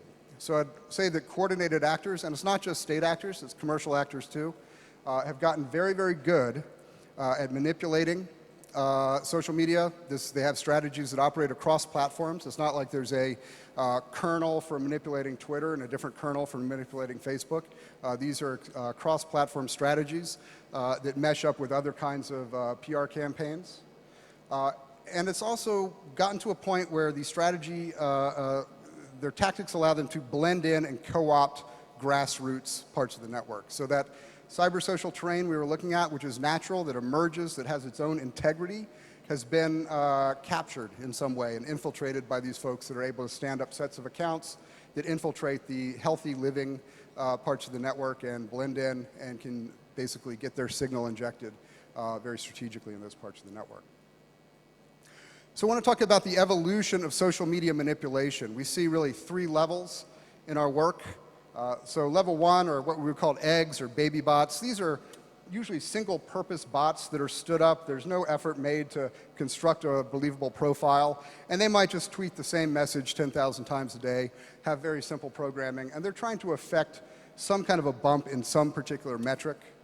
This also, on the troll side, would be your self-motivated trolls, people that are going online because they've got a personal interest in causing trouble or somehow manipulating attitudes. The second level is more sophisticated. This is where you have crafted profiles. You can't tell whether the account is a real person or a bot. They pass the so-called Turing test. It's not easy to know. And you also have the, often under state power, the construction of 50-cent armies like they have in China. Other countries have the same thing. Commercial firms do the same thing. We just have lots of people that are paid to go move a message and run accounts. And then the third level of sophistication, which is what we've seen a lot in the past couple of years, is really yet more impressive and dangerous, which is a hybrid human and automation, where you might have thousands of accounts that are mainly controlled in automated ways, but humans take the reins at key times for key moments to do key things. So you have a combination of human and automation, and some of the accounts are extremely realistic. You really can't tell they're not real people, and these are identities, social identities exist across platforms. There'll be a Twitter account, there'll be a Facebook page, there'll be a Medium account, there'll be a blog, combinations of these things, so you really can't tell that it's not a real person. So I want to give a level 1 example. So we did some work with ESPN. We got a call from ESPN a few months ago, and I don't know if you know, in the United States, the NBA has fan voting for the All-Stars game. So every year there's an All-Stars game. Team members are selected from across all the teams, and they're selected on the basis of a combination of fan voting, so who's just got the most motivated fan base, and also on expert voting, so kind of experts and statistics and all the more official sorts of things will have an input too. So ESPN had noticed an unusual number of votes for a certain basketball player who was a very mediocre player and yet was coming in second in the voting. And so they tracked down Graphica and said, could you help us figure out what's going on here? We think he's being supported by bots. And it turned out to be much more interesting. He was not being supported by bots. He just happened to be the first NBA player from another country, and he had the entire country behind him. So everyone in his home country, including people at the ministries in the government, were out there trying to get out the vote for this guy. And it was totally organic and completely legit. It just wasn't American NBA fans.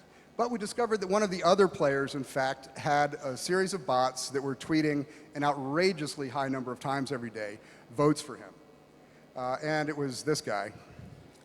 So this is the network of fans around Kevin Durant, who's a good basketball player, and he does have some organic community around him.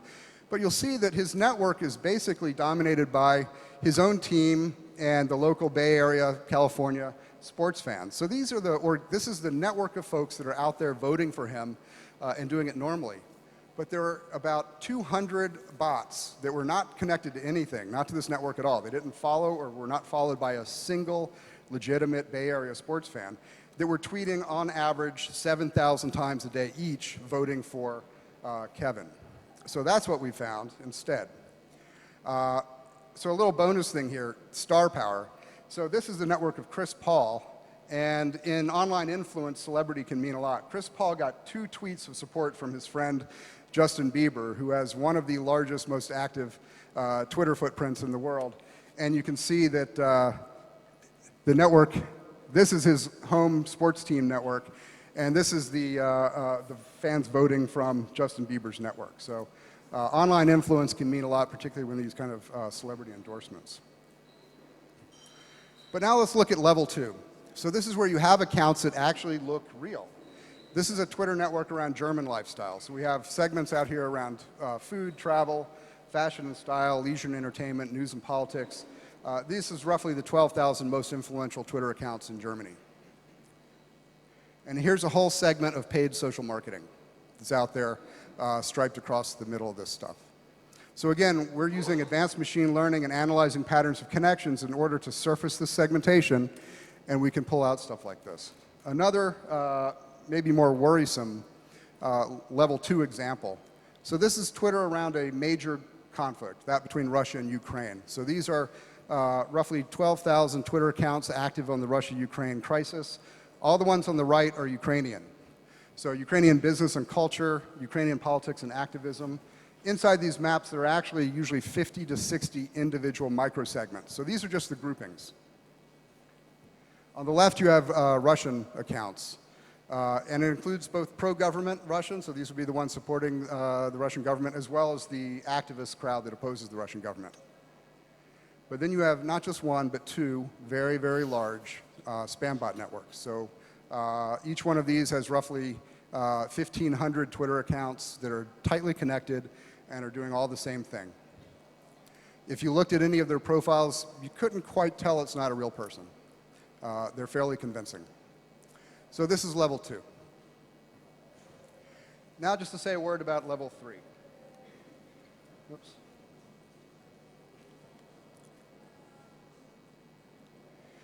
So I think we all know what has been so scarily happening in Western democracies the last couple of years, especially the last year. It's really moved to the forefront in terms of how state actors, as well as certain political actors, are able to manipulate these networks. I want to say it's not a new thing. We've actually been studying political extremist networks for a very long time.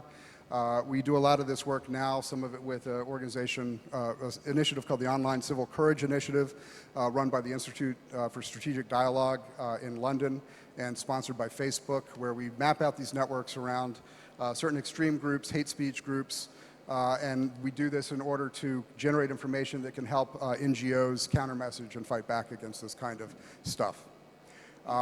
And in this work, as well as other work where we study the fake news problem academically and commercially, we're working with a couple of the very large platforms, as well as initiatives at Harvard and Oxford, George Washington University, and Stanford. So we support a lot of this work. I like to say that when it comes to studying these kinds of things, we're working with so many customers and collaborators across it. We're like the proverbial man feeling all parts of the elephant. Everyone's touching a trunk or a foot, and we're the ones that are getting to touch the whole elephant in our work.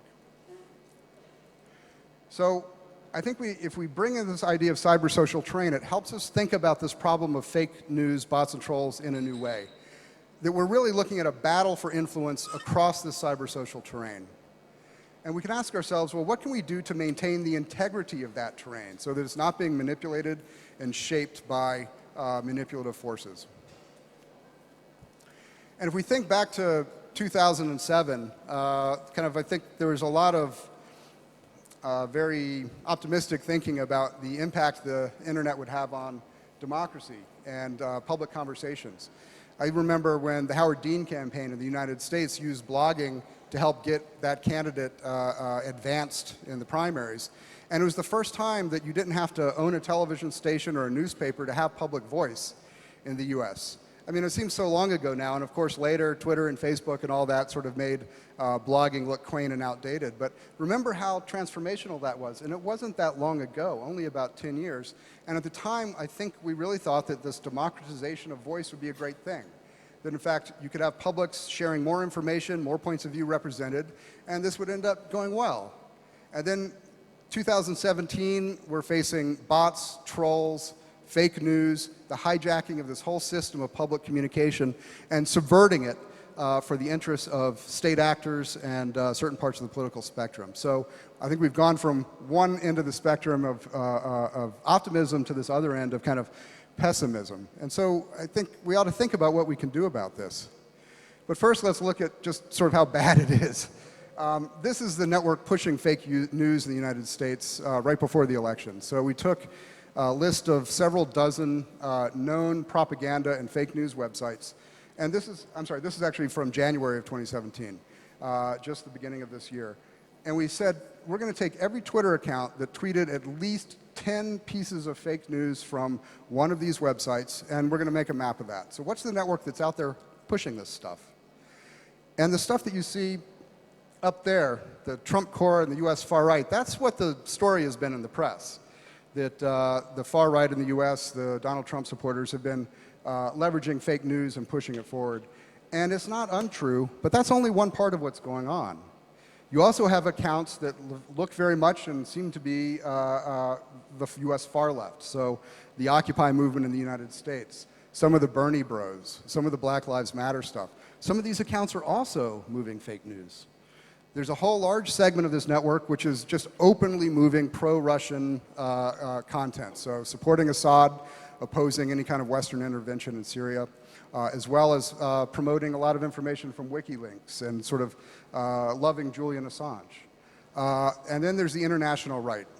So these are clusters of accounts that are everything from Gamergate misogynists to the white power movement or white identity movement. So this is the entire network moving fake news in the United States. It's not just that Donald Trump stuff. It's a much more complicated network. And it's also international, because cybersocial terrain does not respect political borders, right? That's one of the more challenging things about it, that a sovereign democracy can have its home native language information environment now manipulated from folks overseas. And here's the German fake news network. So this, I've been working with some collaborators here in Germany. Lisa Maria Neudert, I don't know if she's here. Marcus Beckedahl has helped us out with this. So we've been doing the same kind of methodology where we take known German language propaganda and conspiracy-oriented sites, and we draw the network of who's pushing that stuff. And it's just as complicated, in fact more complicated here than it is in the United States. We've got the German right, this is what folks may expect, but we've got the left. We've got the European right.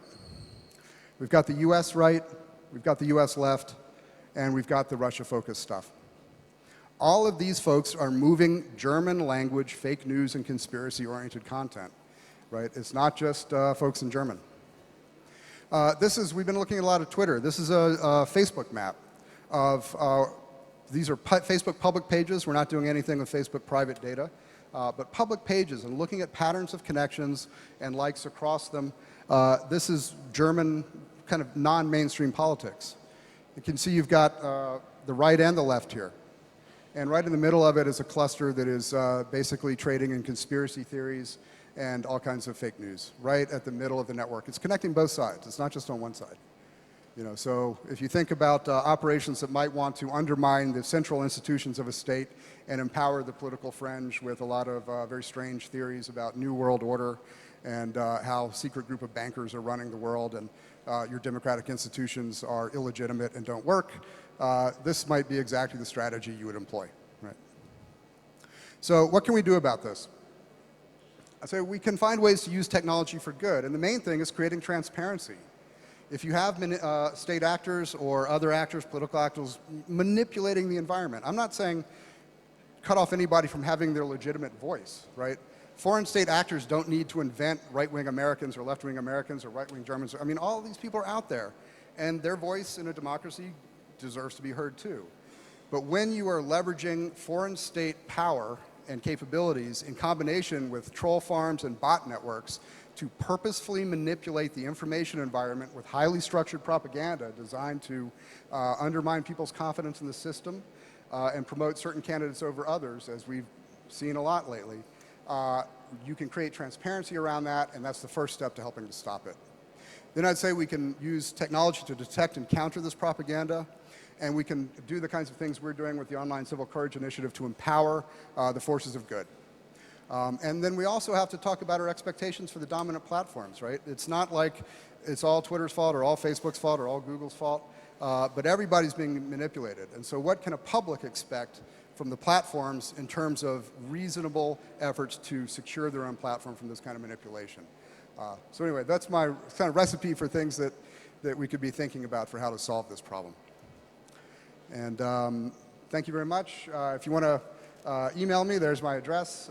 We launched our German website today, so we're working more and more actively here in Germany as well. And please get in touch if you have any questions or comments. Thank you.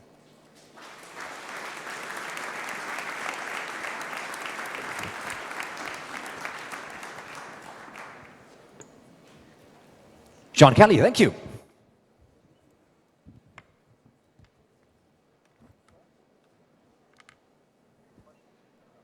Do we have any questions? Yeah, we have one question. So maybe we have time for one question. So, can you see her running? Here we have the question. Sorry, that was so spontaneous.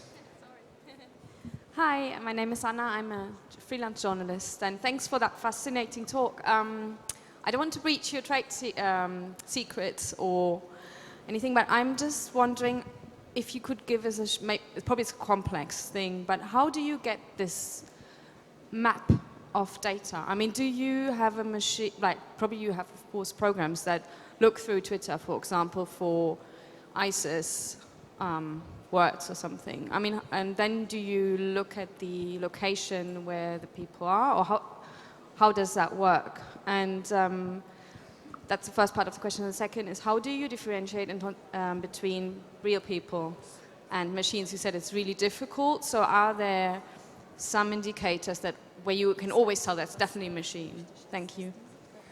So on the first question, we use publicly available APIs and publicly available data, so there's nothing kind of sneaky going on here in terms of what we collect. We're just leveraging that data, I think, in much more effective ways to bring out more intelligence, because the mode of analytics is more sophisticated. So we're using, most people use that same Twitter data or same Facebook data from the API to do more content analytics stuff, and we're just interested in the patterns of connection. So most people don't touch that data for anything. In terms of the underlying methods, we use a lot of machine learning. So it's very large-scale, sophisticated analysis of patterns of relationships to get to the map. So there's a whole methodological talk I could give about that. And then on the, what was the second part? Sorry. How do you? It's on. How do you differentiate? Oh, what's real and what's fake? Yeah. So there are a few kind of easy things you can do, so posting frequency, which doesn't look human, is unusually concentrated, or robots don't sleep. So there's a lot of fairly easy stuff to do that is kind of the standard. We're doing two things that are over and above that. One is, in our mapping, the algorithms are extremely good at picking up coordinated patterns of activity. So if you think about it, a whole bunch of real people, no matter how similar they are in the way they think, are going to be a lot more diverse in their behaviors than the same number of accounts controlled by a group of robots, right? There's just not going to be the performative diversity evident there. So we see that structurally now, and we're working on a whole new generation of yet more sophisticated measurements for this. And I think we have the first academic paper being published with our research collaborator in a month or two. So stay tuned, and a little bit more of it will be out there. Okay, thank you. Okay, thank you. John Kelly. So we have a kind of a break right now, so for 10 minutes, so plenty of time to check your Twitter, go to the restrooms, and be back here in a couple of minutes for emotions, detecting emotions in data. Stay tuned.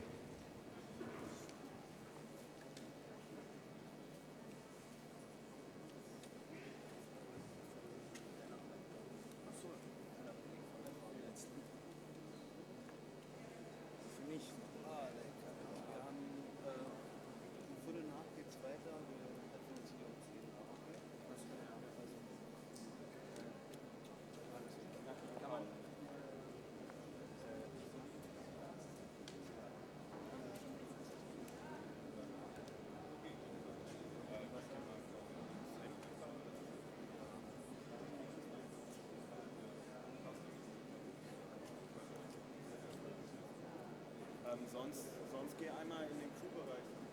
Ja, stimmt.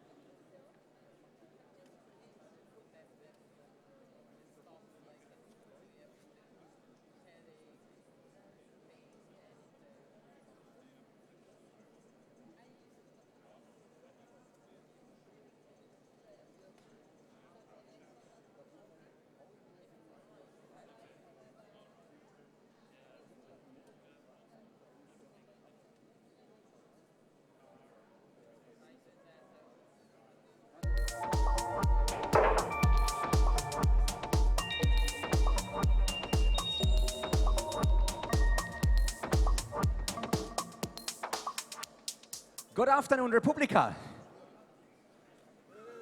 Okay. Good afternoon, Republika. Laugh out loud, that's the motto.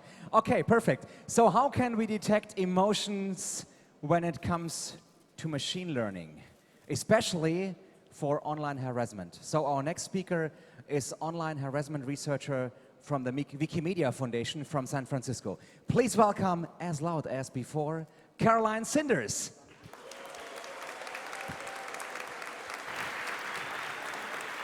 Thank you. Hi everyone, I'm Caroline Sinders. I am an online harassment researcher with the Wikimedia Foundation, as well as an Open Lab Fellow with BuzzFeed and IBeam. For the past 2 years, I've been studying online harassment inside of social networks. For the past 5 years, I've been studying online protest, as well as human behavior and the kind of data we create inside of social networks.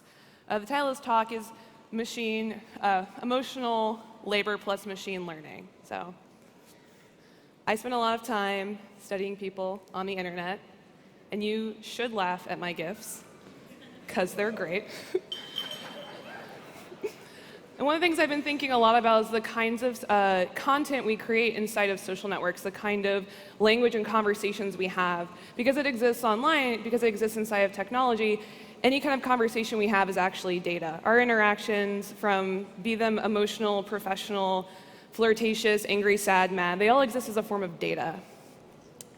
2 years ago, I was working at IBM Watson as a design researcher, working on chatbot software, and I started to think about how much of our language is actually networked and how much of it actually exists as data once it's put inside of technology. Very basically, this is how a computer understands language. This is how an algorithm or a chatbot software would parse out a conversation you're having. It's incredibly literal. In this example, it says, remind me to feed the baby tomorrow at 7 a.m. A computer doesn't actually need to know what remind me is. Someone can program it to say the word or the letters REMIND equals do this task on a calendar. It doesn't actually understand your language. It's actually pinpointed to a series of commands inside of programming. Or even like this, for example. Hello, what's the weather today? A weather API plus your location can return things that are denoted as weather, be it hail, storm, windy, overcast, etc., and can return with hello, it's sunny. But someone has to define this language, someone has to define what weather is. And those definitions can carry any kind of bias into them, especially when it's something that's not literal, like the various conversations we have. People define through code what a system is, and we have to live inside of those systems. How much knowledge or agency do we have inside of those systems? So this is one of the problems with machine learning, and I would say with unsupervised machine learning. Unsupervised machine learning is a series of algorithms that work autonomously through code. There isn't a lot of human intervention. Supervised machine learning actually has much more human interaction within it. A researcher can help guide a lot of the parameters inside of that algorithm. This is an example that was written about in The Guardian about a year ago by Lee Alexander. On my right, which is also your right, when you Google the words unprofessional hair, this is what popped up a year ago. And as you can see, that this is mainly people of color hairstyles. On the left is actually when you Google professional hair. And you can see it's mainly white people. I don't think an engineer set out to decide to make this algorithm racist. They were using pre-existing data sets and images that had already been marked professional and unprofessional. But it's carried the inherent biases we already have in our society into a space where we actually can't intervene algorithmically. We're fed these results, but there's nothing we can do to stop it. LaToya Sweeney's work on bias algorithms in 2013 was actually pretty instrumental in also pointing out how unintended biases can pop up, specifically, again, in Google. Professor Sweeney is a professor at Harvard. She works in their data privacy lab. She started Googling black-sounding names and saw that they triggered arrest-related ads. She even Googled her own name, and the same thing happened. LaToya Sweeney, question mark, arrested, question mark. Ads popped up there about bail bonds. This is a way to, when you're arrested, pay your bail in the United States. Professor Sweeney has no criminal record, but it's the implication of these ads, right? Earlier today, in a talk with Jillian York and Matt Stender, they spoke specifically about this kind of algorithmic bias inside of facial recognition software. And they had this really great Kate Crawford quote that I'd love to repeat back to you. Kate Crawford is part of this initiative in the United States called AI Now. It's a nonprofit designed to look at a bias that exists as we start to create more and more products with using machine learning. Algorithms are being fed certain images, often chosen by engineers, and the system builds a model of the world based on those images. If a system is fed on photos of people who are overwhelmingly white, it'll have a harder time recognizing non-white faces. So what does that sort of mean? What kind of biased data is being fed to all these systems that exist inside of our lives? Who made the data? Where does it come from? How big is the data set? How old is it? How many different genders are represented? And where can we access that data to even begin to look and fact check it? This bias is already intervening in our daily lives, and it's creating harmful, erroneous results from that. It's creating very literal results. This is an example of faceception, an Israeli algorithmic face detection company that's being used to start detecting different kinds of faces. The problem with this, other than the surveillance aspect, which is major and grand and awful, is more how wrong this kind of data can be. Who's training it? Again, what does the data set look like? How are they determining who these faces are? And also, when there's the added layer of emotional analysis, who's deciding what happiness is and what is sadness? This bias is a particular kind of feedback loop from an older data set that's using to create predictions for new data. There's already a lot of bias in that. In fact, a lot of predictive algorithms are using older data sets. You get caught in this feedback loop. Blaise Aguirre E. Arcus, the head of Google's machine learning group, actually wrote this on Medium. Predictive policing, listed as Time Magazine's 50 Best Inventions of 2011, is an early example of such a feedback loop. It's the idea to use machine learning to allocate police resources to likely crime spots. Believing in machine learning's objectivity, several US states implemented this policing approach. However, many noticed that the system was learning from previous data. If police were patrolling black neighborhoods more than white neighborhoods, this would lead to more arrests of black people. The system then learns that those arrests are more likely, thus leading to this reinforcement of this original human bias. So what does it mean that we're using this older data that hasn't been course corrected? How many different products already exist within that? A lot of the work that I'm working on is thinking about how can you use machine learning to start looking at online harassment. But how are we thinking about what is harassment, who's determining this? I actually have a really funny example. This is one of my favorite words.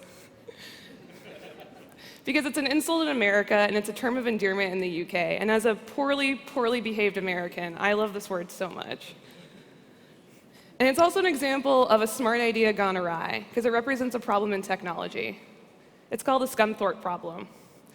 The Scunthorpe problem occurs when a spam filter search engine blocks emails or search results because of their text that contains a certain kind of word. So Hotmail implemented this, and the citizens of Scorthump, England, could not register their mail if they included the word Scorthump because it has the word cunt in it.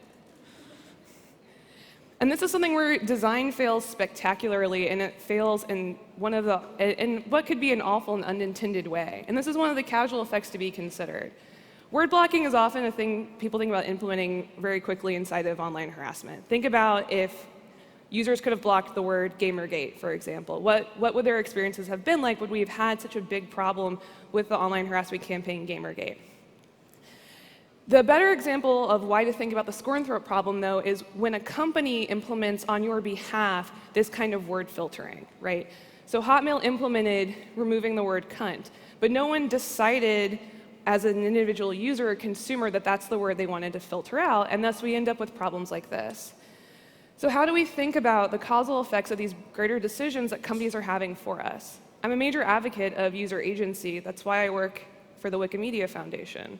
It's an open source company where we actually co-design with our editors to think about the different problems that exist inside of our platform. But what would it look like if users could have more agency inside of these spaces? But then from there, can machine learning be used along with co-designing with different kinds of users? As a designer, I think about this a lot. How do we design transparently with algorithms? Can it exist, and what would it look like? And by transparently, I mean what kinds of algorithms are we using, but also what are the decisions that we're making? How do you fold in a community, a large and expansive community across many different cultures and languages, when you're trying to set standards? How can you do that with harassment? I think this is a really important thing to consider, especially as we put more and more of our data and more of our time into these really large social networks that are private companies. Social networks are becoming the commons. It's where we discuss, it's where we talk about everything. People fall in love who've never met before inside of social networks, right? Social media is not just social media, it's a communication tool. But what happens inside of those spaces is very opaque. It's very private, and it's not very public. Part of the problem with harassment is harassment can be very nebulous. It can be literal, it can be contextual, and it can be cultural. These are hard things to sort of teach an algorithm. How do you teach context? How do you teach culture? It's much easier with something literal like word blocking. It's even better if users can implement that kind of blocking on their own. So social media is a mixed emotional and identity space. So one thing I've noticed in the past couple years is we've actually moved closer to understanding what harassment is across all different kinds of networks and across all different kinds of groups. For example, the word doxing is starting to become much more commonplace. It's the release of public documents. But even better, doxing is already being folded into codes of conduct in terms of service agreements on different platforms. No doxing actually exists on Pastebin, even though doxing still occurs there. Now, it's one thing to fold it into your rules, it's another thing to actually implement it. And I think it's sort of important to think about that, like how we're moving closer to this space of having a more general understanding as to what harassment is. But where can machine learning work into this? Doxing could have just a series of numbers within it if you release someone's someone's phone number, right? And that's a set number. You could have an algorithm run through that and try to check those numbers, or look for something that says phone number plus like a string of numbers following that. So this is something I actually walk a few social media companies through. The idea is it's supposed to represent a decontextualized space, which actually doesn't exist on social networks. There is no decontextualized neutral space. Every space has bias in it. It carries all the prejudice we have from real life into this space. But the reason I like to walk people through it is it's more of a design exercise to think about harassment and how you could use machine learning inside of this space to mitigate harassment. So this is just a regular decontextualized Facebook photo. A user asks to remove the tag. Most places would be like, that's great, we can totally do that, remove the tag. What if they ask to remove the photo? You can go through these series of questions next, and think of these as a series of steps that could exist as code or as a series of design choices, be it radio dials or whatnot, inside of an interface. So why? Because I feel uncomfortable. I actually noticed when I was doing my 2 years of research into Gamergate that the majority of Gamergate victims would start off talking about their harassment by saying, I feel uncomfortable. And I think of this as a good dog whistle. Why do you feel uncomfortable? How expansive is the word uncomfortable? What are all the different meanings of the word uncomfortable? It's not just discomfort. It can mean a variety of different things. I don't like the photo because maybe I look unattractive. I'm afraid to lose my job. I'm afraid to upset my family. I'm afraid to upset my peers, or I feel unsafe. So none of this actually required any kind of algorithmic intervention because the user is picking these. What's important is what happens after a user would file a report. So how do we start thinking about ways in which machine learning could actually be used for moderators in filing harassment reports? What I'm suggesting is an algorithmic intervention that uses supervised machine learning, that uses the knowledge researchers have with a better framework using machine learning to isolate new trends that could exist inside of harassment reports. Your users will tell you what's happening and what's wrong on the platform, especially if it's a daily part of their lives. Gamergate victims would file multiple reports with the exact words Gamergate inside of it. So if any kind of supervised machine learning program had been run on these reports, they would have noticed a new word appearing, the word Gamergate. They also would have noticed an increasing amount of reports that were happening over the course of Gamergate. That should have triggered any kind of system to say we have a new trend appearing, and it's not a good one. Inside this example I show is different ways to think about how these different emotions could be marked in a much more literal or categorical way.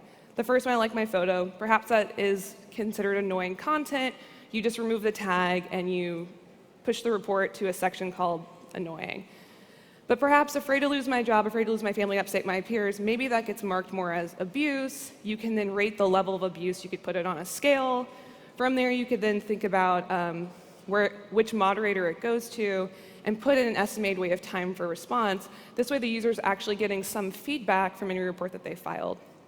The majority of harassment victims actually don't receive any kind of response on spaces like Twitter when they file a harassment claim.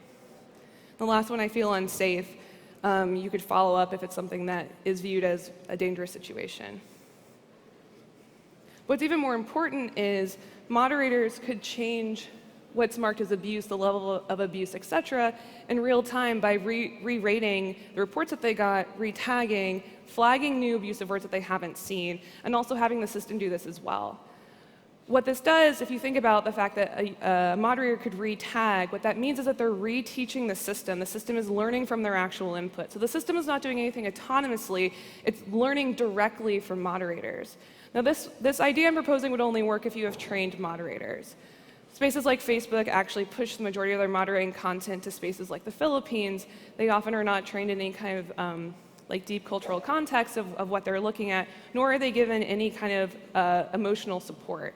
But the idea behind this is maybe we could perhaps create a way to start better understanding emotional trauma and emotional data inside of these systems, but also like letting trained moderators, letting researchers and ethnographers also determine what is happening inside of this space. It's allowing for more human intervention as well as a more human response.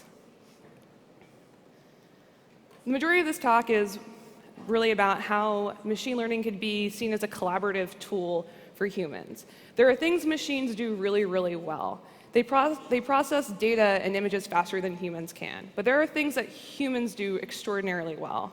We're good at sussing out things. We're good at understanding context. We're good at asking questions. We're good at following up. We're good at not being literal unless we have to be literal. So as a machine learning designer and as a researcher, I want to think about what the future of machine learning could be if it's viewed as a collaborative tool or it's viewed as an extension of myself. Not viewed as an autonomous third party, not viewed as artificial intelligence humanoids, but viewed as an actual tool in my toolkit that I can also be more involved in the process of training. Especially for something like harassment, when internet language is changing so quickly, how do we think about what machines do well? If there is a better way to sort of store specific words, seeing the analytic rise in words or images, and actually being able to compare those to new images arising, we could actually be able to study meme culture as well as harassment in a much better and more nuanced way, as opposed to waiting for victims to talk very publicly about the kinds of problems they're having on these networks. How do you mitigate and how do you lessen harm of victims, and how do you also create a system that's easier and safer for moderators to look at this harmful material? So, slang and harassment vernacular changes quickly and often. I mentioned earlier that I was a BuzzFeed and IBeam Open Lab Fellow. What that means is for the past 6 months, I've been studying the rise of the alt-right in the United States, as well as the rise of populism. I've been looking at how the Trump presidency has sort of changed the digital landscape inside of spaces like 4chan, 8chan, and Reddit, as well as how it's changed harassment culture. It's become a lot more political. It's also become a lot more specific. Now, this is where ethnography is really important, but also where what I'm describing comes directly into play.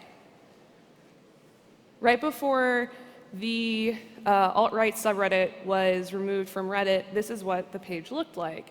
What you see here is specific language that deals with the alt-right, where they're promoting their space as a space of white nationalism. What that means is it's an inherently violent thought term and space to be in. It's a political science term that I hadn't seen appear in spaces like Reddit before. In spaces like Gamergate, Kotaku, and Action, etc., they would talk about fighting for their own identity as gamers, but they didn't use classical political speech inside of the way that they describe themselves. What's different about this election is that it's become a lot more specific, and people aren't afraid to actually talk about the fact that they're white nationalists. White nationalism supports the idea of a white state and white identity. Now, this is sort of terrifying, I think, as a researcher. This is also what their subreddit looked like the last day it was active on Reddit. So I scraped all of the alt-right subreddit as well as the Donald, and I started looking at word frequency and how often specific words appeared inside of this Reddit versus other Reddits. This is the Donald.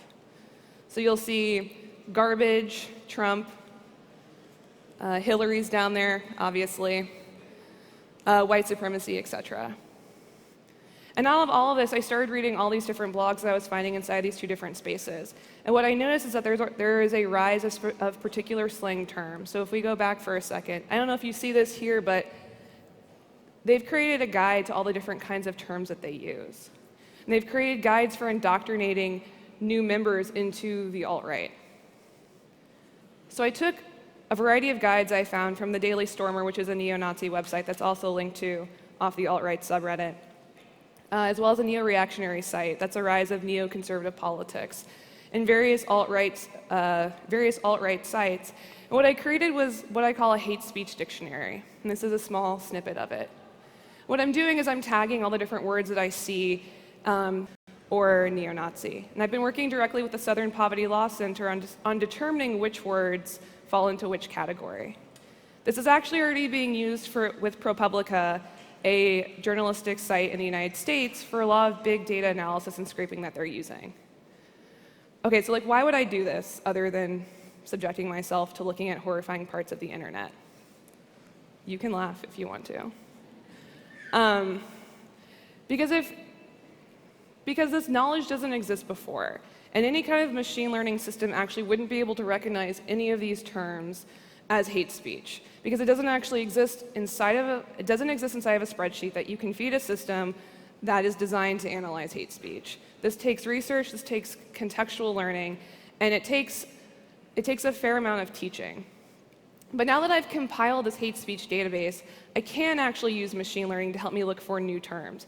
I couldn't have used machine learning first because I didn't know what it was looking for. But because these terms appear with such frequency next to other words, I can now compare it and look for new and emerging words as they appear inside of these different spaces, inside of these different blogs, inside of these different social networks.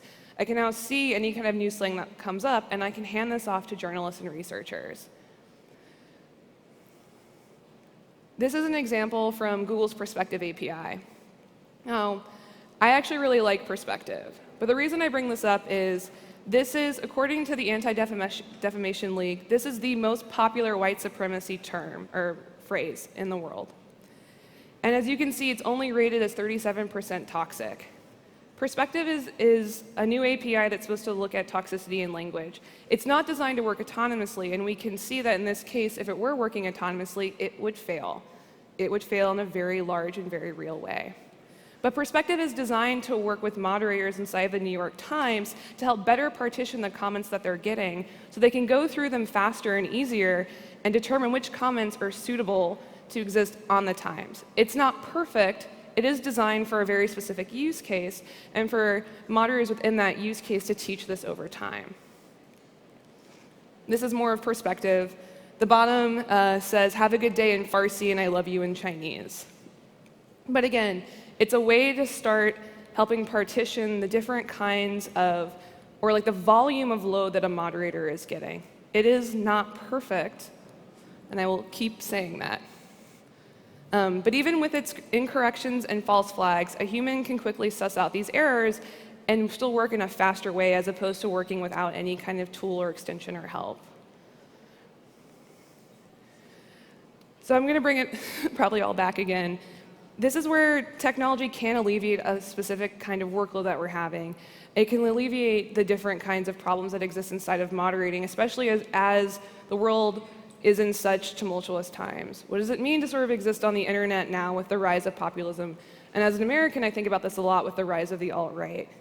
But as someone who works in online harassment, I'm curious as to how many conversations I'll have to look at that will be shrouded in political disagreement when it's actually a conversation that's really rooted in racism. How do you determine and set standards for that? But how do you also prep moderators for what they're about to see? How would you prep a moderator to see any kind of Nazi insignias? How do you make sure that people's workflows are not overrun with this kind of heavy emotional lifting? There are things we can do with technology to help bear the weight of that, to help bear the load of the emotional labor that moderators are facing. Now we still have to train these systems, but it can help partition the way that we look at these spaces, given how fast different kinds of algorithms can parse information. And the big thing about this is how do we create more spaces that have user-generated definitions of safety? I don't know what Twitter thinks of as good quality when they enacted across all of our different accounts the quality filter. I don't know if Twitter's on the same page with me when I think about good because Donald Trump still has a Twitter account. I don't know what is even considered safety or what is considered of high importance inside of spaces like that. And so as a researcher who's really rooted on user agency, I wonder how do we create spaces that have user-generated definitions of safety? How large can that be? How large can we scale these different kinds of spaces? Thank you.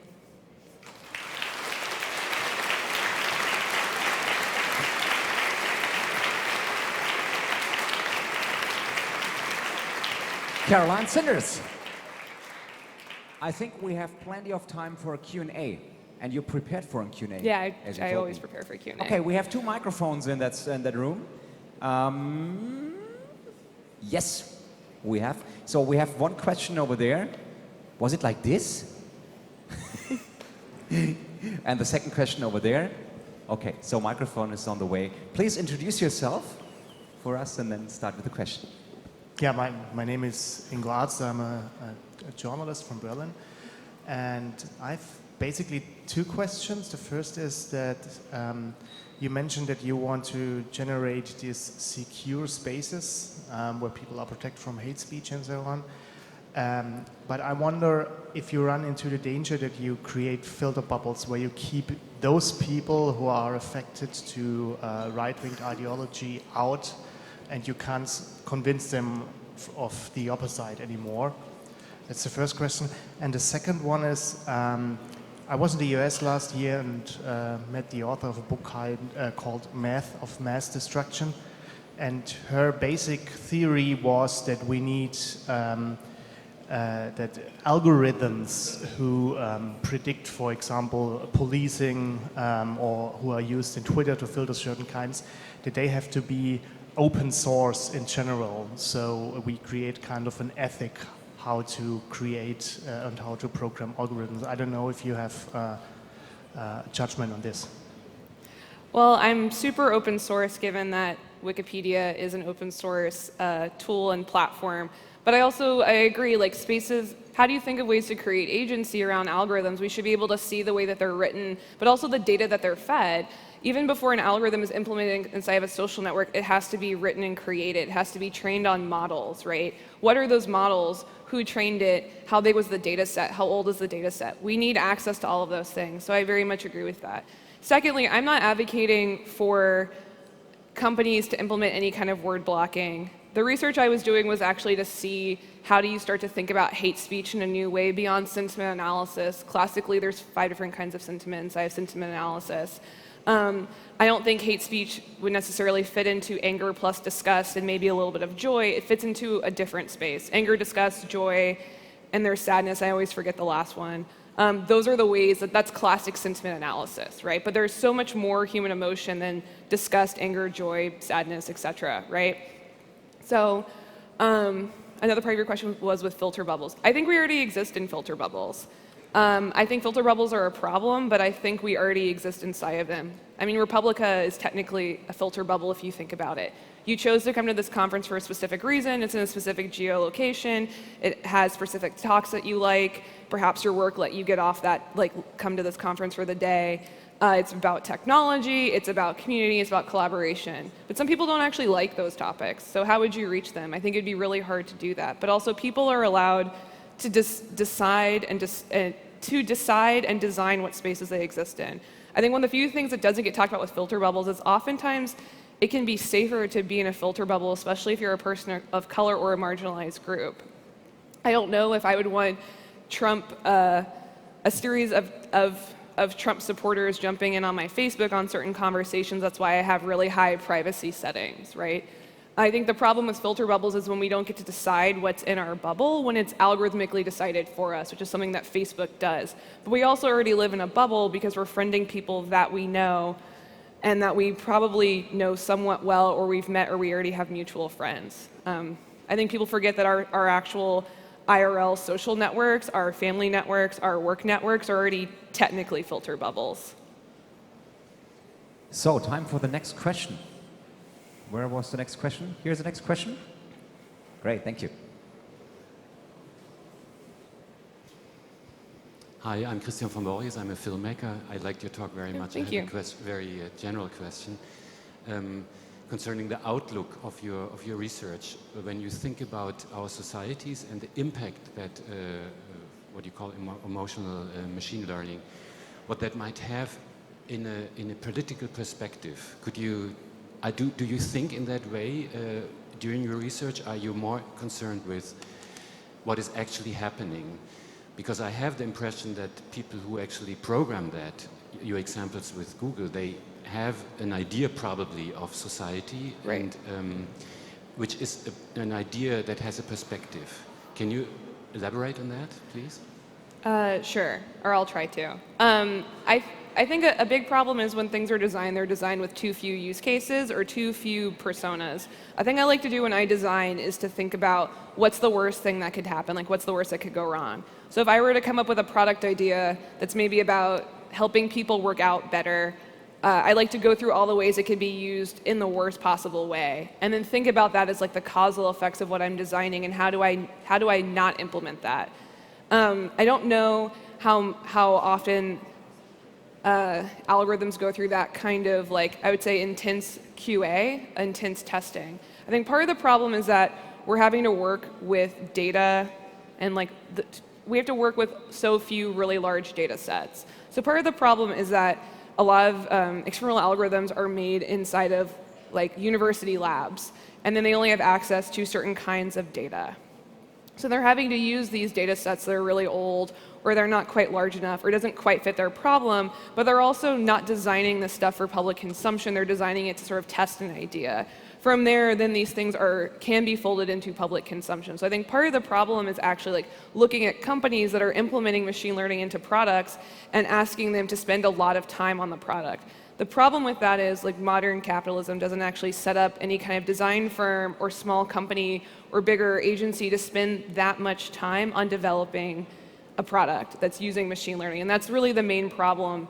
It's also thinking about data and consensual data as a currency. So consensual data in the sense of, can users opt in? Are they choosing to give up their data? Are they a part of the process? And then can you train based off this? A big thing is that there's just not enough data, but also not enough data that people willingly give up, and then data being used in a smart way. Next question. Yep, here. And where else? And here, okay. So first here and then there. Thank you, Katarzyna, Panoptykon Foundation, Poland. I understand that the context for your research is the use of algorithms for moderation mostly, yes? So to help people who moderate content. Can you also think of a different context where this kind of machine learning could help us understand what is happening online and how we should react? That's one part of my question. And second, more detailed, I was intrigued with your example of the algorithm learning what annoying is, and I understand censoring that content from me in the future. I use censoring because that's how I see the risk of this. So if the algorithm learns on the basis of one case where I clicked, I don't like it, that this type of thing is annoying, it might well become a problem for myself in the future. So maybe I didn't got the example, but if you could elaborate on that, that would be great. Thank you. Sure. So in the example, I didn't necessarily intend for annoying to be the basis of like a machine learning section, more so in the sense that if you look at any kind of harassment filing, annoying is often listed as a thing. And what that means is it's like a low priority in terms of a harassment report. So if you're marking content as annoying, it's something that they won't actually pay attention to. They'll just remove it from your timeline or from your view, but it often just gets like swept under the rug.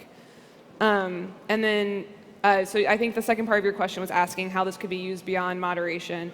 I mean, I think using any kind of research-guided machine learning extension would be fantastic for looking at emerging geopolitical trends inside of spaces like Twitter. I'm concerned that, like, with how Twitter is being run, like, will we ever will we see another Arab Spring inside of a space like Twitter, or will it be shut down and censored by the government? And how can we watch that and as an international community support that kind of protest that's happening?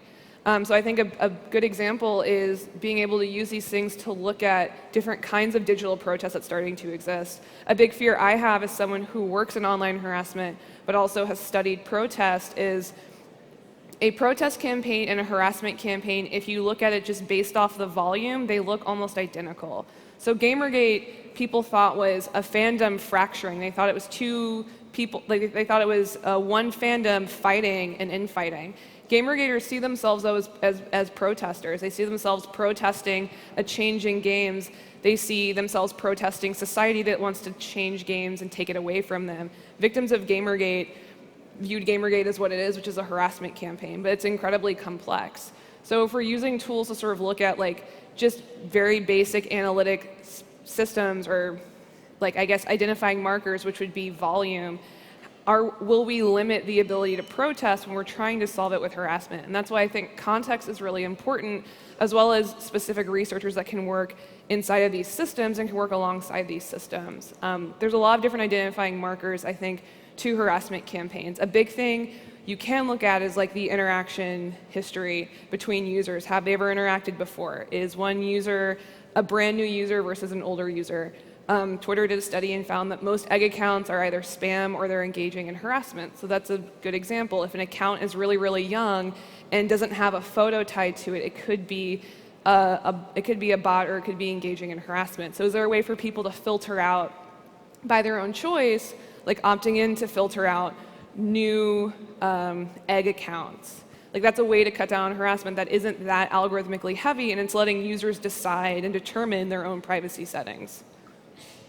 Okay, and the next question comes from the audience to the right of me, here, in the second row. Hi there, my name is Anastasia. I'm a design management student. I enjoyed the talk, of course. And I was kind of wondering about a different element of some things that you mentioned. So you said both that maybe more care needs to be taken in the preparation of moderators so that they're kind of more educated when determining what might be abusive and what not. But you also mentioned that, for instance, studying the alt-right was kind of scary, which I totally understand. So I'm wondering if you've thought about potential like psychological preparation for moderators in addition to the more practical aspects of their preparation, so that they themselves don't just become embittered and sad in the process and are actually able to do their jobs effectively and be still relatively happy humans. Totally. I mean, I think a big thing is looking at what exists inside of the harassment reports and being able to change it up. So like being able to mark something as annoying, for example, if you've been looking at something that's rated as highly, highly abusive, being able to switch from, okay, I looked at highly abusive content all day to can I look at annoying content for hopefully a week, as a way to sort of lessen that emotional labor. So that's like one big thing to think about is do people have enough varied tasks to where they're not having to look at the same level of abusive content, be it like videos of beheadings or child pornography. Images are a lot easier actually to sort of, in a way, I guess, moderate. They're worse to look at, but if an image has existed before, you can use image hashing or metadata from the image to see if it's a similar or same image. What's tricky is when it's a brand new image, so someone still has to look at that, but at least that's cutting down on some of the volume of like more abusive content people are looking at. What is harder is with words and being able to like rate the words as abusive. And that's why I think looking at slang words is a good example of a dog whistle. So, you know, Gamergate, again, is a great example of like they use the hashtag with everything, so any abuse report that has Gamergate could go to a special kind of section of this is like all the Gamergate stuff ever. Or if you go back to the dictionary I'm making, being able to look and see like enough of these words have existed and it's being reported as harassment or abuse, like this is probably something talking about white nationalism. Great. Do we have more questions? Yes, here in the second row as well. Yeah. Can we have applause for the volunteers with the microphones as well? Hi there, Ernst. Thank you for your talk. I was wondering, you mentioned a lot of tools are available to moderators, but as a general public, if you want to interact outside your own filter bubble, or perhaps with these groups and trying to establish a dialogue, I can imagine that your Facebook or Twitter profile can easily be flooded with a backwash of trying to interact with a group that's perhaps not as open to your view. Do you think your research also provides a set of tools to maybe monitor threats or to interact safely with these groups while still maintaining your own profile and personal identity online? I think it could. I think part of the problem is spaces like Facebook and Twitter view the product as a very closed-off product. A space like Wikipedia views Wikipedia as an open platform that you can like write your own templates to exist on. So that's much more of a protocol in the sense that you can make changes to your own personal account and sort of change the way that you interact with it. I think a massive problem is how productized things are. We live in a time of like what is like seamless product design, and also the people that work for these companies, they're hard to find, they're hard to figure out who they are, they're impossible to contact. You're like these spaces exist as these sort of nebulous entities. I think that this could be used to help people perhaps interact or mitigate the kinds of interactions they have. I don't actually interact with the alt-right at all. I did interact with Gamergate when I was studying it. It did have negative consequences for me. So I think this is kind of a really tricky space. Like I study from afar, but I also study like looking at the kinds of language they generate online and on the internet. And I think it's important to sort of talk about that. They are putting out content from this hyper-specific Western perspective inside of spaces that talk a lot about irony and that don't talk about intentionality.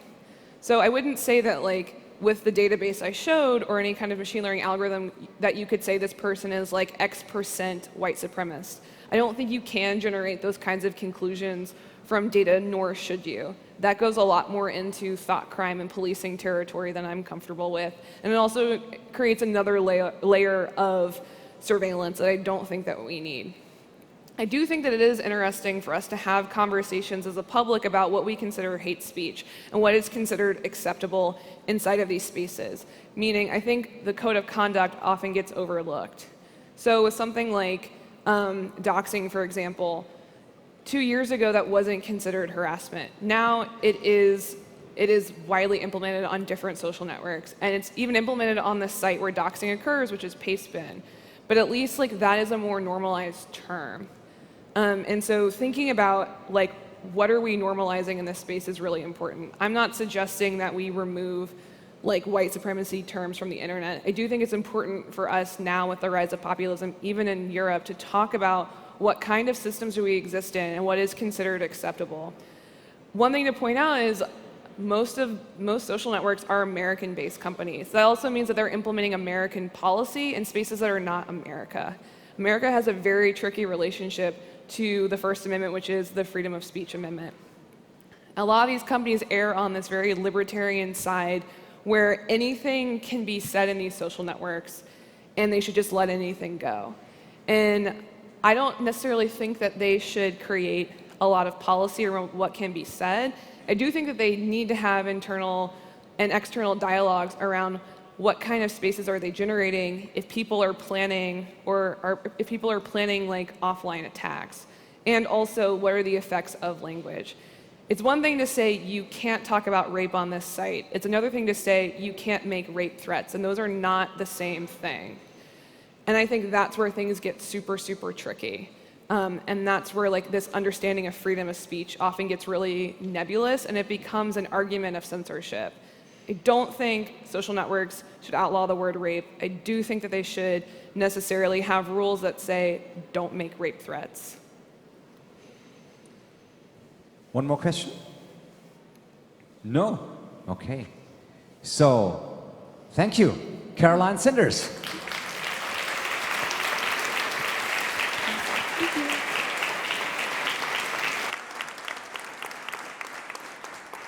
So the next session here will start at 5:30, so you have enough time to grab some coffee or some something to eat or update your Twitter or whatever. So see you in a few minutes.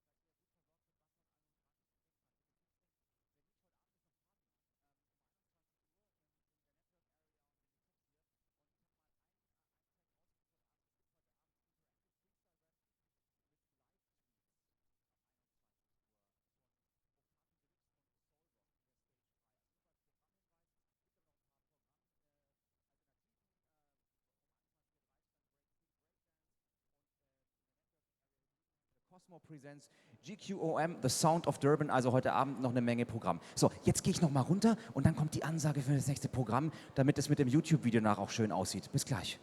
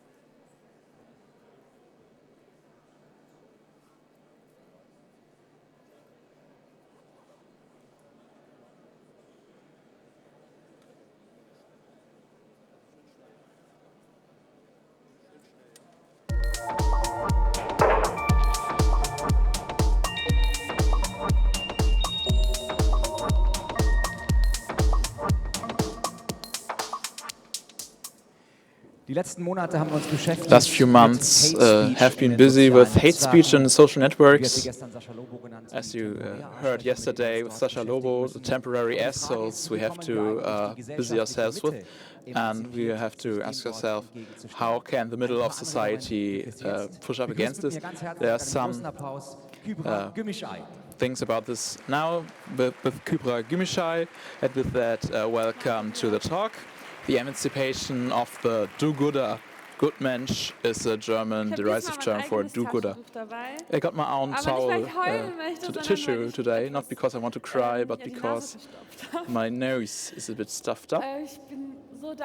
I'm so thankful for you all of being here, and I have a message that's a bit ripened a bit over the last year, and I noticed that the biggest part of society is reproducing errors that we as Muslims, people of color, refugees, migrants, for a long time. I'm a bit disappointed by that. I'm a bit sad, but I think this is not something you can change, but it's something you can work on, and I want to share this with you. Ich möchte über die Emanzipation der Gutmenschen oder des Gutmenschen I want to talk about the emancipation of the do-gooder. Maybe not all of you are really identifying with that, but no, they are meant. Like I know I'm okay with being a do-gooder, but I want to define myself what that means. I'm an intellectual cleaning woman. I was an intellectual cleaning woman. I gave up this job. When Brexit wasn't decided yet, Trump wasn't a president, incarceration of journalists in Turkey wasn't happened. Authoritarian regimes were a danger that looked a bit abstract, far away, not personal, because their families and the families were living there. aren't living there. And for these people, it was easy to see the hate and the rise of right-wing populists in internet because they didn't belong to a marginalized group, because they had the luxury of ignoring, of not seeing, because their existence wasn't put into a question. Muslima, black people, sexual minorities, other people didn't have these luxuries. But in me, the anger about these ignorant people who could afford ignorance was boiling. A lot of people resignated, they pulled themselves back, they asked themselves, what is my space in this society when there's a party that is exclusively built on excluding people. Others were fighting on, took numbers, statistics, explained and explained. But with that, they we legitimized these questions. Us, the victims, we did activism and we legitimized this discussion that put us into question. And we helped with the question if Islam belongs to Germany, knowing that the question may be, no, it doesn't. Knowing that it might be just a small step that to say that Muslims don't belong to Germany. And the most absurd questions distanced us from terror when it was clear that we wouldn't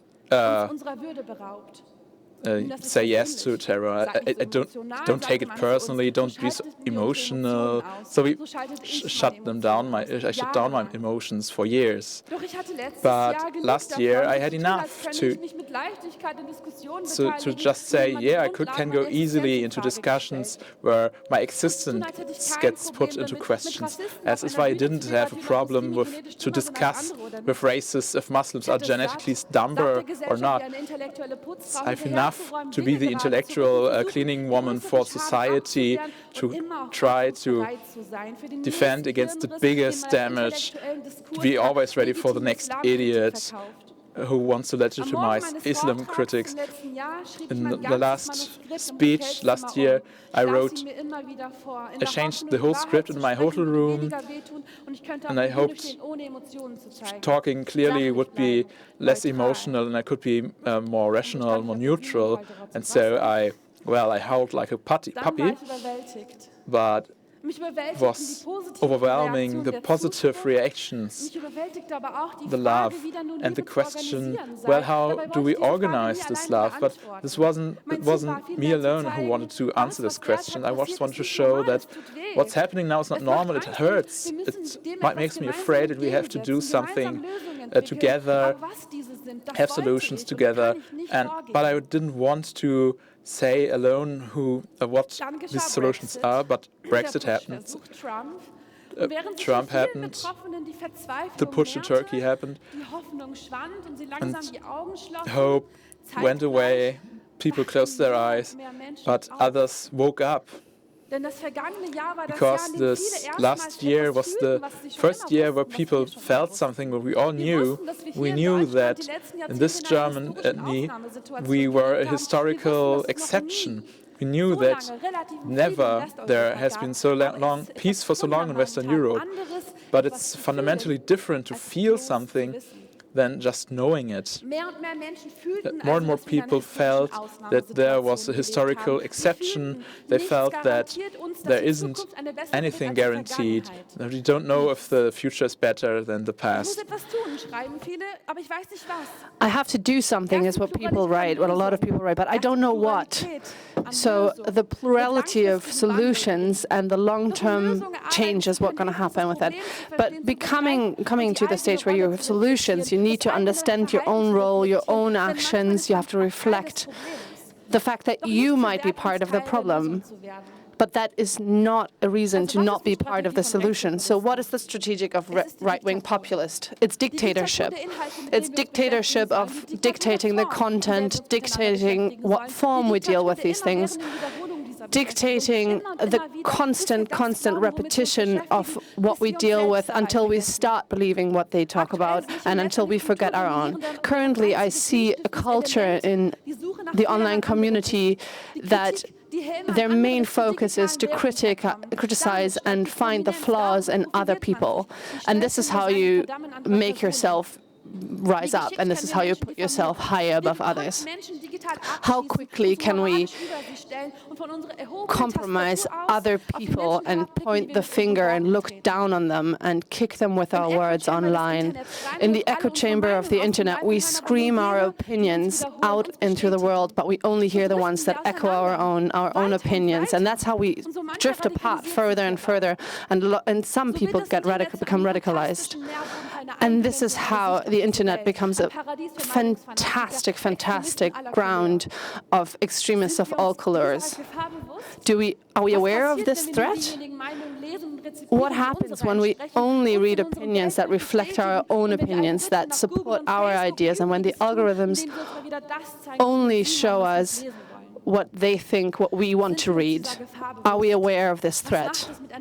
What does it do to a society to only have this misconstructed view of the society that we live in? And this is how we stand in front of human beings, and we apparently speak the same language, but we don't really get to each other. Whether or not we speak the same language, we do not speak in the same meaning. There's no common ground where we build up our conversation, where we can get closer to one another. How can we then have norms, societal togetherness be so what kind of grounds does the internet offer for the next generation? What are going to be the opinion makers of tomorrow? And what is with the people that build the audience in this scenario, that see the hate, that react to the hate? Look around. The perception of these scenarios, it changes us. It does change us. How many times have I heard in the last months about hate in this society? Islam, women, migrants, refugees, those are topics, those are polarizing. No. Those topics are not per se polarizing. They are being polarized by blogs and forums and threads dominating our public discourse and debate. And I cannot stress this enough. The hate in the comment section is not a generically grown thing. We think that these comment sections reflect on the societal opinion, but honestly, these comments in threads, blogs, and right populists are being organized by right populist groups. They target specific articles to give the appearance that certain subjects, such as migrations, refugees, women, are not something that we should have as a part of public discourse. They recenter our perception of what is normal. It's not just an attempt to quiet people, to shut them up, but it's an attempt to change the public audience. Imagine you're sitting here in this audience, which shouldn't be that hard, and you actually agree with what's being put up on stage, but next to you is somebody that constantly is shaking your head. And right now he's maybe interrupting and screaming. But even though you don't necessarily support their opinion, but it doesn't really take that long for you to be like, well, maybe it's a bit questionable what's being put up on stage. And this is how rights become questionable. And this is exactly what these commentators and forums are attempting to do. They're trying to not just influence the people who are writing, they're trying to influence the people who are reading. And this is how hate speech becomes something that's acceptable to do in society. And for years and years and years, we've stepped into these traps. We've reacted to these provocations, and we've discussed them in every medium, in every way, shape, or form. And this is how they influenced and dominated our political agenda, and they dictated what we talked and how we talked about. We made the AfD, the German right-wing populist party, this big. We created the discourse and made it as big as it is. Because after Gauland's words on Boateng, we, for many, many days, discussed whether or not a black person can actually be a good neighbor in many talk shows. What a pity, what a shameful thing.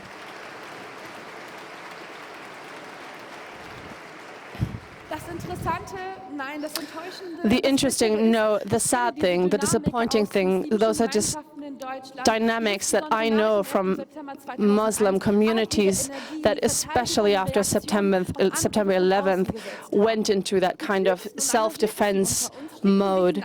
And the smartest and most educated ones from us we send out into the world to explain and excuse that the terror has nothing to do with us. And look at us 16 years later, and when I look back, the constant self-defense that we had to have, we neglected to have a discussion within the Muslim community ourselves. In public sphere, we couldn't have these discussions anymore. Because we wouldn't want to put oil into the fire. The critics of Islam are now the loudest voices criticizing problematic things in Muslim-dominated countries, not Muslims themselves. And because we let right-wing populists dictate the debate, we couldn't put any light on our own topics. There was just one panel on the topic of education. No constructive discussion standards anymore because we only thought about how to react to the haters. It's a self-fulfilling prophecy where the saying that the do-gooders are not talking about problems starts becoming true. But we don't want to become devil's advocates. We have to have our own agenda with discussion points, which is constructive and putting forth a solution. We discuss about sexism in Muslim communities without going into racism, which is hard, but I have 3 wishes. Firstly, the emancipation of the do-gooder. We have to emancipate ourselves from the debates others are putting us through. What are you for? What are you fighting for if this hatred wouldn't be there in this society? What are you for? What are you standing for? Last year, I asked myself this question: who would I be? What would I do? What would I write if there were no racism, there were no hatred in this society? And in the first moment, I didn't know shit. I had no answer. From the beginning, a quote: "The dictatorship of the ever-repeating activity with these topics until we forget ourselves." I had forgotten myself. What would you stand up for? What do you think the solution would be for a better society? Equality of chances, basic income, stuff like this.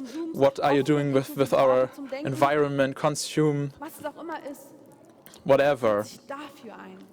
Fight for that. Topicalize the topics you want to talk about. Sustainably, constructively, discuss with each other, talk to each other, ask parties what they think about this, so that refugees that we don't vote for or against refugees, but for the ideas of a better future, so we can fight for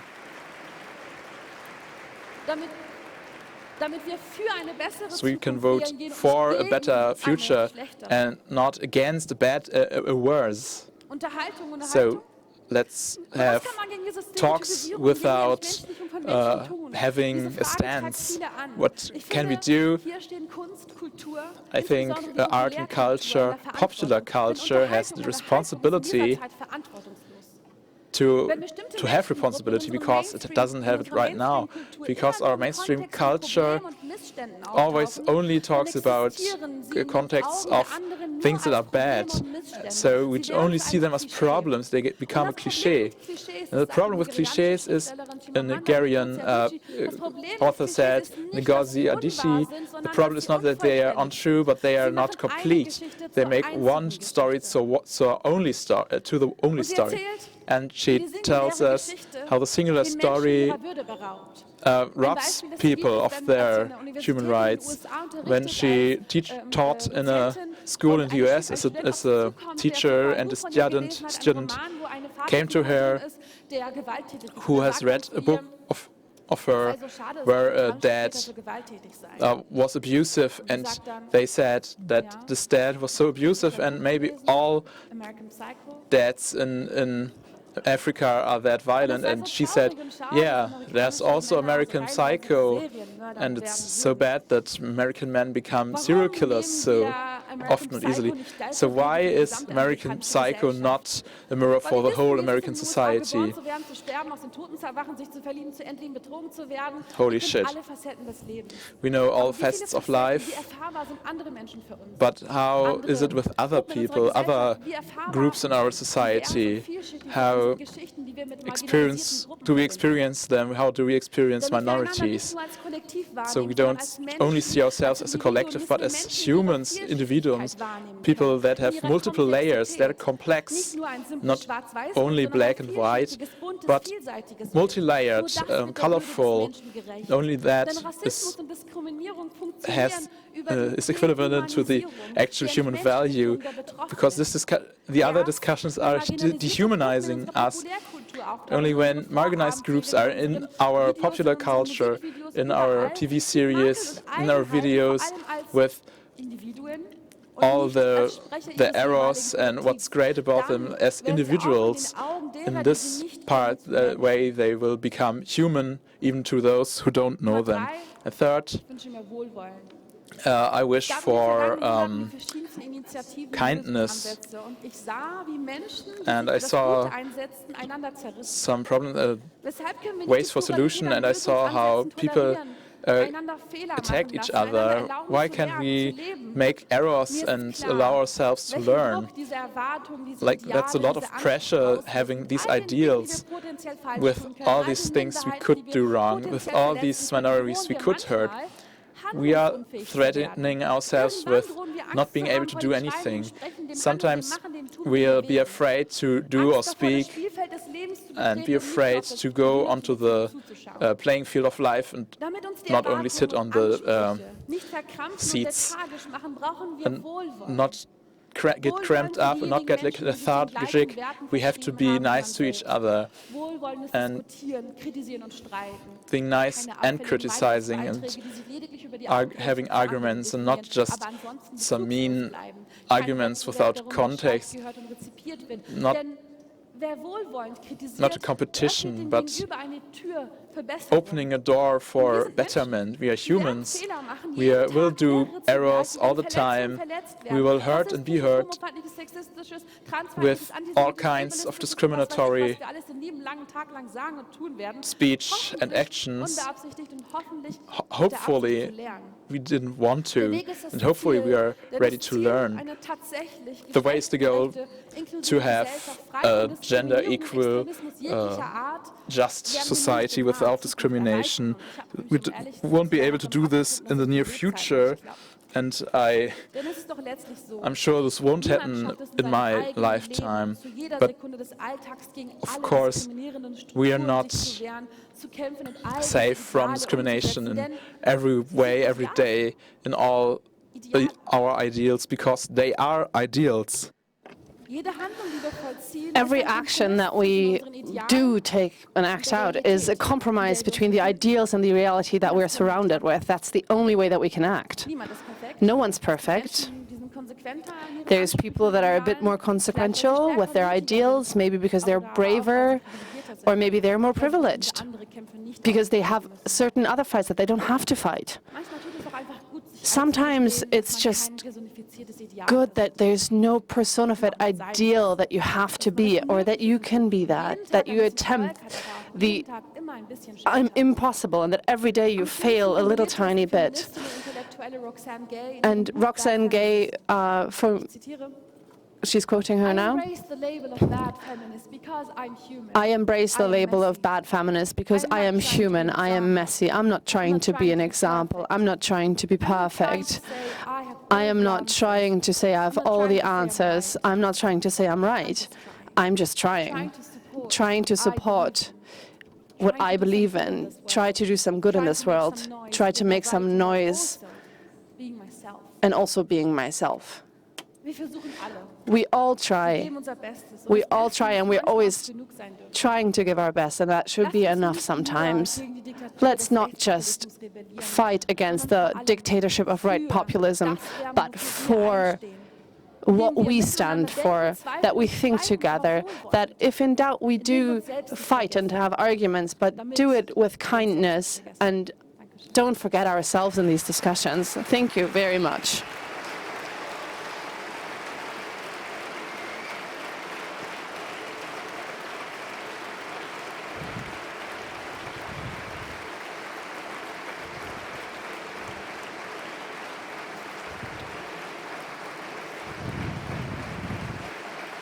Dein Applaus. Your applause, Kübra Gümüşay. Mensch.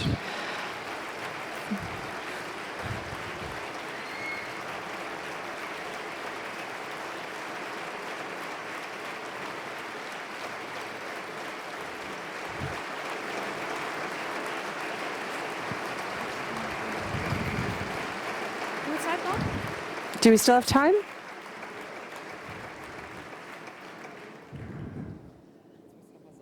Now you have to say something. Oh, all right. Oh, I thought we had time for Q&A. All right, no, we do have time for Q&A, but you were so excited, so I just wanted to give you that.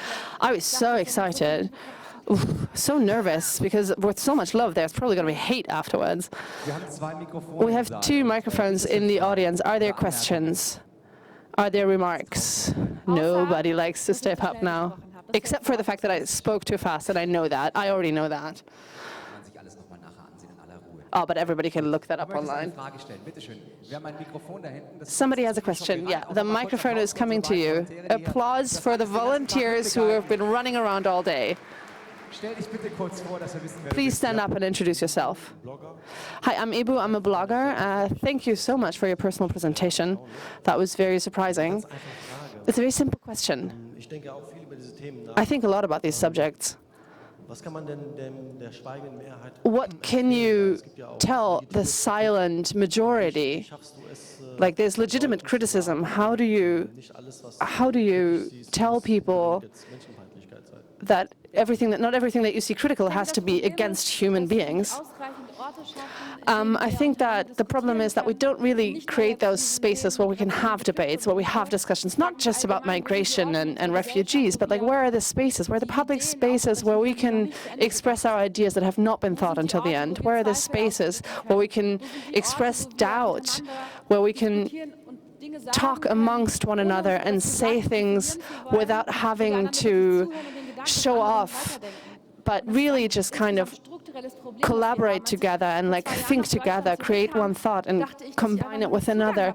And for 2 years ago, when I came back to Germany, I just didn't think that I had access to these spaces. And I started asking around, because the internet used to be this space where I could think and grow, but I don't feel that that's the place anymore. The internet is the place and space where you can present the ideas that have been thought through.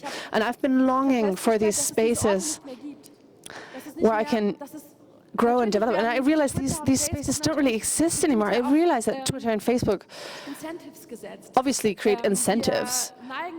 We tend to use what has been said and what we say and like put it on show and display and show our cool way of thinking and how cool and reflective we are when it comes to the problems of the world. But honestly, I'm really interested in all the things that we're not expressing. How can a democracy function and work when we don't have spaces where we can fundamentally question things, where we can question things without being judged for these questions? And because the lack of these spaces I believe the lack of these spaces where we can, without judgment, without wanting to trump the other one or show off and be better than the other one, because the lack of this space where we can continue someone else's thought, we have these situations where we have the feeling that we can't address certain things that we are unhappy with. I've been traveling across Germany and was with many parties and with like green colors, that there's people in local politics where they feel they can't really express certain concerns anymore. And they felt very limited and numbed by that. I think we need to look at that. We need to pay attention to that. We need to talk a lot. We need to debate. We need to discuss. We need to think. And that will be the solution to resolve this. And we have to stop seeing ourselves in relation to hate and look at the discourse that we're having. And we need to create the spaces for ways of thinking, ways of doubting, ways of creating new ideas. Are there any more questions from the audience? Well, then I think you've said many, many important words, and we can let them stand them on their own and Twitter them and share them. Thank you very much. And thank you guys for listening in to our translation work. If you want to give us feedback, you can do that under the hashtag RP17EN on Twitter. And this talk was translated for you by Siri and Merle. Die heißt einfach auf gut Glück. Und ich glaube, das könnte auch so ein bisschen vielleicht euer Grund sein, warum ihr auf die Republika gekommen seid, oder? Man geht in die Sessions einfach auf gut Glück, weil es ist irgendwie alles gut, oder? Das funktioniert immer irgendwie, man kriegt irgendwo die Inspiration her. Und deswegen ist die nächste Session auch mit jemandem, der quasi dieses Konzept seit Jahren lebt. Und ich weiß nicht, ob er schon so weit ist oder nicht. Ja. Okay, dann begrüßt mit mir bitte mit einem tosenden Applaus Johnny Häusler. Ja. Dankeschön. Ich nehme einfach dein Mikro. Egal. It's Feeling Lucky with Johnny Häusler. This is Siri and we are continuing. Thanks for listening. I hope your headphones are calibrated. We start. I wanted to do a mic drop once in my life, but maybe on a conference where I don't have to pay 18,000 euros. No, let's not do that. The good ones, the good Sennheiser microphones. Hello there. Sorry for being alone at the moment. Tanya and me were announced. Tanya is here, but she hates to be on stages. She said some people like it, some people don't. She belongs to the latter, so please understand. It's okay, you don't have to force everyone on stage if they don't want to, yes? Me, instead. I love it. And I hate. It's a shitty start for Laugh Out Loud. No, I don't like it when people are unprepared, and it's doubly bad that I am one of these people. It's because talk I wanted to do was I couldn't finish because I tweeted at AfD assholes, tried to discuss with them on Twitter. And I had listened to Sascha Lobo's talk yesterday, and I would say I wouldn't do it for a year because it's not good for your psyche. Sometimes I said, sorry, I have to block this now because, yeah, this just gave me a bad mood. You know these debates, when you try to be nice with each other, just change the topic all the time, and it's about Xavier Naidoo, and that he isn't allowed to sing what he wants, and Jesus, dude. Yeah. So let's start with an important thing I want to say from the heart. I wanted to have 30 seconds of ads for this year, 2015. Tanya and me announced on the Republika some kind of Republika for the youth, because after our book, blah, we had speeches for 3 years with pedagogues and parents about media competence, and maybe something more for the adults, like the hate speech campaigns that are directed at the youth. I think maybe it's more something for adults, but it's another topic. We said we want to have a conference for youth. We did. 2016, we had it the first time in Berlin. It was 3 days in Berlin with 1,000 youth who heard speeches by YouTubers and others who are active on the net with this generation, interact with this generation. They had workshops, they discussed. Very interesting. If you have open mics with teens, what falls away is this introducing yourself, like it's not that bad on Republika, but on other conferences, you open the mic and someone says, yeah, I had written a book 2 years ago on the same topic, and yeah, it's just about showing off, but teens are just saying the question. With 15 or 16-year-olds talked with YouTubers about why they have these sexist preview images, and it was pretty great.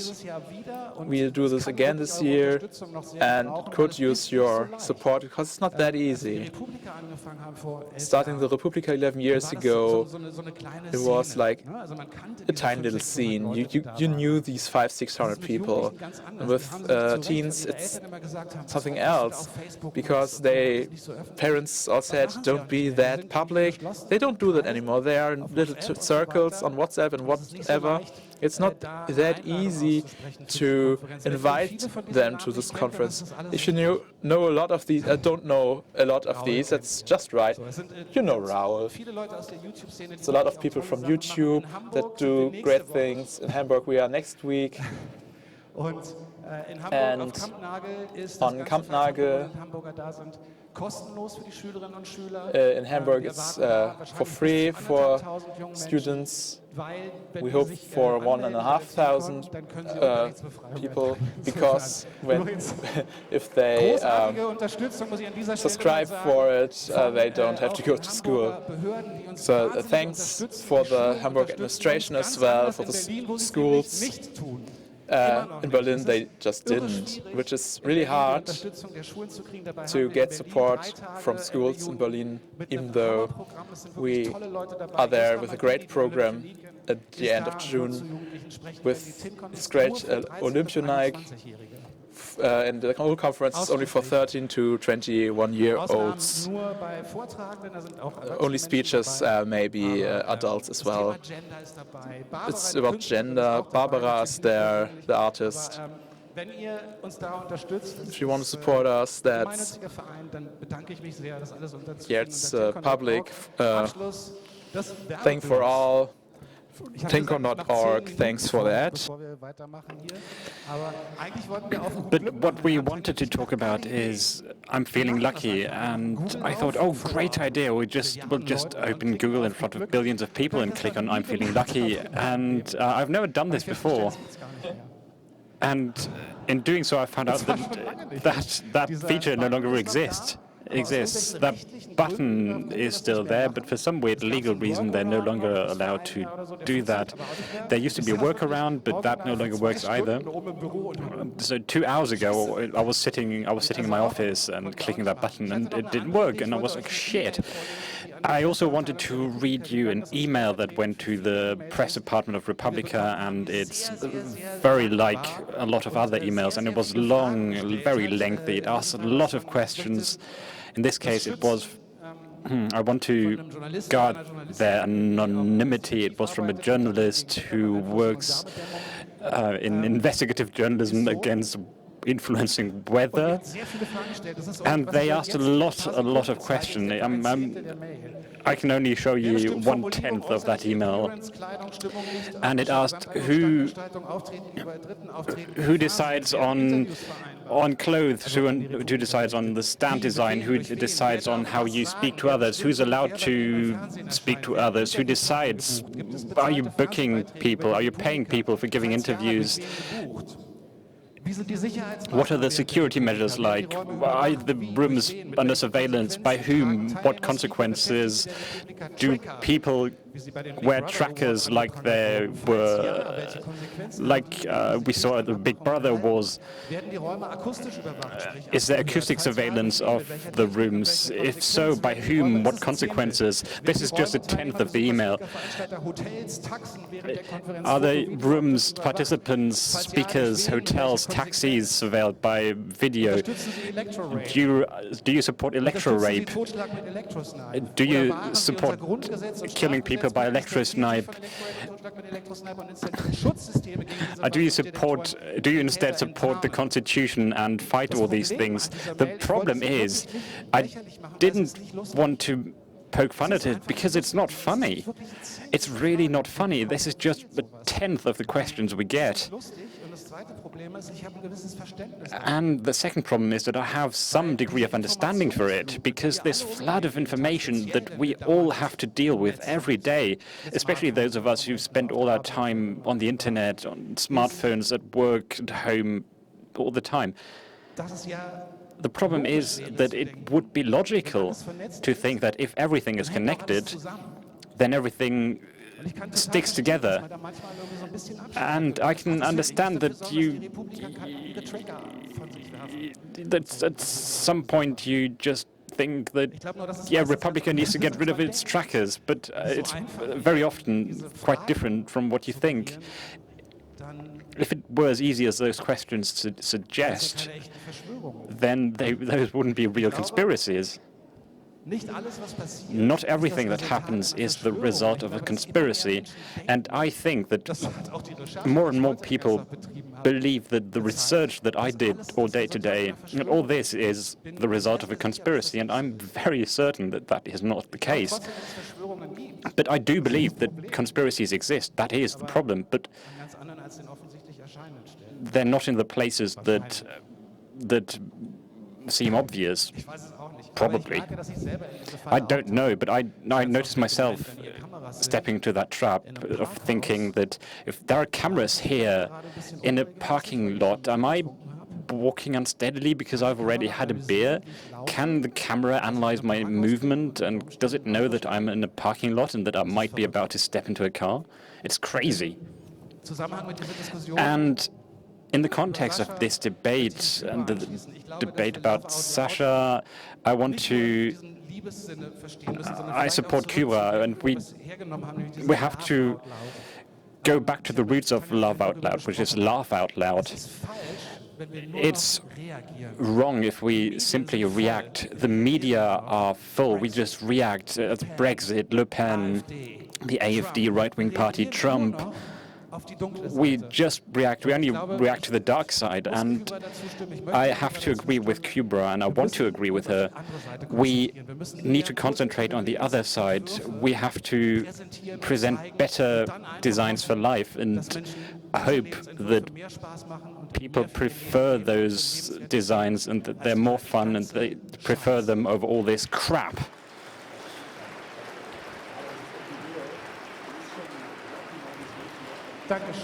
Thank you.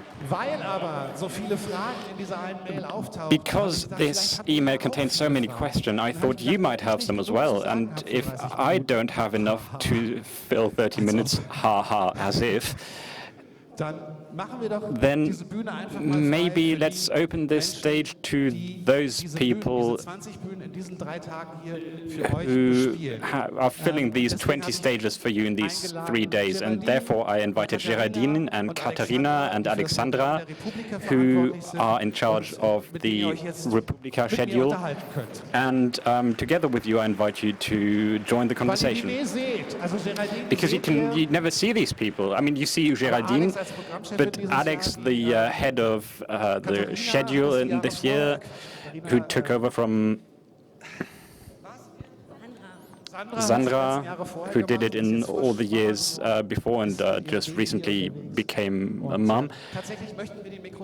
And we want to open the microphones. So if you have a question that you never dared ask, then ask it now.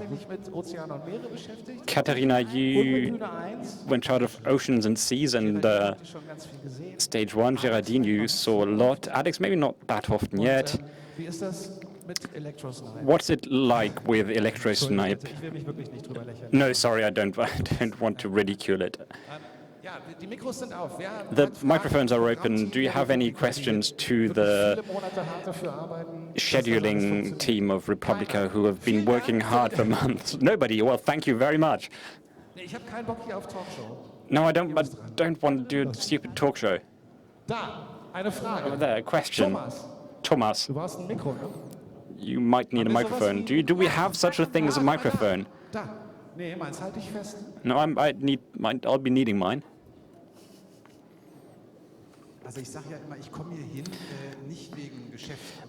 I always say that I don't come here for business talks.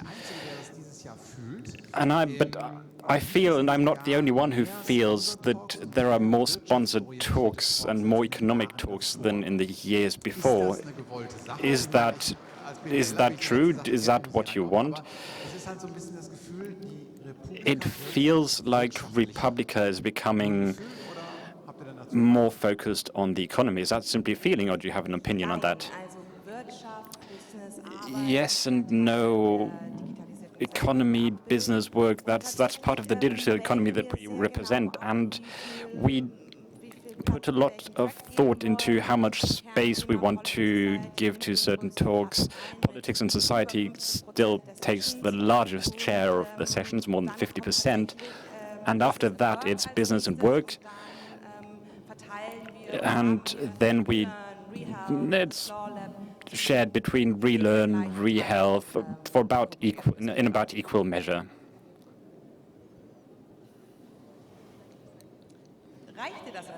Is that enough of an answer, dear Thomas?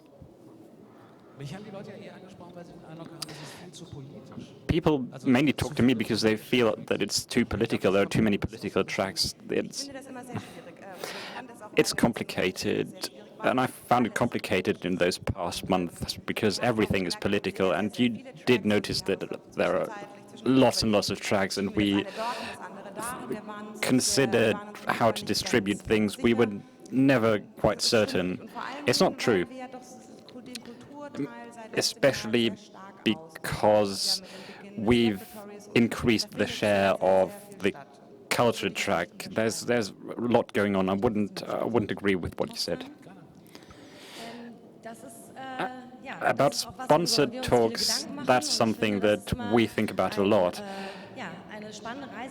It's always an interesting journey that we embark on each year. We need partners and sponsors for Republica to make all this possible. And we love the partners who are open to discussion. We had lots and lots of sessions last year where this was part of the thing, where people who were not an inherent part of our society, but we took them along. And when companies are open to this kind of talk, and when it's possible to create a schedule together, then it's nice, and it results in nice things. But it's difficult when people want simply a space to do their own thing on our stage, and we have to be careful to make sure that it fits into our schedule and where to draw the line. That's not always quite easy. And it's always a way of engaging people in things that they wouldn't see in another context. And we want to allow things from more different contexts and want to encourage people to join a talk where they don't know what's going to happen. That's good for both sides. There's also a lot to be said for the call for papers as far as the business track is concerned. That was an interesting journey those past years. Poke me if I tell too much. We sat there and we were wondering if we should maybe abandon that category. Who wants to see all those coaching and those pitches from companies and startups and all that. Who wants to read that in our team? Because we know we don't want them on our stages. And in the conference, in the communication before the event, we want to make sure, want people to know that we're not looking for that, but we want interesting business talks. And that was one of the reasons why we co-founded the Global Innovation Gallery, because we noticed that there were not enough interesting topics, and we were looking at what other countries are doing, and that developed into its own track. But this is just an appeal. We're still trying to figure out how to read a good call for papers, how to write a good response to a call for papers, because all this kind of pitch where people want to promote their own company or want to tell people how great they are, we'd be happy if we got fewer of them in response to our call for papers. That call for papers is a tricky job. You got 1,050 replies, and all of that has to be read through. I have to admit that I only read a part of them, because many of you may think that it's really interesting. I'd love to see that. And we have our system where all the replies come in, and you sit there for the first 15 minutes and you think, oh, brilliant, people have such great ideas. Hate speech, hate speech, hate speech, hate speech, business, the CEO or whatever. It's difficult because you want to read everything, but after reading 20 drafts for a talk, you're no longer capable of making a good decision. That's why we have this committee. Yeah, we started it last year and we extended it this year. It's a great way of embedding the community into our system. There were people who knew the initiating thought of Republica very well, who have been here for years, and it was a great help in our judgment, and it allowed us to embed the community, as I said, especially for the political talk and for business and work. That was quite essential. And the four of us can't be great in everything. We have too many stages for that. Yes, and as Republica, we have to embed our community in judging the talks. Also, the calls for paper are submitted anonymously, so if you're not part of the committee, you don't know who submitted a reply. And for the advisors, the name of the person who submitted the talk, it's the name doesn't count, and it can actually work against the people who have been here for years. Yeah, more questions. To the left, there's someone. Yeah, to the left, to the right. I'm showing it because so it's easier from your perspective. There's one. First row. 7F.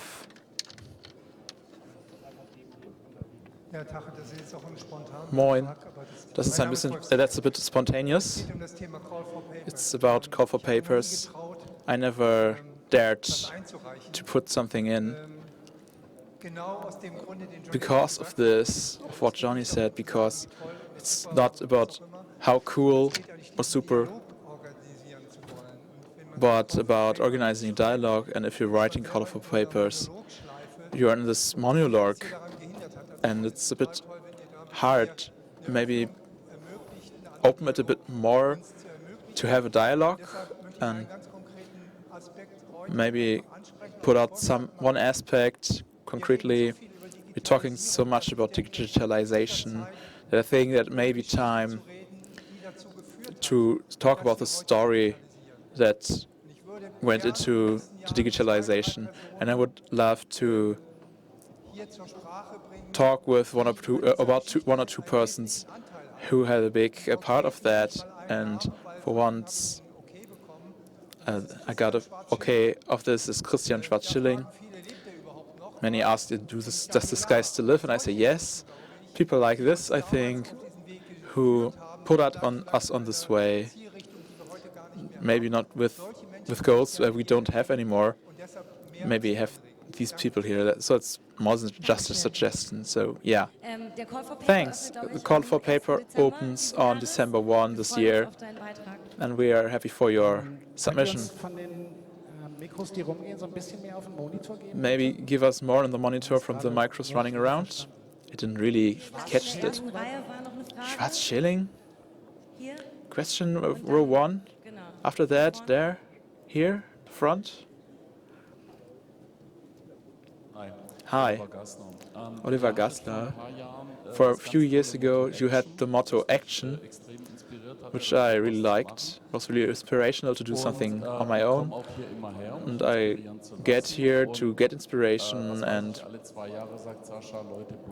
every 2 years Sasha says blog more, or Kybra or you, do more.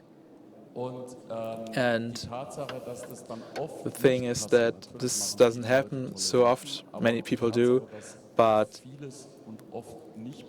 much is often not happening. This frustrates me a lot. And what I would seek for, and what I think is a nice laboratory here to make something, would be, yeah, do a little cell. Let's talk about this. I'll call this like, well, 1 to 3 talks or impulses, and get through with this. And if we have many of those, then maybe not me alone in being frustrated. Maybe you're frustrated as well. Yeah, that's an impulse. So, and a question, I don't think you're not thinking about this.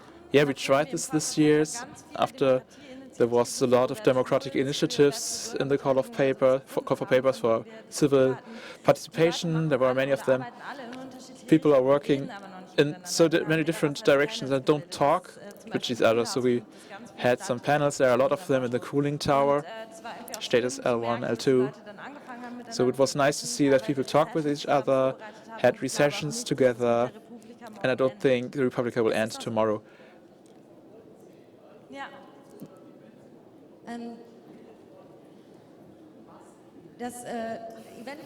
The event Cooling Tower Kühlhaus is happening now. So there are the meetups. So because next to the talks and the stages, we want to have spaces where people could meet up and talk about actions. So people who are interested in a topic or part of a community might have space on the Republica to meet up. And even without presentation or an agenda, talk to each other.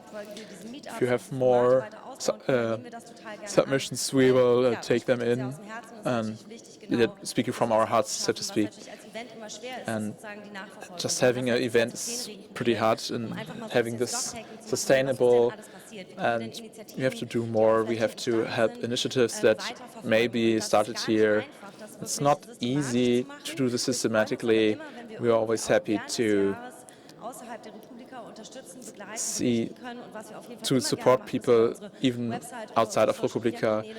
Go to our website or through our social media channels, so you can share this and go on with it. There's another question. Yeah, just a small thing. Ibush, I'm blogging sometimes.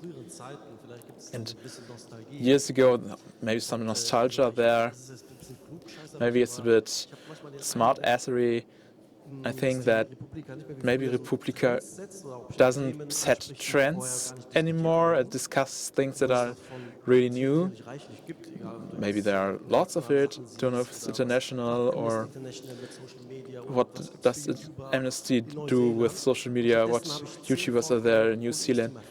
Instead, I have 10 talks about fake news, which is maybe important, but I feel like we are just looking at it retrospectively and what is happening to people who are coming here. But I really would like to see things that are not in the focus of the broader masses. There was this e-sport talk I found really great, because many people maybe don't even know it. But things in the net we don't really know what NGOs do in Africa, for example. How does financial system in Kenya work? That's really interesting. Yeah, and Amnesty International was on stage 1, has another talk. Today, Jordine's whole gig is about this. We have 50% changed up audience. We're really happy to have you here at this 10th time, but we have to think about the people who get here for the first time. We have to have talks with expert knowledge from all areas, but we need to do this basic talking. And yeah, the spectrum is really hard, but we try to have it so everything that's in daily politics and everyone is talking about, all the headlines. But me, I'm coming from social media campaigns in Zimbabwe, and before that, stage 9, there was indigenous people who are experiencing the internet and discovering it for themselves. We try to get into the niches, but we're also happy about knowing more about this. 2 years ago, the motto was Finding Europe, and our job here is to give interviews and show off Republica to the outside world, and we have to explain, Finding Europe, what does that mean, Europe? Nobody would ask this today anymore. And sometimes I think we have the feeling that there may be something we have to catch. Would that happen all the time? I think in 2 years there would be love everywhere, and it would all be very nice. Hi, I'm Katharina. I'm blogging a bit too. I didn't have any questions before, but now I'm getting here every year. There's a long way for me. We're living on Gran Canaria, so it's a long flight. Yeah, thanks for coming. Well, thanks. Republica is a highlight every year. We're not flying here for nothing. It's really important topics that come from my heart, and you do a great job. Thanks for existing. Thanks. But thanks you too. It's so cool, so touching. Thanks for being here. Thanks for coming the whole way, and thanks to you all. I don't know if you're from Kreuzberg or Gran Canaria, or maybe I tell the story from our speaker on stage 4. He came from Zimbabwe, had a talk in a call for paper, and they did everything themselves. Had the session, did the flight, visa, and we got a mail 2 days ago on Twitter that he couldn't have traveled with a plane because he had a Schengen visum, but it was from France. But we had contacted Ethiopian Airlines, talked to border police who said it was the airline. Of course, you can't fly to Germany with a Schengen visum, even if it's from France. And we could have said this person has to come, and it happened that it was fine. But he tried to find a new flight via France and wrote and said, I walk from there, I don't know, I will walk, I will fly, I will ride a bicycle. Who knows? This is the greatest thing to have happened to us, and it's really cool for all the people who are doing so much to get here and do things here. Yeah. Yeah, and in the end, he did write a mail, and he said, it's sorry. Of course, the speaker can fly to us from Harare. He is speaking now, just spoke, it's very fine. Well, we have 1,171 speakers on Republica. Alexander Wolf, Katharina Meyer, Geraldine. Thanks for listening, thanks for helping. Yeah, no problem, Johnny. Geht hier noch weiter, ne? noch And Action. thank you for listening to our translation. If you have any feedback, don't hesitate to share it on Twitter under the hashtag RP17EN. We have been Siri and Philip. Thanks for listening.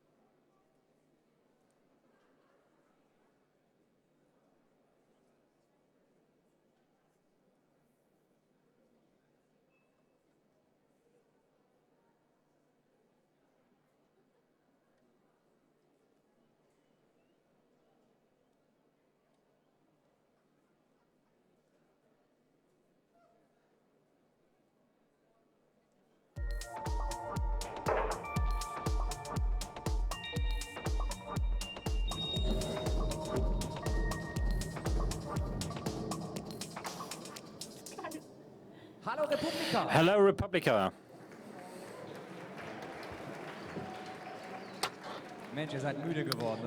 You're tired, aren't you? But I have a nice thing for you. The next session may contain traces of fake news, but it's in the form of an interactive game show. Please welcome together with me Theresa Locker from Motherboard. Hallo. Hello. Ihr könnt es wahrscheinlich schon überhaupt nicht mehr hören, aber ihr seid da nicht alleine. I think you probably can't hear it anymore. You're not the only ones. I can't hear it anymore either. I want to present to you a research about fake news, and I promise you I won't be talking about this, like using this word anymore in a second. We did an actual research about the topic at Motherboard, and we wanted to look at whether fake news are an actual problem in Germany. How common are fake news in Germany? So we don't have Macedonian bloggers or teenagers in Germany which are sitting in some garage and are publishing tons of fake news, but we wanted to get numbers into this debate and don't just make the term fake news more wobbly. So we wanted to look at how broad fake news are used and like how they are spread and how you can differentiate between them. So what's quite obvious is the problem. What actually is truth and what is subjective and what is objective, and also what, like fake news is a very broadly used word which has a lot of different meanings in different contexts, and we are kind of a small team and we don't have a ton of resources. So we were thinking about which media can we use, which media can we analyze, where fake news are spread, and we were considering websites, but we decided against looking at websites, but instead we wanted to see, we wanted to have a look at Facebook because this is where fake news are most commonly spread. So obviously we couldn't look at all media at the same time. So we decided to only have a look at 8 press sources. So we looked at Sputnik and Epoch and the Huffington Post and the other ones. So we wanted to look at sources with a lot of reach and with a lot of likes on Facebook, and also have a lot of clicks on their actual website. So it's not only spread on Facebook, but they are also clicked on and are looked on their own website. And we also wanted to look at Focus Online and Spiegel, so more established news, which are also have different resources and have they want to be mainstream news, and we also wanted to have a look at ourselves because we didn't just want to exclude it, so we also looked at Weiß Germany, because Motherboard is part of Weiß Germany. So we did analyze this for 6 days and analyzed 2,000 posts in total. So we kicked out the news which don't have an actually news intent to inform people, like recipes or just pictures. So if it was actual news, then we had to look at it. So that limited this 2,000 posts down to like fewer ones. So we had a look at the news itself. So how likely is it if people are usually not even going to the website, but are probably only seeing the Facebook post, which is probably manipulated, what is going on there? So we had 3 categories we looked at. So there is not the absolute truth, but we wanted to get close to it. And that truth is something which is a news item which is founded by different sources and is journalistically relevant. And then we introduced 2 different other categories, and one was like meh, so that's something which is somewhat based on facts, but is very sensational. And then we had the 3rd category, which is just wrong, which is not true, which is not verified, so something which just doesn't have any original sources. So I wasn't the only one looking at this, but I had the help of 2 colleagues. And we put this Facebook post into a spreadsheet and looked at how often they were shared on Facebook and which category we would put them in. So, and we also worked with always 2 people looking at them. So, and if the 2 people didn't agree, then the 3rd person also had to look at it again to decide on a category.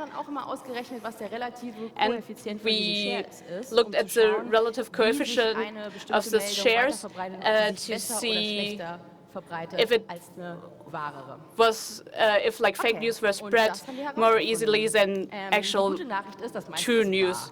So the good news is the most posts were true. So we're in the 1st category. Most of the posts which we looked at were falling into this 1st category. But like there were also quite a lot of news which we classified as fake news, and also some news which were in the category meh, so were not really journalistically verified news. This is a quick overview about our research. So you have the percentages, how much these sources are posting verified news. So green is the true news, and we also had a look at ourselves. So we are having 92% verified news, and which we are quite happy about. So, and we are quite happy about this. This is because we are also interviewing like different people and having different viewpoints on certain topics. One of our biggest results is that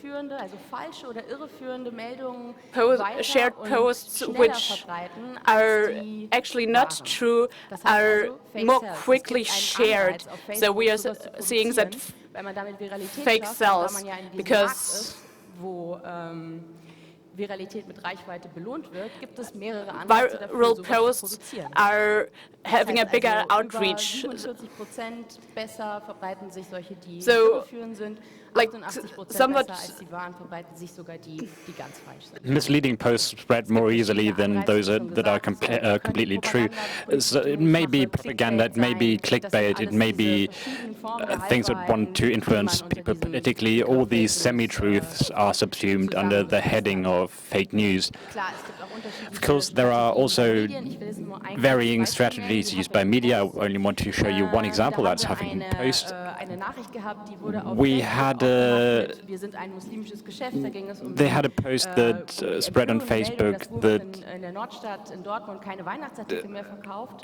told the outrageous story of how Woolworths in Dortmund stopped selling Christmas decorations, and it was essentially they took it from another newspaper that heard it from another newspaper that heard it from somebody's grandma. Nobody actually went to that store and got confirmation. But what Huffington Post did is they posted on Facebook like this, and when you actually click on the article, then they actually go into more detail and tell the true story of what actually happened. So they want to raise emotion by doing this. It got hundreds of shares, but in the actual article they tell a different story. So this is how these half-truths spread via Facebook. There's also exaggeration. You can see how this exaggeration mounts and intensifies when as article traverse the media. This is an article from Russia Today, and asylum seekers in Denmark apparently being endangered because they can no longer be relocated, and then Huffington Post turned it into no more refugees in Denmark, and then Epoch Times turned it into no more immigration to Denmark, and then that spread to right-wing blogs who exaggerated even further, and it had this initial seed of truth. And next time we do this, because this was only a beginning and it wasn't broad enough, it wasn't long enough, maybe not complete enough. Next time we would like to do this over a longer term, because 6 days, if you only do 6 days, it very much depends, the interest very much depends on the political events that happened during that time. Next time we'd also like to include the smaller right-wing online magazines, and the data that we gathered is going to be uploaded. You can read the research on Motherboard. And one more important lesson, next time we're going to use a network tool, because we did everything by hand, because we didn't realize that that was possible. Thank you.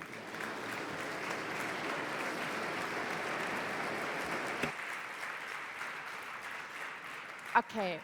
Und jetzt würden wir das gerne mit euch ausprobieren, And now we'd like to try this with you, and we want to play a game with you to show you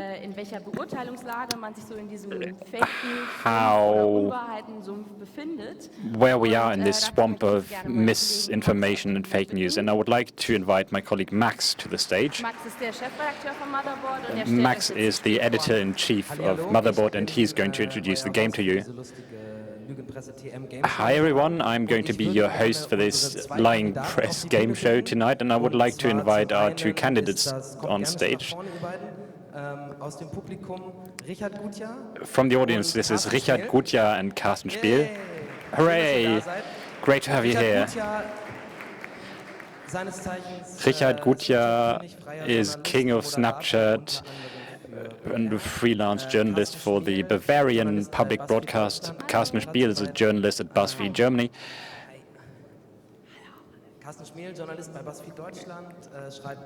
He writes for BuzzFeed Entertainment, BuzzFeed News, and all around internet truffle pig. That could be a tough face-off tonight. I'll explain the rules. Teresa is going to show you one post each, and you have to decide which of the media that we looked at might have posted that post.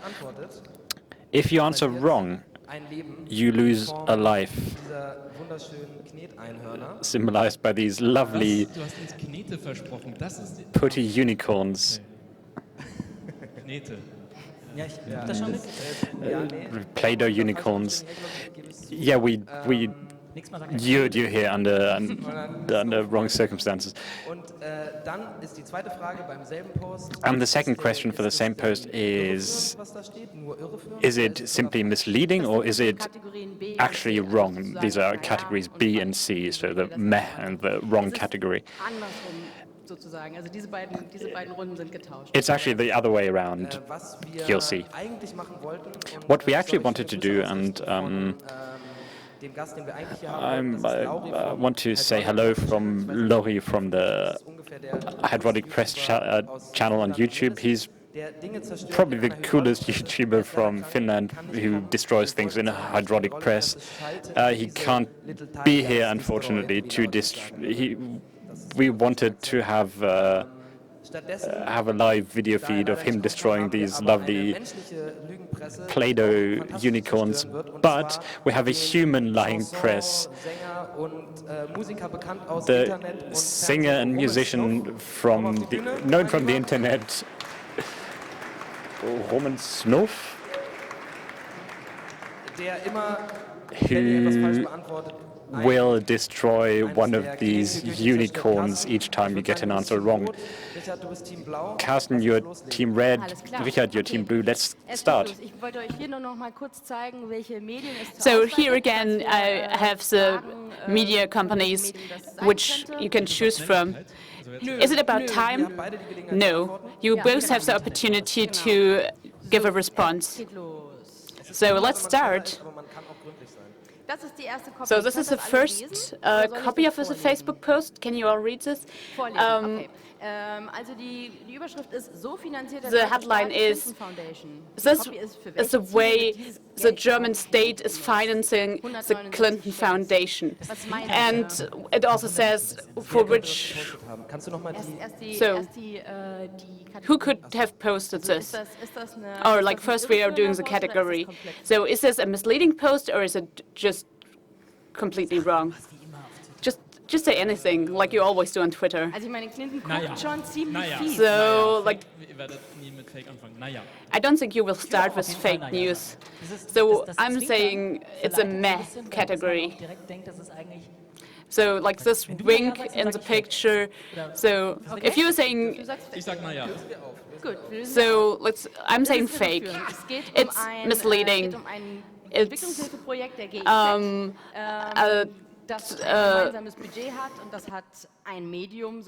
a humanitarian aid project by the GIZ, and they made it seem as if the Clinton Foundation financed this directly. So we'll see him take the life of one of these lovely figurines. Okay. Und Richard, ich glaube, du liegst vorne. Du liegst jetzt vorne. I think, Richard, you are now first. So, who do you think might have posted this? I think it was RT. Yeah, I'm agreeing, RT. No, it wasn't. It was Sputnik. It's there is a youth program which has a different kind of orientation. So a second life goes. So please smash the second life. Okay. Okay. Wir machen weiter. 2-1.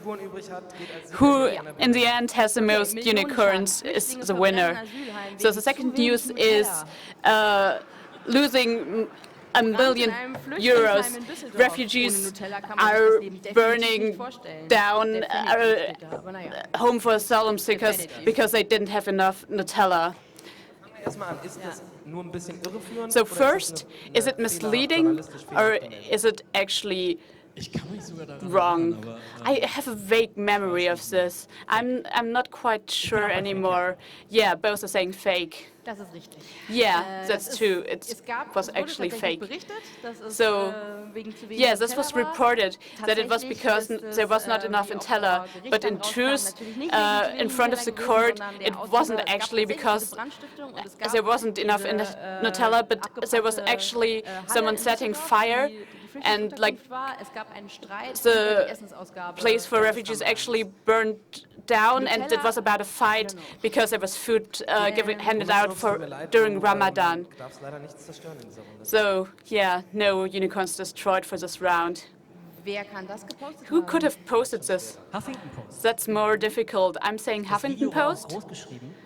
Also, video was like with a capital letter, so, and I'm also thinking the picture was quite a good picture. So, can we have another look at this post? Yeah, that looks brilliant. So I would click on this just because of the picture of the Nutella. Nutella is kind of clickbait. I'm saying focus online, but they don't have video. You always say this like very quotable sentences, so I'm actually joining. It was Sputnik again. So now you can smash 2 more unicorns. Alles klar. Okay, so Richard is still ahead with 1 point.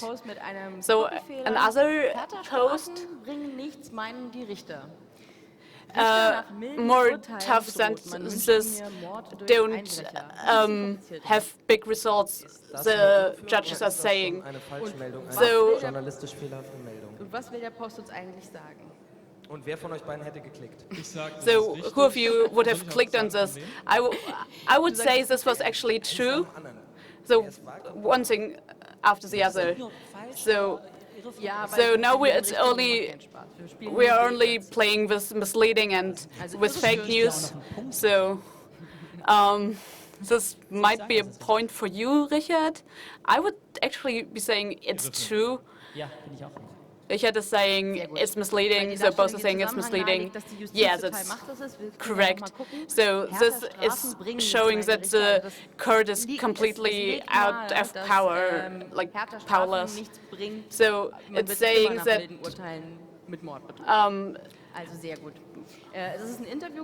So this was an interview with a judge, and well, it had 100, like a lot of shares, I didn't get the number. It might have been posted by Huffington Post.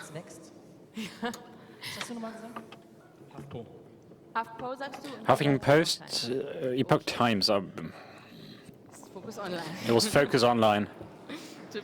I'm sorry. If you'd said Bild, it would have been true as well. Oh, 2 wrong answers, 2 unicorns lose their lives. I'll just say, if I just say the wrong thing, the same thing as Carsten, there's no way I can lose, and I only noticed this now. Now something from sports. Premier League's players were getting injured by on purpose to spend Christmas with their families. Oh, seems legit and understandable, right? Is it misleading or simply wrong? And this is the second to last round, so Carsten, try your best.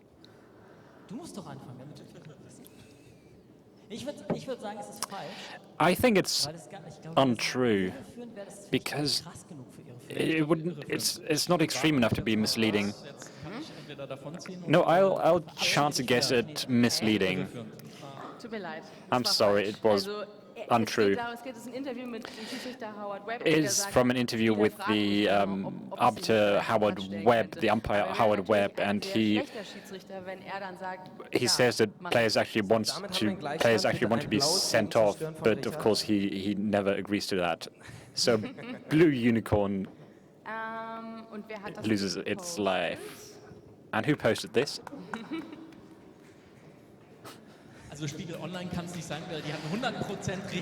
It can't be Spiegel Online because they got 100% right. They have a new design with a Comic Sans thing.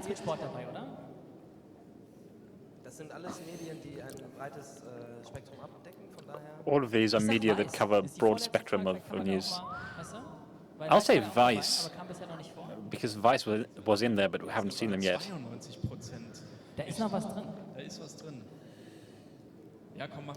Let's say Vice. You're right. Das war von uns. Sehr schön. So, haben wir noch eine? Eigentlich haben wir noch eine Stage Management. Können wir noch eine Runde spielen? Can we do one more round stage management? We started later. We get one more round. Ich nehme I'll take this one. Ja? Okay, dann nehmen wir... It's too complicated. Let's take this one. Also, gedenken wir Osama Bin Laden. In memory of Osama bin Laden, he was a thief and a terrorist, but he had a great singing voice. Justin Trudeau praises Fidel Castro and the internet strikes back. Do you not believe that he actually said this? Is there not a nugget of truth in this? Is it maybe just misleading? I'm sure the internet really did strike back. It's hard to define what might be true in this. Maybe the spelling might be correct. I'll just say misleading, so there's definitely a winner tonight. Yes, it is misleading, because what was in quotes was not said by Justin Trudeau. It was just some tweet sent by someone on the internet that struck back, apparently. Oh, what a brilliant hashtag, Trudeaulogies. Trudeau eulogies. Who might have an interest in posting this? I was going to say RT. I was first. Why can't we say both the same thing? Es ist Spiegel. It's Spiegel. Tut mir leid, es war ein Artikel Both wrong, I'm sorry. It was an article on Bento, but it went on to Spiegel Online. Ja, da hast du auch keine verloren.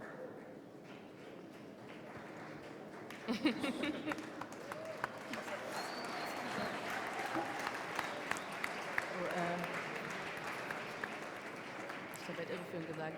Carsten, was hast du bei der I think he said misleading. What did you say for the first? Falsch. Okay. I said untrue. Dann hat Carsten aber falsch geantwortet und verliert noch ein But Carsten answered wrongly. He has to lose one more life, which means that we have a winner. Please destroy one more orange unicorn, and this means that the winner. First round of applause for Rubbelsnuff. Thank you so much. The second winner in this imaginary Republica feed and our Lying Press game show is Carsten Schmier. Thank you for coming. And we have a winner, that's Richard Gutjahr. Thank you for being here. You won. This Play-Doh is yours. And thank you for coming. If you have questions or criticisms or suggestions, we're very happy if you engage us in discussion at Twitter or at our stall upstairs. We have a nice couple of sofas in the laboratory. And tomorrow at noon we're going to have a talk where we report on the background of this research, and we'd love to tell you more about it. We'd love to discuss the categories and the terms with you. Thank you for coming. Thank you for listening. Thank you for everyone on stage. Ein großer Applaus nochmal. And a big applause for everyone. Hier sieht's ja aus. And thank you for listening to our chaotic translation. If you have any feedback, then don't hesitate to share it with us on Twitter under the hashtag RP17EN. And your translators tonight were Katie and Philip. Thank you for listening. Der Amboss muss wieder weg. Das räumen wir alles auf und ich soll jetzt irgendwie 5 Minuten überbrücken mit Reden. Ich könnte Schattenspiele hinten an der Projektionsfläche machen, aber das ist... Nee, das ist mir zu Austin Powers mäßig. Dann kommen irgendwelche schlimmen Bilder ins Internet. Machen wir nicht. Gut, dann gehe ich jetzt einfach kurz wieder aus dem Licht und sobald wir hier ein bisschen aufgeräumt haben, geht es in 2-3 Minuten weiter mit dem Peng-Kollektiv. Bis gleich.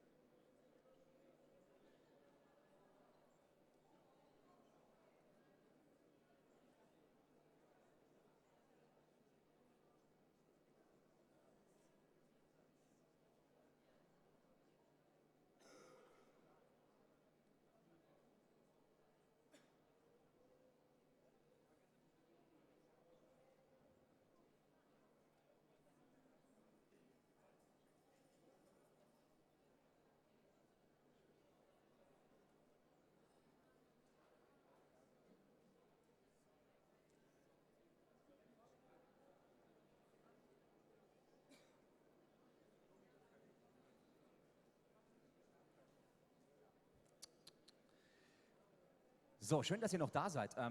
Jetzt kommt gleich noch ein Programmpunkt, der ist nicht im Programm stehend. Wir bauen gerade noch so ein bisschen um. Irgendwer muss übrigens nachher Alex helfen. Ein kleiner Applaus für Alex, das ist unser Kameramann, der hier mit den Schienen umeinander fährt. Und ich mache mir ein bisschen Sorgen, wie du heimkommst, weil die Schienen gehen irgendwie nur von links nach rechts. Und ich weiß nicht, welche U-Bahn-Station das dann später wird. Gut. Ich warte noch ein bisschen, bis es ein bisschen füllt. Vielleicht wird es auch nicht mehr voller. Überbrücken ein bisschen die Zeit.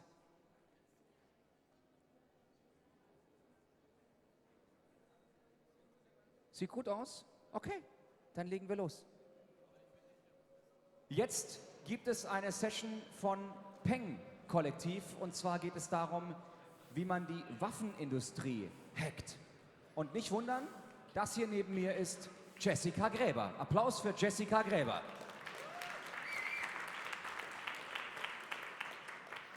Ja, vielen Dank.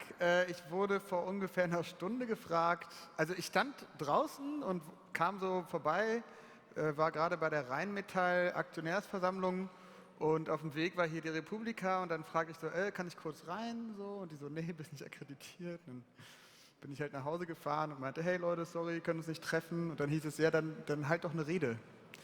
Und jetzt bin ich tatsächlich hier. Ich habe deswegen keine ganz ordentliche, slicke PowerPoint-Präsentation, aber ich werde euch ein bisschen erzählen, was wir die letzten Wochen gemacht haben. Wir haben mit dem Schauspiel Dortmund zusammen alles gebaut, was wir konnten, um die wirklich sehr verschlossene Waffenindustrie irgendwie zu hacken.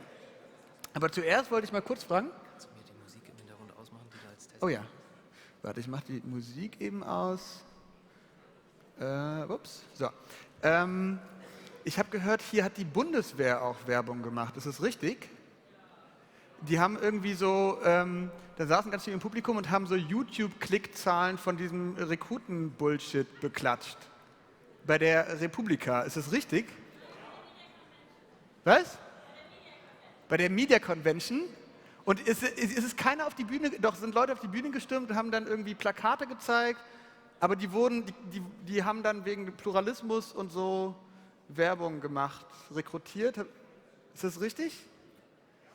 Okay, also ich wollte es irgendwie nur so aus einem inneren, leichten Verwunderungsgefühl vielleicht nochmal nennen und aufrufen dazu, dass wenn man sowas im Raum hat, da kann man ja auch protestieren, genauso wie man sie einladen kann man sie auch vielleicht da einen kleinen Protest organisieren. Das nächste Mal freue ich mich natürlich, wenn da ordentlich protestiert wird.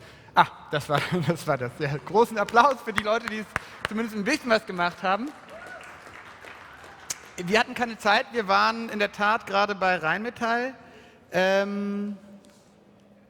Ich würde jetzt, also die Geschichte fing damit an, ich war im ICE nach Dortmund zum Schauspiel und wir hatten gerade überlegt, was können wir denn machen zu Kleinwaffenexporten. Und wer sitzt in der ersten Klasse? Gabriel, ja, mit seinen Bodyguards, und dann habe ich dem diesen Zettel übergeben. Und dann haben wir uns ein bisschen unterhalten und der meinte damals, naja, er findet das ja toll, Kleinwaffenexportstopp, aber da muss man den Außenminister fragen. Der hat bestimmt ein Problem damit. Und jetzt ein bisschen später ist er Außenminister. Und Zypris, die in den Wahlbausteinen gesagt hat, die ist auch gegen, also Kleinwaffenexport ganz kritisch und so, ist Wirtschaftsministerin. Das sind die beiden wichtigsten Ministerien, um sowas Exporte zu erlauben oder eben zu stoppen. Also, darin habe ich gesagt, bitte machen Sie das, sonst müssen wir das machen. Die haben nichts gemacht. Und dann haben wir erstmal überlegt, was sind die 3 Wege, wie man die hacken kann. Wir haben lange recherchiert und analysiert und rumgesponnen und dann gesagt, gut, die stärksten Verbündeten aus der Politik, das ist die CDU, CSU, die muss man irgendwie aufknacken, die irgendwie dazu wecken. Und dann haben wir halt einen Ortsverband gesucht, den es nicht gibt. In Schwenke gibt es keinen CDU-Ortsverband, also haben wir cdu-schwenke.de gebaut, also extra schlecht mit diesen Forenbeiträgen. Und dann haben wir CDU mit Gefühl die Kampagne gestartet in deren Namen und das war die CDU-Ortsverbandsvorsitzende aus Schwenke. Und ich würde euch vielleicht an der Stelle, ich habe halt nur Bilder jetzt, ne? Bevor ich zeige die Reaktion, wie es bei Fox News landete, zeige ich. Wer kennt das? Wer hat das schon gesehen? Okay, ein paar haben es schon gesehen. Ich gehe da mal kurz rein ins Video, ja? Ich will es nicht zu lang machen. Guten Tag. Ups, mein Name ist Moment. Brigitte Ebers. Also, dann haben wir schnell jemand gecastet, die ist vom Sprecherchor in Dortmund und los geht's. Guten Tag. Mein Name ist Brigitte Ebersbach und ich bin die Vorsitzende des CDU-Ortsverbands Schwenke. Seit Jahren engagiere ich mich mit den Bürgern und Bürgerinnen unserer schönen Stadt in der evangelischen Friedensarbeit der Gemeinde. Seit der Flüchtlingskrise werden wir täglich vor unserer Haustür mit den Konsequenzen von Gewalt und Krieg konfrontiert. Aber wer bringt all dies Elend in unsere Welt? Leider auch wir. Deutschland ist weltweit der drittgrößte Waffenexporteur. So, Damit es geht dann ist so unser weiter. Land Ach komm, an eine dem Minute noch. Teufelskreis Das schaffen von wir. Gewalt und Tod beteiligt. Besonders sogenannte Kleinwaffen, das heißt Pistolen und Gewehre, fordern unzählige Todesopfer. Experten schätzen, dass 90% aller Kriegsopfer weltweit durch Kleinwaffen verursacht werden. Als überzeugte CDU-Politikerin, Mutter von 2 Kindern und als Christin vor Gott kann ich dieses Handeln nicht länger mitverantworten. Werte Frau Merkel, durch Ihren unbeirrbaren Glauben an die Grundsätze menschlichen Zusammenseins während der Flüchtlingskrise haben Sie sich weltweit als christliche Kanzlerin einen Namen gemacht. Im Artikel 26 des Grundgesetzes ist Deutschland verpflichtet zum Frieden. Wir möchten Sie deshalb bitten, auch weiterhin an unseren Glaubenssätzen und der Ethik festzuhalten und in der nächsten Legislaturperiode sich für einen Exportverzicht von Kleinwaffen stark zu machen.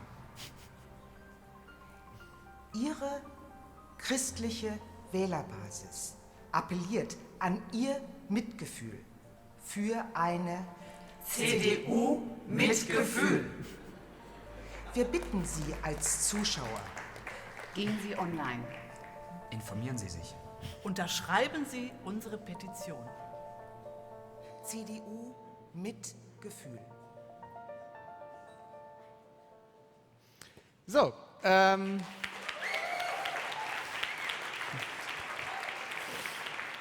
vielen Dank. Ich weiß jetzt gerade gar nicht, was ist denn hier jetzt wieder los? Ich muss jetzt ganz schnell wieder... Nee, das ist das Falsche. Entschuldigung, das liegt daran, ich habe das... Da ist es, genau. So, wir haben also die Petition gemacht, dann haben wir das losgelassen und wir dachten uns, ob das irgendwer nimmt.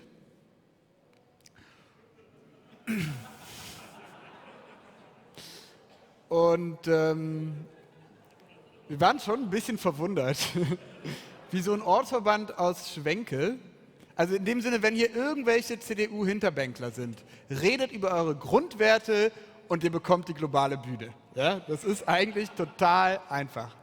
Und ja, dann ging das relativ berserk.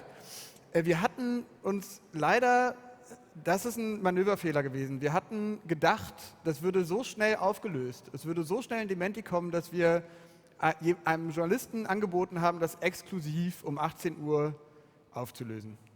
Aber während die gesamte Welt global sich freute darüber, hat die CDU einfach komplett dicht gehalten und die ganzen deutschen Journalistinnen haben irgendwie wahrscheinlich gemerkt, da ist irgendwas schräg und so interessant das ist, wir lassen die Finger davon. Ja? Also wahrscheinlich waren da die Leute von Motherboard irgendwie, haben denen gesagt, pass auf, das sind die Techniken, an denen ihr das erkennt. Und in Deutschland hat es halt kaum jemand aufgenommen, außer der deutsche Arm von Radio Vatikan. Gut, und dann wurde es eben aufgelöst. Dann haben wir danach gedacht, wir müssen irgendwie die Produkte madig machen und haben im Namen von Heckler & Koch in den USA, wenn man auf Heckler & Koch USA geht, da kann man sich gucken, was sind die lokalen Dealer.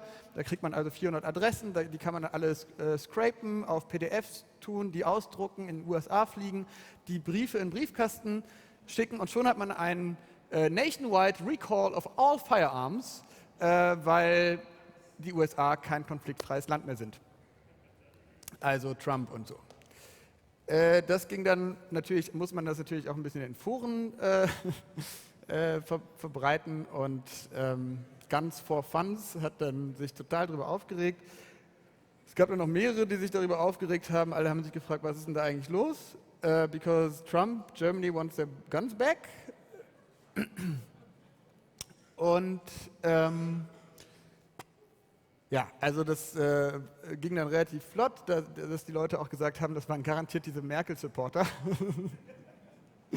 Und ja, es gab einen Kerl, der hat das sogar gefeiert als ein Epic Hack. Das ist dann relativ, nach so ein paar Stunden, haben die Leute gesagt, das kann nicht sein, das kann nicht sein, das kann nicht sein. Und haben dann wurden alle auf HK Pro, wurden alle Forenbeiträge gelöscht und gesperrt. Und es stand halt überall Fake, also da hat halt Heckler & Koch USA reagiert. Und die haben ihre beiden Webseiten USA und Deutschland komplett geschwärzt und diese Nachricht drauf gespielt. Das heißt, über 3-4 Tage, ich weiß nicht, ob es immer noch da ist, wenn ihr Heckler & Koch euch jetzt gerade eben anguckt, ob es da immer noch dieses Info-Ding gibt. Das ist stilistisch, finde ich das interessant, dieses Ausrufezeichen, Doppelpunkt, überall. Und dann Heckler & Koch has already taken legal steps under both civil and criminal law to clarify the situation. Das ist irgendwie so ein kleiner Widerspruch. Entweder man will clarifyen oder man weiß, das ist criminal law oder das ist, also die waren, glaube ich, relativ aufgeregt. Und wir haben uns natürlich sehr gefreut über deren kleine Aufregung. Ja, haben es dann auch auf Heckler & Koch /Recall, wir hatten natürlich deren Webseite kopiert und neu aufgesetzt und da den Recall auch online gestellt und haben dann da die Pressemitteilung rausgehauen, weil wir festgestellt haben, das ist ja schon Jeff Sessions, Federal Law, also Business Interference macht Jeff Sessions und da haben uns unsere Anwälte in den USA gesagt, macht einfach einen Tag später, müsst ihr das auflösen und dann gilt es als Satire und Kunst. Und genau damit spielen wir. Und es gibt noch ein paar andere Tricks. Also auf dem Brief stand drauf, wir würden das gerne einen Rückruf machen, füllt erstmal diesen Fragebogen aus. Damit haben wir effektiv noch keinen echten Recall gemacht, aber alle haben es als solches wahrgenommen. Und damit ist man juristisch auch ein bisschen sicherer. Gut. Gucken, was da noch passiert. Also wenn wir da wirklich irgendwie vor Gericht ziehen, dann lade ich euch alle ein, mit in den Gerichtssaal zu kommen. Das wird bestimmt lustig. Ja, das ging dann noch ein bisschen berserk. Ja, der dritte Coup war dann der deutsch-französische Friedenspreis der deutschen Rüstungsindustrie für die Rüstungsindustrie. Und das ist sozusagen, wenn man sagt, wie kann man die irgendwie angreifen, dann ist es die Verbündeten in der Politik verschrecken, dann die Produkte madig machen, Ruf zerstören und sie ins Licht zerren. Ja? Irgendwie in die Öffentlichkeit, das hassen die, wie die Pest. Und da haben wir uns gedacht, wie können wir die irgendwie in die Öffentlichkeit zerren, irgendwie auf deren Veranstaltungen zu gehen. Das haben wir schon öfters gemacht bei anderen Unternehmen und lass uns doch mal die zu uns kommen lassen. Und dann haben wir ein bisschen überlegt, wo würden die gern hinkommen? Na, zu so einem Friedenspreis vielleicht. Einen Friedenspreis will ja jeder, die sagen ja selber, die würden für Stabilität sorgen in der MENA-Region, wenn die mit Waffen unterstützen. Und so haben wir dann, aber das war im Endeffekt ein Riesenexperiment. Wir wussten halt nicht, ob das klappen würde. Und wir haben gedacht, wir haben jetzt diese Möglichkeit, mit dem Theater zusammenzuarbeiten und wir haben keine Produktionszyklen und lass uns das einfach mal probieren. Ja, lass mal gucken, wie weit wir kommen. Wir haben also 3 Monate lang mit der Waffenindustrie telefoniert, alle angerufen. Wir haben so kleine Karten mit so Gold drauf denen geschickt und irgendwie, wir haben mehrere Webseiten gebaut von der Initiative, also möglichst schlechter Name von so billigen Vereinen, ICAEC hieß die, das ist die Initiative für dauerhafte Stabilität im außereuropäischen Kontext. Und die haben dann ich war Konstantin Hartung von Silver Linings und habe irgendwie so war so eine windige Agentur und haben die eingeladen in ein großes, namhaftes Hotel, wo auch Ivanka Trump und Merkel sich 3 Tage vorher getroffen haben und ja, haben dann den Friedenspreis vergeben. Das war allerdings, ich weiß nicht, das ist der Preis selber. Das ist der goldene Ares, haben wir ihn genannt. Und ich gehe da vielleicht auch noch mal kurz, ach du je, ich gehe da vielleicht noch mal kurz ins Video rein. Hallo und herzlich willkommen wieder auf meinem Kanal. Wir haben es dann nochmal verwurstet als Vlog. Heute habe ich ein richtig krasses Video für euch. Aber das zeige ich euch jetzt nicht komplett, aber das könnt ihr euch alle auf Facebook und YouTube anschauen. Warum? Ich meine, ihr kennt es doch bestimmt, man kommt jetzt zum krassesten. Scheiße, guckt euch das doch mal an. Leute, ich weiß, es ist eine krasse Idee, mega crazy. Ich habe auch keinen Plan, ob es klappt. Rausgepickt, denn ThyssenKrupp kennt. Und die schickt ihr dann an alle Waffenhändleradressen.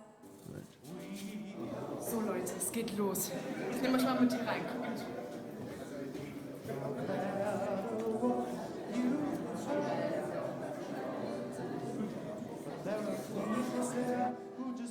Und ThyssenKrupp ist gekommen.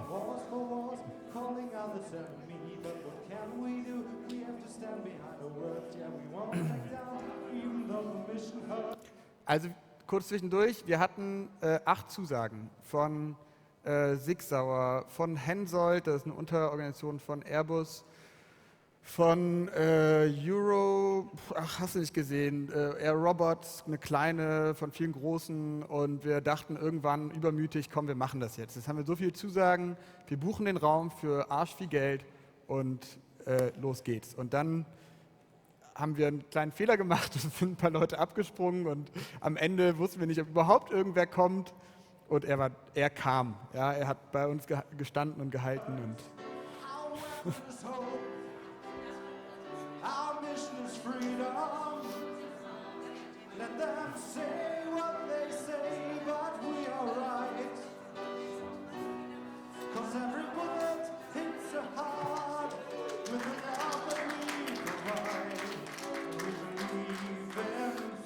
wir haben noch viele Sachen da reingebaut. Meine sehr verehrten Damen und Herren, der heutige Anlass ist ein ganz besonderer. Ich freue mich, dass wir diesen Preis heute Abend verleihen dürfen, den ersten deutsch-französischen Preis für Sicherheit und Frieden. Wir wissen alle, worüber ich spreche. Ich spreche hier zum Beispiel vom Artikel 26. Und ich würde sagen, das ist heute Abend vielleicht sogar der heimliche Sieger. Wahrscheinlich kennen Sie alle den Wortlaut. Ich möchte aus dem zweiten Absatz zitieren. Zur Kriegsführung bestimmte Waffen dürfen nur mit Genehmigung der Bundesregierung hergestellt, befördert und in Verkehr gebracht werden. Artikel 26. Der diesjährige deutsch-französische Preis für Sicherheit und Frieden geht an ThyssenKrupp Marine Systems.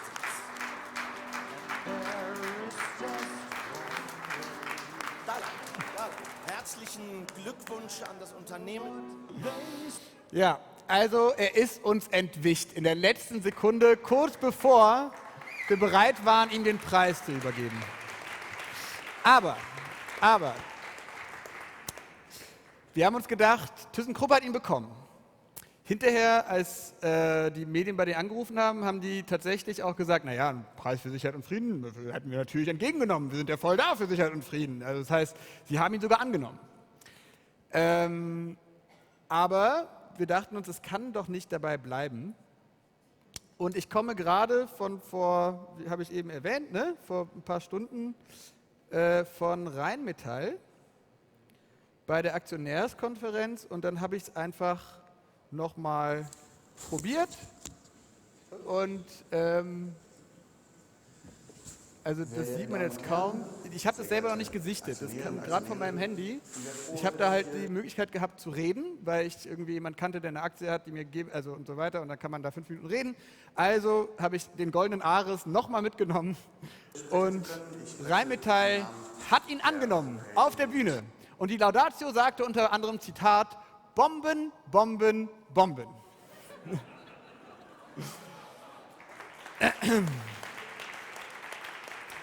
So, also wir schneiden das noch irgendwie zusammen und dann schicken wir das irgendwie per Twitter und was auch immer, Facebook und wo das alles dann läuft. Das haben wir jetzt alles nicht mehr geschafft auf die Schnelle. Aber warum machen wir das alles? Wie viele Minuten habe ich noch? 5? Wir machen das alles natürlich, weil wir auch so das wichtig finden, dass sich was verändert. Und was, ihr habt gesehen, Artikel 26 kam beim CDU-Video vor, es kam bei Trump vor, Artikel 26, deswegen machen wir einen Rückruf, und auch bei der Friedenspreisverleihung. Und während Rheinmetall doch wirklich sehr gut darin ist, so outzusourcen und in der Türkei zu bauen, in Südafrika, in Italien Lenkflugraketen zu bauen und die dann nach Saudi-Arabien und nach Ägypten zu schicken, haben wir immer noch das wunderschöne Artikel 26 Grundgesetz, was eben den Export eigentlich reglementieren soll. Da geht es um Frieden, um die Völker und dass wir, im Endeffekt kann man das so übersetzen, es soll nie wieder Krieg von deutschem Boden ausgehen. Allerdings exportieren wir jährlich um die 12 Milliarden Euro Waffengüter in alle Welt und deswegen haben wir also ihr müsst euch vorstellen, Artikel 26 wird geregelt in hauptsächlich zwei verschiedenen Bundesgesetzen, das Außenhandelsgesetz und das Kriegswaffenkontrollgesetz. Die hebeln sich gegenseitig aus, weil das eine sagt halt liberal, freier Markt und das andere sagt nicht in konfliktfreie Zonen. Und wenn man dann sagt, im Grundsatz soll nicht exportiert werden, dann ist dieser Grundsatz eins der Wörter, wo man Lobbyisten drauf schicken kann und alles genau erklären, warum das jetzt gerade im Grundsatz zwar so ist, aber man trotzdem an Saudi-Arabien exportieren kann. Und deswegen haben wir dieses Gesetz mal neu geschrieben. Wir haben 5 Varianten gemacht, 5 Varianten des Gesetzes und ihr könnt euch das angucken unter Artikel 26.de. Ups. Es lädt gerade noch.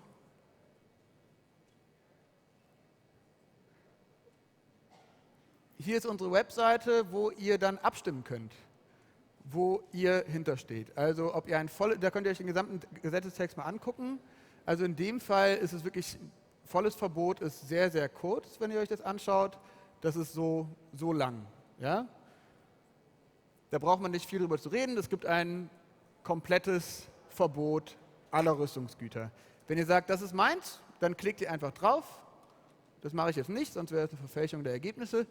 Und dann könnt ihr euch die Resultate anschauen. Wenn ihr sagt, naja, also ehrlich gesagt, komplettes Kriegswaffenverbot finde ich doof, aber Kriegs- und Kleinwaffen sollten nicht mehr in Drittstaaten, also sprich keine NATO-Länder und keine NATO-gleichgestellten Partnerländer geschickt werden, dann sagt ihr 2 und so weiter und so fort und bis man hinterher sagt, ach, alles geht weiter wie bisher, wir wollen nur, dass der Bundestag mitbestimmt, also mehr Transparenz und dass nicht der Bundessicherheitsrat im Geheimen macht und deswegen sehr, sehr anfällig für Korruption ist, weil es extrem intransparent ist und deswegen auch immer wieder mehrere Korruptionsfälle im Jahr deutlich bekannt werden, wie kürzlich die 2 SPDler von Kraus-Maffei.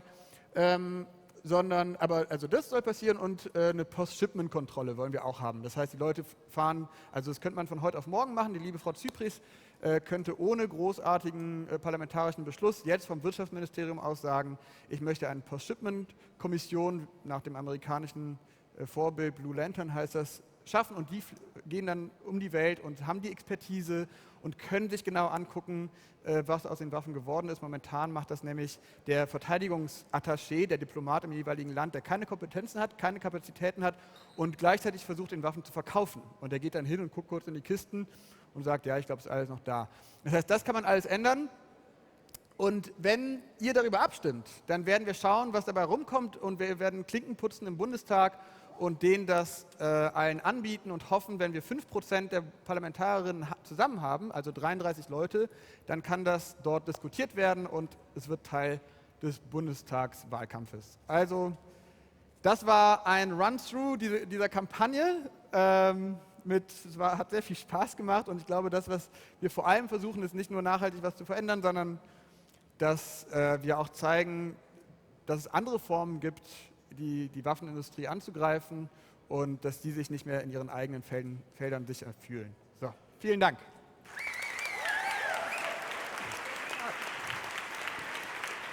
Jessica Gräber vom PEN-Kollektiv.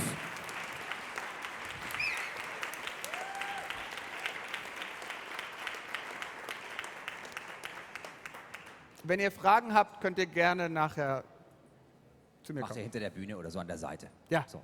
Hier gibt es eine kurze Umbaupause und dann geht es in ein paar Minuten weiter, also ungefähr 10 bis 15 Minuten, mit live synchronisierten YouTube-Videos in einem anderen Kontext. Bis gleich.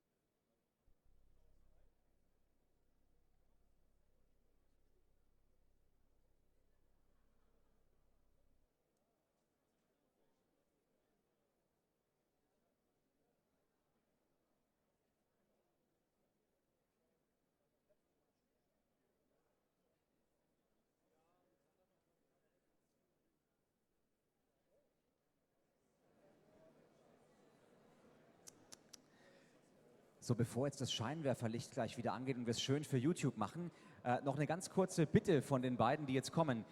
Ihr habt ja alle ungefähr auch einen Eintrittspreis bezahlt. Das heißt, manche von euch haben leider momentan so sichtbehinderte Plätze, weil er hinter einer Säule sitzt.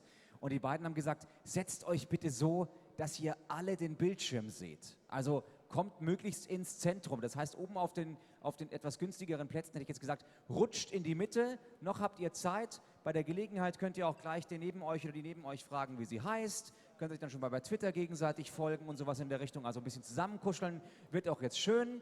Und außerdem ist dann auch ein bisschen wärmer in der Halle. Also rutscht ruhig in die Mitte, damit ihr alle schön gleich den Screen sehen könnt. Und dann geht es auch gleich in ein paar Minuten los. Oder ein paar wenigen Augenblicken, besser gesagt.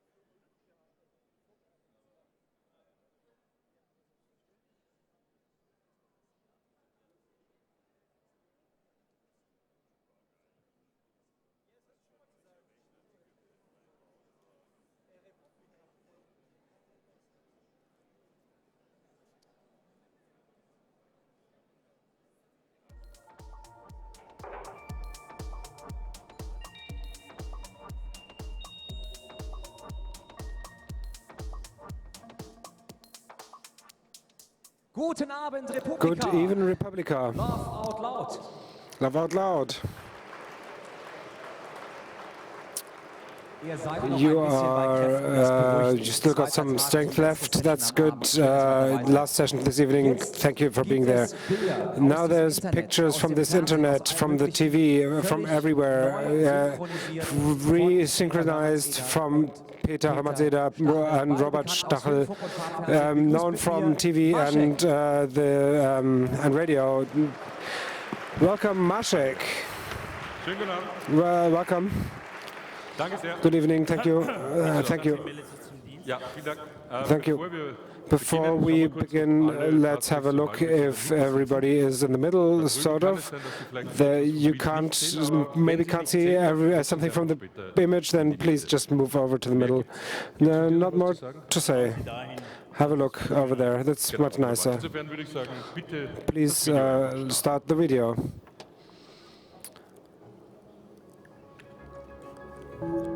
Fake.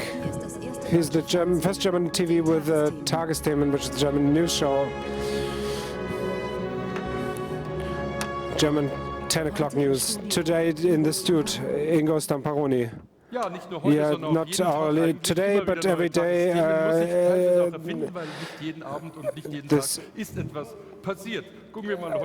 Let's have a look what's happening today. What would have been Merkel could have met Trump, but what they talked about? Would it have been Morgan? We don't know if Merkel's. Impossible. Random nonsense, random nonsense. Random nonsense. So, just the running commentary. Yeah. Speak you German?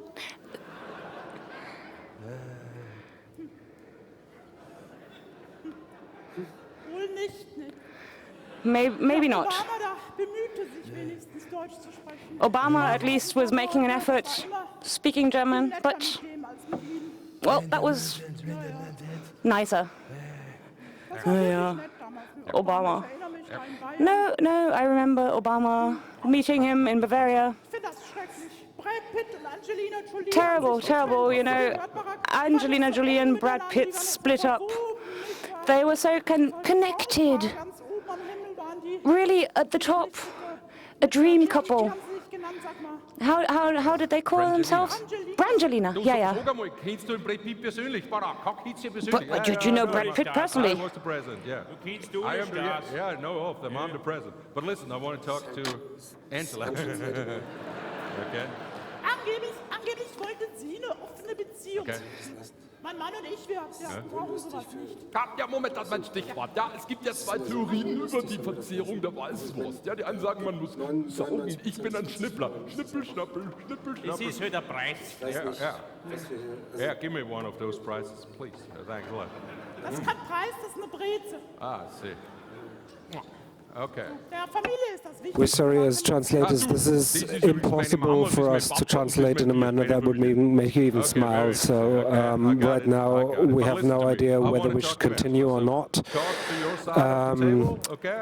If you're listening to this as a translation, please give us a wink or something if we should continue, but it's 90% of this is dialect and all sorts of jokes that are untranslatable. It's also very fast. We don't see any sense with this. So if you disagree, please protest right now, or we'll just leave this up because we're really sorry. It doesn't make much sense at all. Zum Glück haben wir keine Kinder, können wir Freunde bleiben.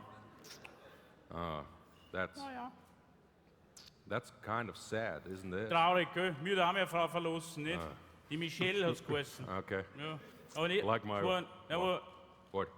What? War It's nicht deine, oder? It's not my Michelle. Sie hat gesagt, die redet zu viel. Sie hat gesagt, die redet jetzt zu viel. Yeah. Dabei rede ich gar nicht zu viel, oder? Findest du, dass ich viel rede? Could you please eat? Just eat. Hey, du Barack, weißt du vorher das ja? Ich habe einen Freund von mir getroffen, der hat sich frisch getrennt, habe ihn gefragt, sag, was machst du denn jetzt? Hat er gesagt, irgendwas mit Medien. Kennst du den an, was beim CIA einen neuen Agenten suchen für Russland? Kennst du den? Yeah, that's a racist joke, I know. Ich bin so froh, dass ich dem das jetzt beigebracht habe. Da fällt mir richtig ein Stein vom Herzen. Oui. So, nun zu uns. Du hast null Chance auf Wiederwahl nächstes Jahr. Wir müssen das sofort beenden. Ja, du meinst nie wieder wir beide, nie wieder Frangela? Nie wieder jamais Frangela. Frangela. Merde, die hat mich verlassen. Was soll ich tun? Ja, also ich erkläre dir mal das Prinzip, Christian. Ja. Ich bilde mit den Mächtigen aus anderen Ländern immer so ein Duo. Ja.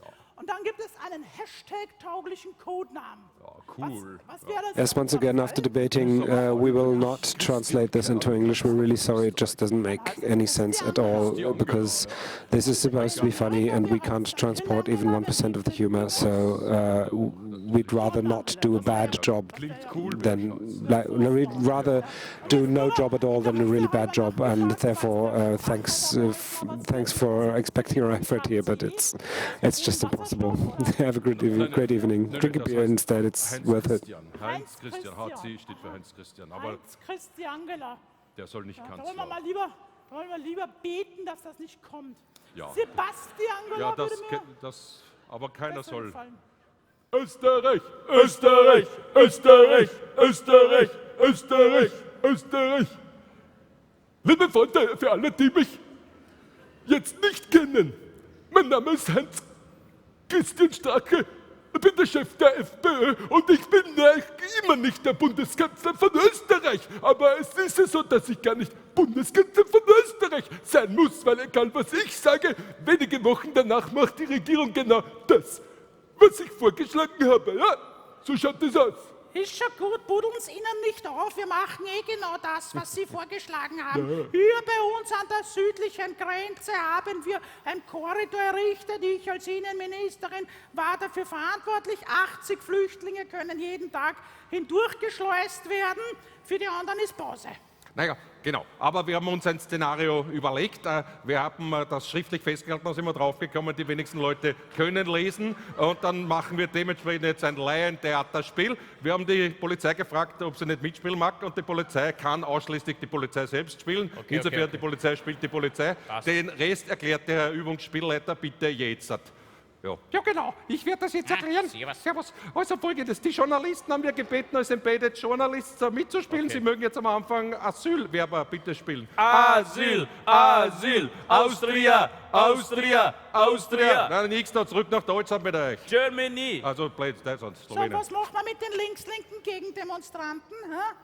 Ja, da haben wir sich auch, servus. Haben wir sich auch etwas überlegt, bitte, die Journalisten jetzt links-linke gegen die Demonstranten zu spielen, ja?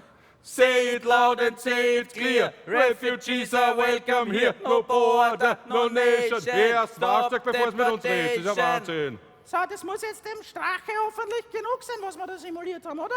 Wie schauen wir aus? Na, was heißt, das ist mir noch überhaupt nicht genug. Da wird schon wieder den links-linken Chaoten und den Asylanten wird hinten alles hineingeschoben. Ne? Aber was ist mit unseren Leuten, den Österreichern? Was ist mit denen, auf die wird vergessen? Ja, stimmt. Kann man unseren Leuten nicht auch irgendwas hinten hineinschieben? Ja. Herr Verteidigungsminister, gibt es da So, Möglichkeiten? dann werden wir uns etwas überlegen, so bitte jetzt aufrechte Patrioten darzustellen, und zwar auf 3, 1, 2, 3. Wir sind das Volk. Wir sind das Volk. Wir sind das Volk. Herzlich willkommen bei der Polizei, Leute, welche können wir immer brauchen.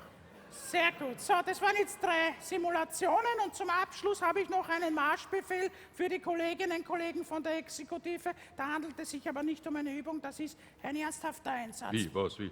Viere. Wir sind von der Presse. Ihr haut uns in die Fresse. Gerne, wer will als erster freiwillig eine? Ich halte. Ja, so ist es natürlich nicht in echt passiert, aber würde ich sagen, kümmern wir uns jetzt um ein Thema, da gibt es keine Umdeutung, kümmern wir uns um den Sport. In Österreich ist es so, dass es wenige berühmte Spieler gibt, die bleiben dann bis an ihr Lebensende Sportmoderatoren und manchmal, wenn Österreich sich qualifiziert für ein Großereignis, bekommen die natürlich eine sogenannte Belohnung, zum Beispiel eine Bierdusche. Hier wird Herbert Prohaska von David Alaba und anderen geduscht. Na geht's, habt ihr mich gewunden? Bitte, David, bitte nicht ein Bier über den Kopf leeren. Ich bin seit 98 abstinent. Na So, geht. jetzt haben wir es im Bild. Ja.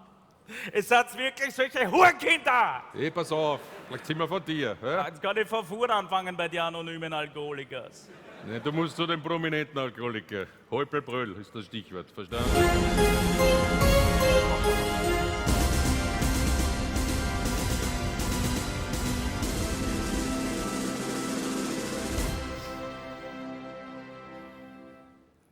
Das Volkstreu-Magazin für den Kameraden zu Hause vor dem Datenfernüberträger.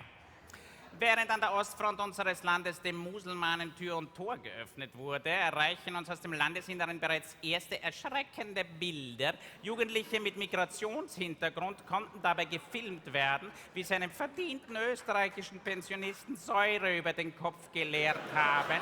Dieser Österreicher klagt seither nicht nur unter dem Verlust seines Haupthaares, sondern auch unter der Möglichkeit, Hochdeutsch zu sprechen. Schreckliche Bilder aus Österreich.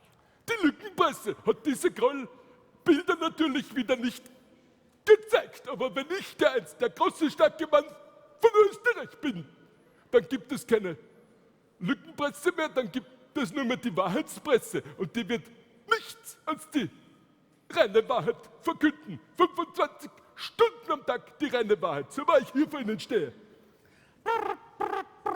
Ja. Der Fernsprechknochen ab im HC, Strache spricht hier, wer dort? Orban Viktor spricht hier, HC. Ich habe gerade deine Rede gesehen auf FPÖ TV im Internet. Das war Satire, HC, war Satire. Nein, das war keine Satire. Das war eine gute, ernste Rede von mir, geschrieben vom Kick.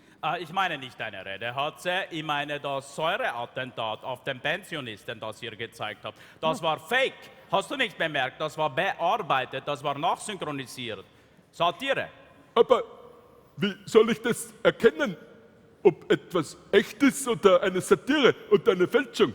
Braucht man dazu in erster Linie Intelligenz? Aber du kannst es auch so machen wie bei uns in Ungarn. Wir haben bei uns im Parlament 2/3 Mehrheit für unsere Regierung. Und wir haben gemacht Genehmigungspflicht für Satire. Das heißt, wer Satire machen will über Orban Viktor, der muss sich bewerben und dann braucht er Lizenz. Aber ich genehmige nur, was ich selber lustig finde. Hast du mich verstanden? Brauchst du aber 2/3 Mehrheit. Sehr gut. 1/4 habe ich schon. Das heißt, ich muss etwas verlieren, damit ich 2/3 habe. Sehr gut. So, und jetzt macht man die Zeitung von morgen. Ich gern. So, Budapest Blick. Ja, ich gern. Wer fällt auf Seite 1? Oh. Wer fällt? Weiß ich nicht. Wer ist nicht drauf auf Seite 1? Oh. Wer weiß es? Weiß man nicht. Orban Viktor! Orban Viktor fällt. Ihr habt mich vergessen auf Titelseite heute. Entschuldigung. So, igen. Ich täte telefonieren. Es besteckt Dreckschläg weg. Sehr gut. Orban Viktor, Zeitung von morgen in 3 Sekunden fertig. Gefällt mir schon besser, Budapest Blick. So, jetzt schreiben wir Artikel. Dirty das gibt's gar nicht in Ungarisch. So, Orban Viktor hat große internationale Politiker beraten. Schreib. Braucht man nicht schreiben, das ist war Strache. Braucht man nicht schreiben. So. Fahr mal mit Lift. Aber. Sehr gut, Ja. Jetzt muss ich kurz in das Internet einloggen bei Facebook, HC88. Das geht schon. Wunderbar. Sehr gut funktioniert. So, jetzt schaue ich mir an. Ein Gemälde von mir. Ah, das ist wunderschön. Bin ein sehr schöner Mann. Was? Ich bin blockiert, aber wieso bin ich denn blockiert? Ich kann es mir nicht vorstellen, aber die Frage ist, wie lange bin ich denn blockiert? Was, 5 Stunden? Aber meine Fans und Freunde, die wissen dann doch überhaupt nicht, was ich tun soll. Ich werde sofort einen Brief schreiben, sofort an das Internet. Hi, hier ist Mark Zuckerberg. Was kann ich für Dick tun? Den Dick kenne ich nicht, aber ich habe ein großes Problem. Ja, du hast ein Problem und du bist die meistgelikte Politiker in deinem Land mit einer halben Million Likes. So du bekommst die VIP-Treatment. Was kann ich für dich tun, HC? Ja, es ist was Schlimmes passiert. Ich bin gesperrt worden und ich weiß überhaupt Du bist gesperrt worden auf die Facebook. Ich kann mir nicht vorstellen, weil alles, was Rechtspopulisten machen, ist eigentlich erlaubt. Es ist erlaubt, Racism zu posten, Sexism ist erlaubt, Fake News sind erlaubt, Hate Postings, alles erlaubt. Das Einzige, was wir nicht wollen, ist Nudity. Nackte Haut, das geht natürlich nicht, weil es ist in vielen Märkten von der Welt verboten. So, ich sehe, du hast eine Nude-Picture von dir, das ist untypisch für einen Politiker, aber wir können das schieben. Ich werde das hier schieben. Warte eine Sekunde, ich mache das gleich persönlich. So, hier müssen wir es schieben und dann ist es legal. So. Und jetzt, es ist freigeschaltet und es ist jetzt legal für alle Märkte. Sehr gut, das heißt, es ist legal mit deinem Schaf. Vielen Dank. Ich habe noch keine Frage. Ich kann nie unterscheiden, was Satire ist und was echt ist. Können Sie da nicht einen Knopf programmieren, dass man das erkennt, so einen Satire-Knopf, dass ich gleich weiß, das ist ein Schmäh? Du willst, dass wir einen Button machen bei Facebook, wo du erkennen kannst, was Satire ist und was ernst ist? Da weiß ich jetzt nicht, ist diese Frage Satire oder ernst gemeint von dir? Da muss ich schon die Sloterdijk fragen. Ja, deshalb brauchen wir so einen Knopf und keinen Sloterdijk. Tja, das ist in der Tat interessant, nicht? Da war ich gerade dabei, mit Zuckerberg die Regeln für das Menschenverzeichnis auszubaldowern, als Strache anrief, nicht? Zuckerberg war ganz aufgebracht und lief zum Helpdesk hinaus, nicht? Und dann verlangte Strache nach dem Satire-Button. Er möchte Gewissheit. Befinde ich mich noch auf dem sicheren Terrain der Realität oder bereits auf dem dünnen Glatteis der Satire? Aber das zu dechiffrieren, das ist dem kleinen Mann von der Straße leider nicht in die Wiege gelegt. Nicht? Da muss man schon eher aufstehen. Tja, aber die Frage ist legitim. Was tun, wenn die Satire von der Realität eingeholt wird? Nicht? Dann kann man sich nicht mehr lustig machen. Nicht? Wenn die Politik so doof wird, wie die Satire in der Karikatur ist, dann kann man sich nicht mehr lustig machen, sondern ernst. Dann muss man sich ernst machen. Ja, das ist lustig. Ich habe den Sloterdijk jetzt bei mir jahrelang im Regal gesucht, aber sitzt dabei beim anderen in der Garderobe. Entschuldigung, Versuch eines Witzes wird nie wieder vorkommen. Ich bin der angesagteste Moderator des österreichischen Fernsehens. Stellen Sie sich vor, eines Tages kommt der sprichwörtliche Gruselclown und Vollidiot zu mir ins Studio. Herr Ingenieur Richard Lugner, was machen Sie da? Hä? Was? Wir? Wo bin ich jetzt hingeraten? Jetzt kenne ich mich nicht aus. Der Planet heißt Erde. Sie sind im Zeit Bild 2 Studio. Sie wollen mit Hilfe dieses selbstgemalten Plakats Bundespräsident von Österreich werden. Ihr Sakko dürfte aus echtem Hanf sein oder seine Tapete. Es süßt. Dann war das am Ende gar kein Albtraum. Sagen Sie, ich kandidiere wirklich als Bundespräsident in Österreich und das mit meiner Frau ist auch kein Albtraum. Ist das auch die Realität? Herr Doktor, Sie müssen mir helfen. Ich habe so ein Kribbeln unter der Kopfhaut und ein Taubheitsgefühl im Schritt. Was ist das? Ja, ich versuche da kurz zu improvisieren. Ja, Sie sind ein Party-Löwe und ich würde sagen, durch Ihren jahrzehntelangen Viagra-Missbrauch ist oben im Hirn relativ wenig Blut. Das ist eher in der Hodengegend. Jetzt durch diese Hanfzufuhr wandert das Blut langsam wieder zurück Richtung Hirn. Ich würde sagen, im Spiel Hanf gegen Viagra steht es fußballtechnisch gerade 1:1 unentschieden zwischen den beiden Elementen. Ne? Warten Sie, Herr Doktor, ich habe einen luziden Moment. Halten Sie bitte mit der Kamera auf mich drauf, sonst vergesse ich das. Erstens weiß ich die Lösung jetzt für die ganze Welt. Aha. Zweitens, wir werden in Wien ein Zentrum, drittens der Intellektuellen machen, wo wir viertens die klügsten Köpfe aus der ganzen Welt zusammen einladen, auf Kosten natürlich der Republik.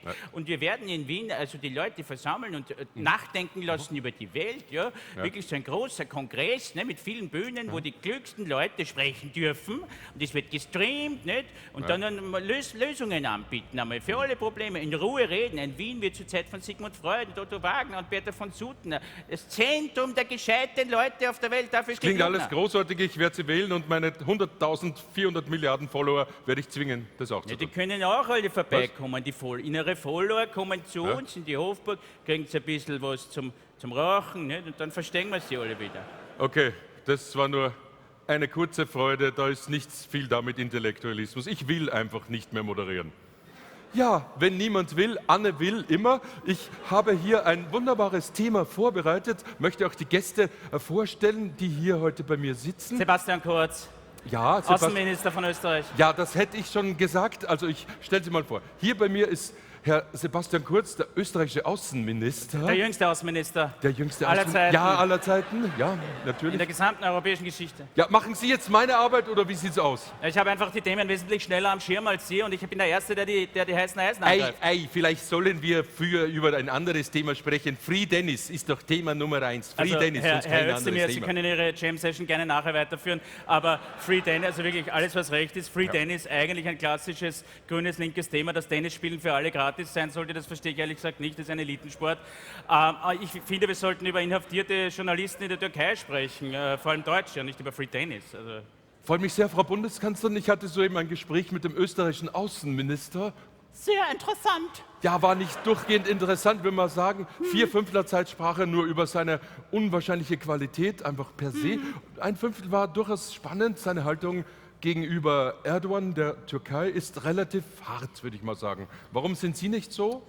Tja, der Junge hat's leicht, denn er kommt aus einem kleinen Land, das völlig unter der Wahrnehmungsschwelle der deutschen Medien liegt. Und wenn Sie mich fragen, er ist auch ein Rabauke, dürfte einen Ödipus-Komplex haben. Ja, würde man sagen, dieses Thema, das schieben wir gleich mal wieder dorthin zurück. Aber bleiben wir doch mal kurz bei Dennis Yücel. Sie hätten da doch mal wirklich ordentlich, Sie hätten härter formulieren können. Ja, warum nur so herumlaviert? Sagen Sie Ich sagte das in den härtesten Worten, die die deutsche Diplomatie bereitstellt.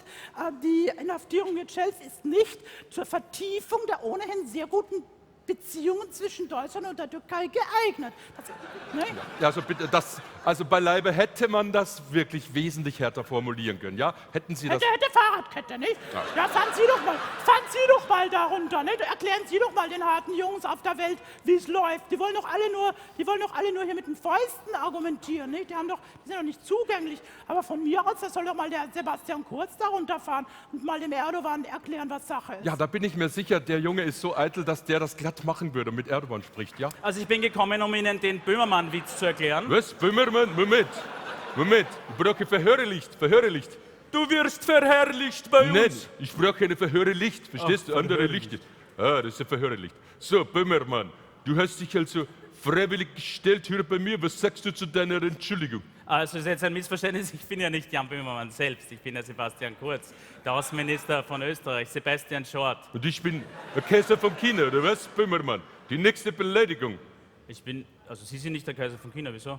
Sie sind der deutsche Erdogan, der legitime, demokratisch gewählte Präsident der lupenreinen Demokratie am Bosporus. Moment, Böhmermann, soll das eine Satire sein? Eine Verarschung? Ich verstehe es nicht. Ich brauche einen Knopf, dass ich erkenne, was Satire ist und was keine Satire ist. Schauen Sie, ich bin nicht Jan Böhmermann. Schauen Sie sich zum Beispiel meine Ohren an, die sind relativ übertrieben groß. Was willst du sagen? Sagst du, meine Ohr ist klein im Vergleich zu deinen Ohren, oder was? Nein. Ich bin das größte Ohr von Orient, hast du verstanden? Das ist jetzt überhaupt nicht das Thema hier. Ich bin gekommen, um über unsere Beziehungen zu sprechen. Was? Wir können keine Beziehung haben, wir sind zwei Männer. Denk nach, was du sagst. Also ich bin eigentlich jetzt ein bisschen überfordert mit der Situation. Ich glaube, ich ziehe mich wieder zurück. Ich habe das ohnehin nur gefaked, dieses Interview. Man sieht im Hintergrund jetzt schon die Fahne, wie sie ausgeblendet wird, und das Color-Coding ändert sich auch langsam. Ich habe das eigentlich nur gestaged. Moment einmal, aber mit wem sprichst du dann die ganze Zeit? Ich bin total erleichtert, dass ich mit diesem unbekannten, oder zumindest in Deutschland unbekannten Journalisten hier spreche. Ich bin auch in Österreich gänzlich unbekannt, also nur so... Ich bin jedenfalls wahnsinnig happy, dass ich jetzt da bin und nicht in der Türkei. Moment, mit wem spreche ich denn dann die ganze Zeit eigentlich, wenn ich nicht mit dir spreche? Sie haben mit mir gesprochen jetzt, die ganze Zeit. Was? Es ist ja völlig durchgeknallt. Die Raumfähre Mir, die ist doch schon lange abgestürzt, ja? Komisch. So what is political satire actually able to do for today's society? Can it confront elites? Can it, stir up society? Bring it up against establishment? Before we answer, let's think about following issues. Who are the people living? Who is buying tickets for an evening of political comedy to distract themselves after a day of work? It's not the people in the social houses around the theaters. It is very much establishment itself. By going into proletarian suburban theaters, what are they trying to do? They try to suggest themselves dissolvement of boundaries between ruling classes and working classes. So it's like society was not a top-down, but like some sort of bottom-up structure. But it's not, because we live in a capitalist world order. So the truth is that by taking on revolutionary texture of suburbs, of proletarians, they try to avoid question, what is my position in capitalist order? What am I taking away from the poor? So they don't have to ask questions. It's not about empowerment of subject, it is very much about objects. So what is the object? Let's ask before, what is the object of capitalism? Commodities like Coke, like a bottle of Coke. But can you consume in an ironical kind of way? Is that even possible? Translate, please. No. Übersetze? Yeah. Kann man Coca-Cola ironisch konsumieren? Yes. Ja? So, ein Schwein ist scheinbar auch dabei. let's make an experiment. Machen wir ein Experiment. Let's heat up a bottle of Coke. Erwärmen wir eine Flasche Coca-Cola. And when it's boiling, Und wenn es kocht, we add substances. dann geben wir Substanzen dazu. Like clever jokes. Was? Wie Leder? Clever jokes. Wie intelligente Witze. And laughter. Und Gelächter. And irony. Und and, Eisen. and irony. Also Ironie. And then we stir it and we refill it into the cans and then we light it. Ja, dann geben wir es in die Dosen und And zünden what wir es an. happens? Was passiert dann? Is it a fireworks Ist of es ein wisdom? Feuerwerk der Weisheit? Or is it a smoke grenade? Oder eine I'd Rauchgranate? say it's a smoke grenade of Es capitalism. ist eine Rauchgranate des Political Kapitalismus. satire is a Politische smoke Satire grenade ist eine of Rauchgranate des capitalism. Kapitalismus. And so capitalist ordered, oh, it's too much smoke, I Es have ist to zu viel go Rauch, now, er muss sorry. gehen, das Schweinchen muss gehen.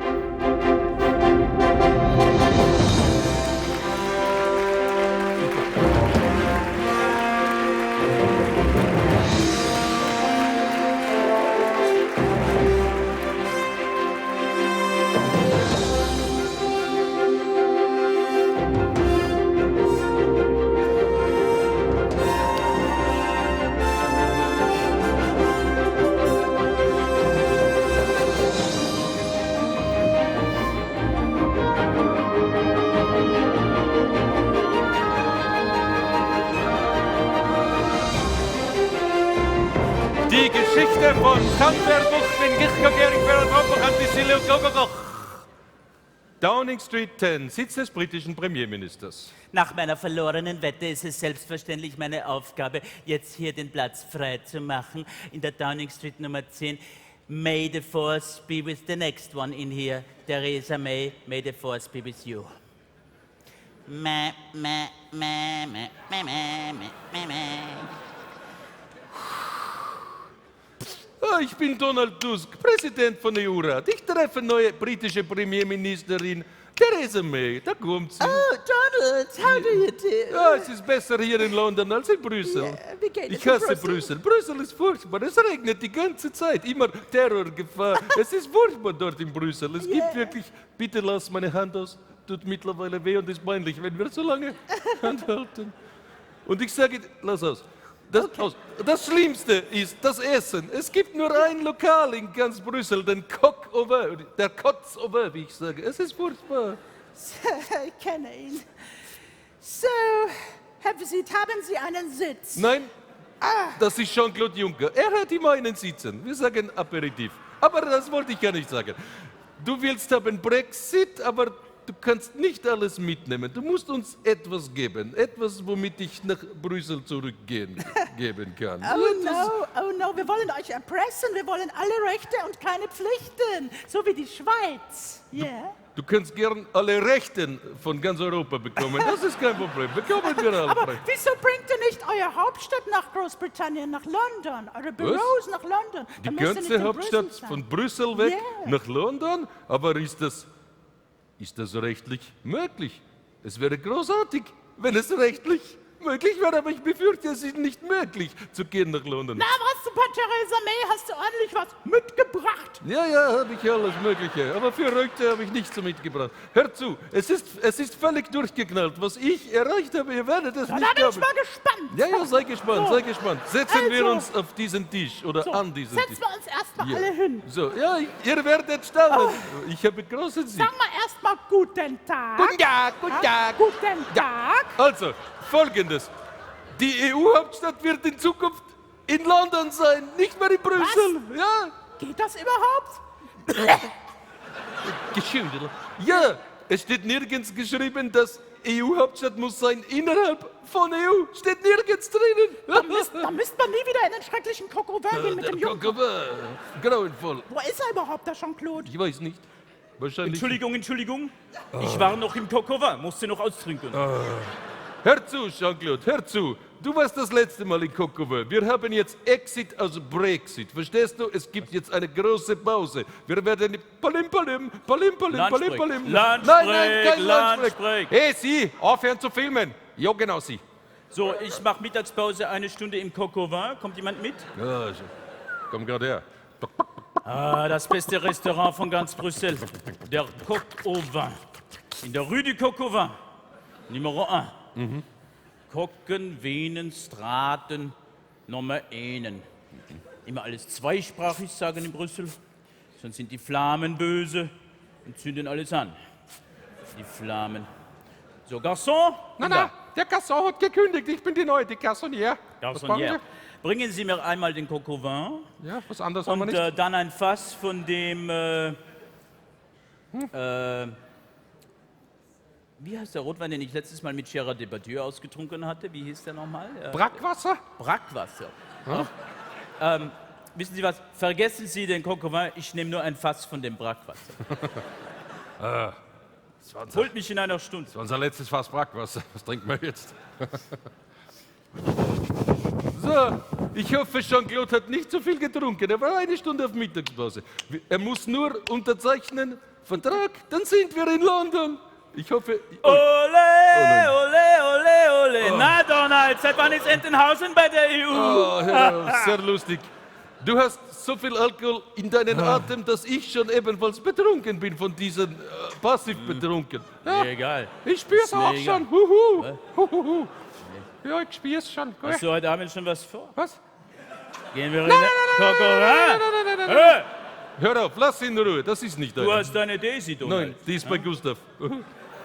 So, Hashtag Sverige. Talen ist svenska. Ja, ein bisschen schwieriger, was? Ja, Sverige, sehr lustig. Deppata. Kikeriki, der Johann ist da, Erweiterungskommissar. Gleiche Krawatte. Was, wie? Ja, genau. Er liebt mich. Danke. Komm her, lustig. mit Summe. Was? Na, geht weg, bitte. Deppert sein. Ja, bei mir wollte er auch schon. Aber, na. Hashtag, was auch immer. Ja.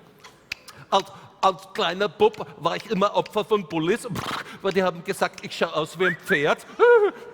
Haben sie immer gerufen, fest der Pferde. Dann habe ich herausgefunden, wenn ich weggaloppiere, lassen sie mich in Ruhe. So mache ich das auch, wenn es jetzt ein Problem eventuell gibt. Hey, guck mal, ein neues Pferd in unserem Stall. Ja, ich habe viel trainiert. Ja. Zeig, wie du küsst. Ja, Moment. Klapp. Und, war's gut? Sehr männlich. Sehr gut. So. Komm her. Aua, okay, jetzt habe ich einen Fehler gemacht mit Komm her, nachsitzen. Nein, zurück in die Koppel. Okay. Na, wie schlimm ist es heute? Es ist sehr schlimm. Es ist sehr schlimm. Sowieso. Angela, komm her, gib mir eine Guss. Gib mir eine Guss, einfach noch eine. Ah, viermal Guss. Ich bin auf der Frequenz längst taub. Ja, bei mir wollte er auch schon, aber ich habe einfach die Pappen zu. Ich mach die Raute, das beruhigt mich. Mach die Drecksgeste, mach die dreckige Geste. Mach sie. Die gehört mir. Du weißt genau. Du weißt, was ich da. Ja. Du weißt meine Die Mikros sind nicht an. Man kann nicht hören, was Imagination. wir sagen. Die Mikros sind gar nicht an. Das ist mir völlig egal. Wir sehen uns in meinem Lux. Hashtag. Haben Sie übrigens gewusst, dass Hashtag eine ungarische Entwicklung war? Professor Hashtag hat das erfunden auf ungarischer Universität. Er hat übrigens auch in unserem Auftrag eine Wanze entwickelt. Ungarisches Innenministerium, Belügi-Ministerium. Heißt wirklich so auf Ungarisch. Das hat er gemacht. Belügeministerium hat beauftragt Wanze. Und wenn Tusk, Donald und Juncker schon klar das nächste Mal sich treffen, werde ich, Orban Viktor, dazukommen. Die Wanze von Professor Hashtag wird auf meinem Hals sitzen. Er wird mich schlagen. Er schlägt mich nämlich immer. Und dann wird die Wanze hinüberspringen auf sein Revers. Hallo. Und das Beste ist, die Wanze braucht keine Batterie, denn sie funktioniert mit Restalkohol, den sie aus der Luft herausfiltert. Genial. Der kleine Diktateur, er kommt hier. Tja. Heuer Botkiwanok. Heute andere Begrüßung. Bitte wie immer. Wie immer. Patsch. Planfunktionär. Ja, wo geht er denn hinter, Junker? Ja, Wo ist jetzt der ist vorbei. Lift? Der Lift. Gut, da müssen wir jetzt hinunterfahren zu einer Unterschrift, gell? Wieso runter? Runter, weil eine Unterschrift wird gebraucht. Ach so. Das wartet die Frau Theresa May. Wenn Sie da unterschreiben, dann gehen wir endlich Brüssel verlassen und gehen direkt nach London. Und was ist oben? Eine Überschrift, ja. Aber lassen Sie sich nichts anderes einreden. Sie sind uns sehr betrunken, ja? Einfach nur Unterschrift. So, Frau May, die EU-Hauptstadt wird also nach London verlegt. Habe ich das richtig verstanden? Aber warum immer London? Es gibt so viele andere entzückende Cities in Great Britain. Nehmen wir doch eine Aber andere. welche andere Stadt fällt Ihnen dazu ein? Wie wollen Sie entscheiden, welche Stadt es wird? Listen to me, I got a plan. Das ist aber interessant. Sie möchte die Hauptstadt gar nicht nach London verlegen, sondern in irgendein kleines Kaff in Großbritannien. Und alle Gemeinden, die das werden wollen, dürfen sich bewerben. Bei einem Pferderennen wird das entschieden. Da werde ich jetzt sofort hinfahren, werde alle Pferde kaufen für ungarische Städte und dann wird, egal welches Pferd gewinnt, die europäische Hauptstadt nach Ungarn verlegt werden und Orbán Viktor wird König von Europa. Genialer Plan. Von Orbán Viktor ist der Plan. So, und ich möchte das bitte jetzt schriftlich haben. Nothing's better than a letter. You know this? So.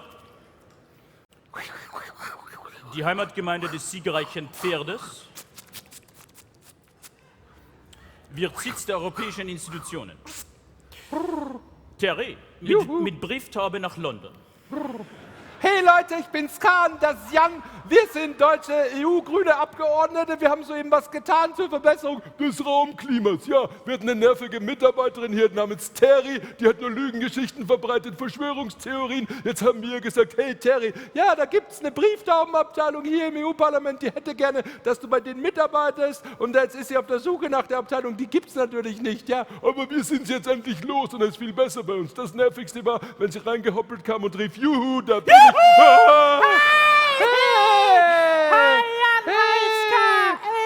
Terry, mega! Hey, wow, yeah! Hey, voll, ich danke, dass ihr mich zur Brieftaubenabteilung versetzt habt. Du bist voll nett da beim Brieftauben. Na klar. Die sind auch voll süß, die Tiere. Und heute ist auch schon eine Depesche verschickt worden. Der Jean-Claude Juncker hat mich überraschenderweise gebraucht. Er hat gesagt, ich muss eine Depesche nach London verschicken, wie man mit einer Brieftaube. Und da habe ich aber auch mal reingeguckt, was drin ist dann in der Brieftaube. Und da stand drin, dass jetzt die Hauptstadt verlegt werden soll. Also wir müssen alle aus Brüssel weg.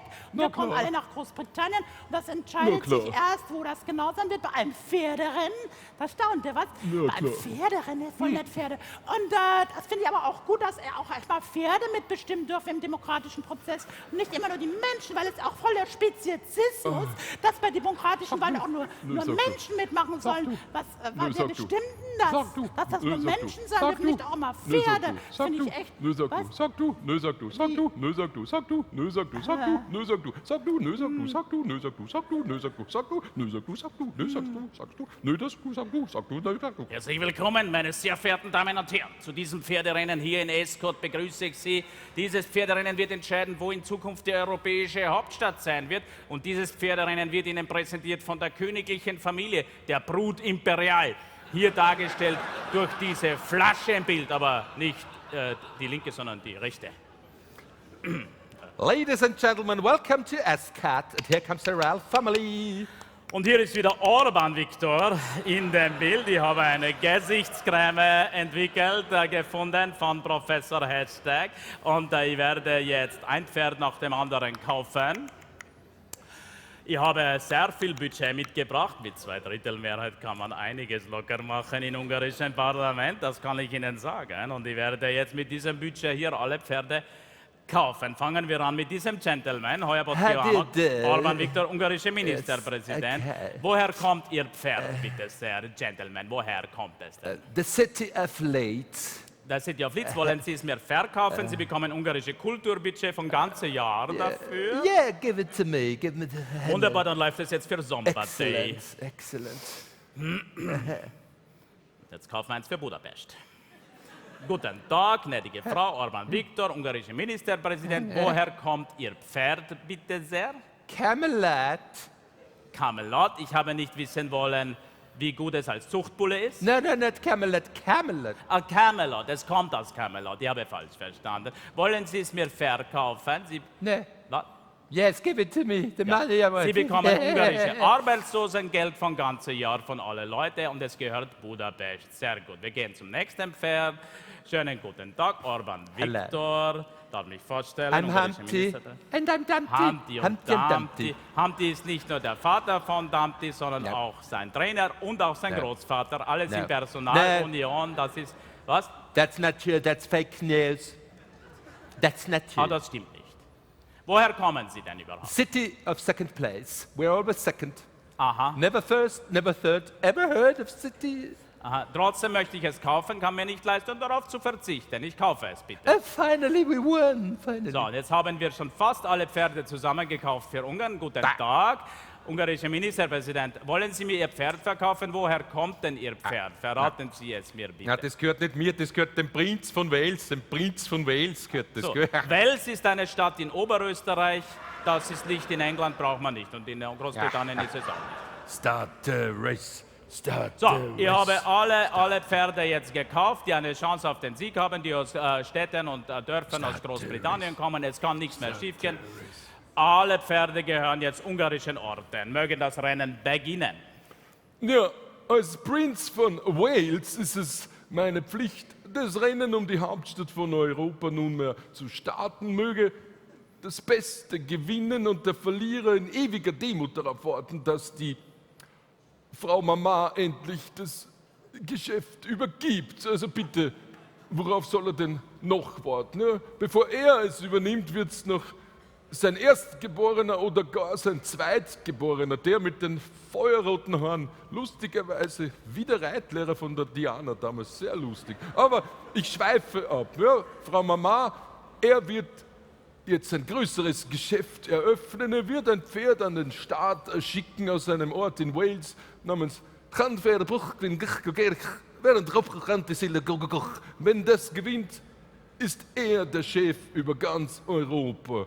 Möge das Rennen hiermit starten. Und soeben ist das Rennen gestartet um die Hauptstadt von Europa. Meine Damen und Herren, es führt das Pferd aus Budapest, gefolgt von einem Pferd aus Tschechien. Aber plötzlich, wie aus dem Nichts herauskommt, ein Pferd, das gänzlich anders animiert ist. Es ist gar nicht gezeigt, meine Damen und Herren, nein, es ist durch einen sehr läppischen Bluescreen-Effekt hineinkopiert und geht auf und ab und auf und ab. Und plötzlich hat dieses Pferd, wo ihr nicht wissen, wo es kommt, Dieses Pferd habe ich nicht gekauft. Und meine Damen und Herren, es wird wahrscheinlich gewinnen. Wir wissen noch nicht genau, woher es kommt. Obwohl hier Finish steht, es kommt aus Wales, aus Ranverbuchting. Wir haben eine neue Hauptstadt, meine Herren. Ja, aber wie genau heißt denn die? Ranfire Pull, Gwingilgo, Goger, Aquindrabo, Yanti, Silio, go, go, go! Alter, das ist ja arg, was ich mir eine Karte. Boah. Alter. Ah, nie wieder. Nie wieder unterzeichne ich einen Vertrag, wenn ich vorher im Coq au Vin war. Ja, also nie wieder. Jetzt müssen wir hier absperren, das Parlament. Ja, und dann geht's ab nach Wales. Ja, da spricht man Englisch. Ja? Ja. Können Sie, oder? Da habe ich keine Übung drin. Ah, das lernen schon. Das Parlament müssen wir nur verkaufen. Ja? Die Geister hinaustreiben. Wen ruft man da an? Who you gonna call? Wie bitte? Who you gonna call? Ach so, Englisch. Hä? Who you gonna call? Du, Ghostbusters. Ganz genau so ist es. Ja, wenn ich noch der Parlamentspräsident des Europäischen Parlaments wäre, hätte ich hauptsächlich und selbstverständlich mein Veto eingelegt gegen diese elitistische Entscheidung, gegen diese undemokratische Entscheidung. Niemand kann aussprechen, diese Ranverbuchwin,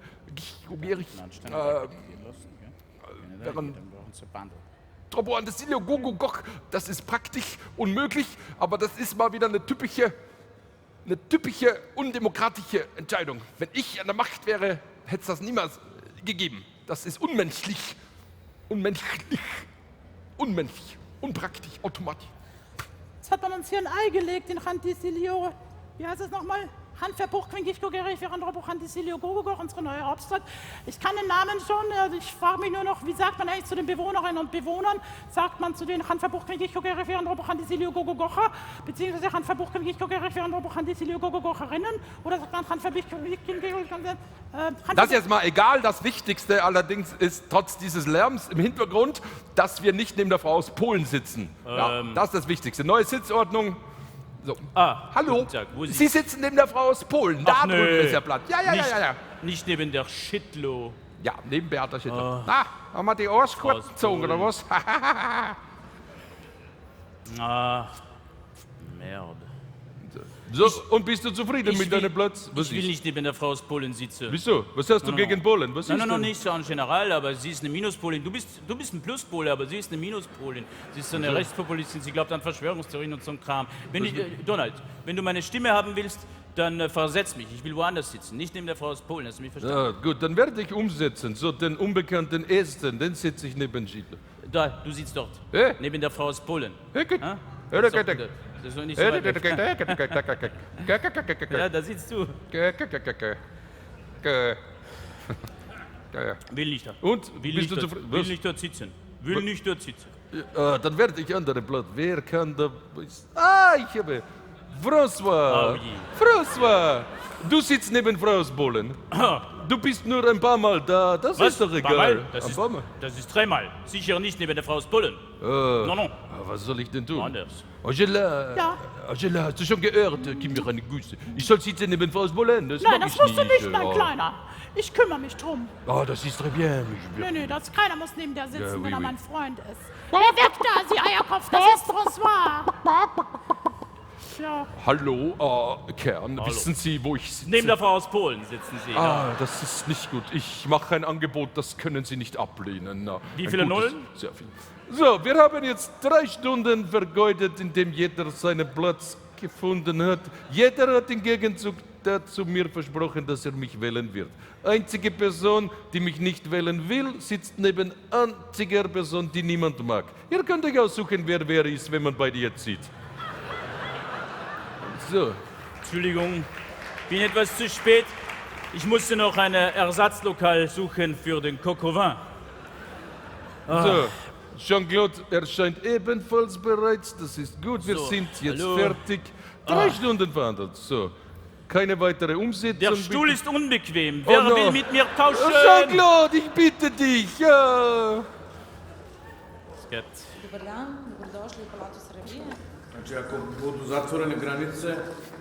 Also das ist der Außenminister von Serbien und der hat mich um Hilfe gebeten. Er hat nämlich ein Problem, wenn jetzt die Beitrittsverhandlungen mit Serbien in Wales stattfinden. Da wird sehr viel informell auf Englisch gesprochen und er kann leider kein Englisch. Jetzt habe ich ihm einen Schmäh gesagt. Gell? Machen Sie es, wie ich gesagt habe. Wird sicher funktionieren.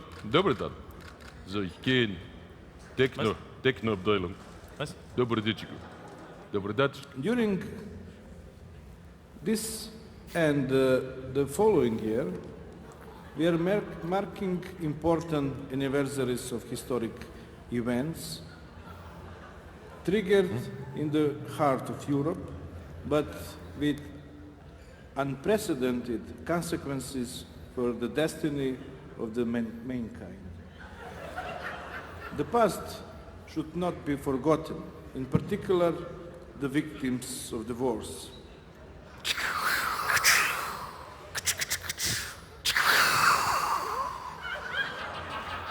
Geert Wilders. Geert Wilders. Geert Wilders nicht. Ich will das nicht.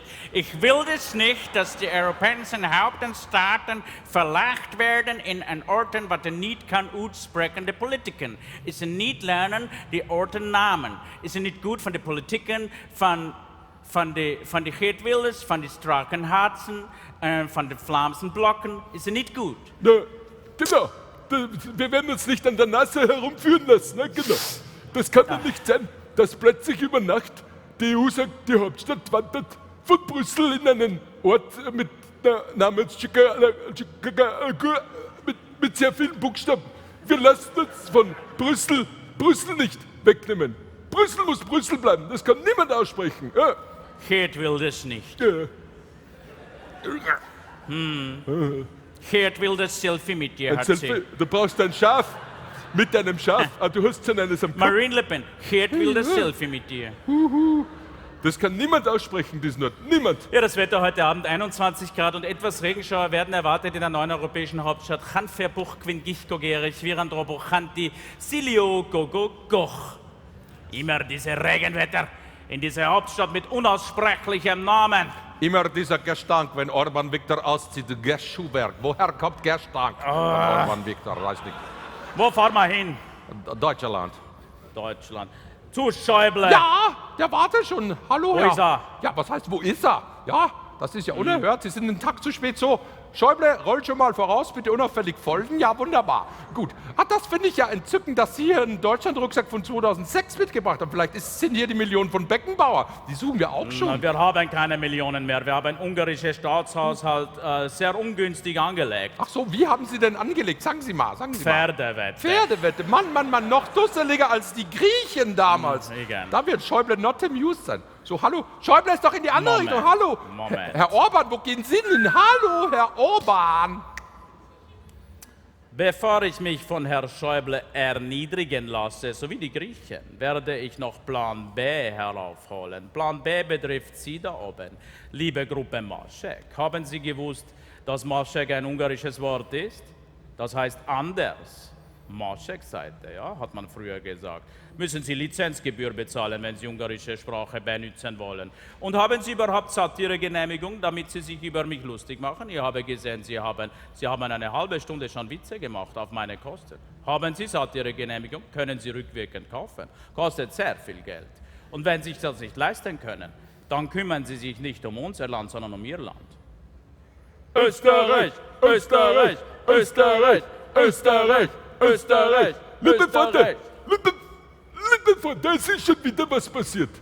Plötzlich sagt die EU, dass wir uns nicht mehr um unser Land, um Österreich kümmern dürfen, sondern um ihr Land. Wir müssen uns um ihr Land kümmern. Aber unser Land ist doch Österreich. Mein Land ist Österreich und dein Land ist Österreich. Ja? Und ihr Land ist gar nicht unser Land. Ja? Wir kümmern uns nur um Österreich. Österreich und unser Land. Österreich und unser Land.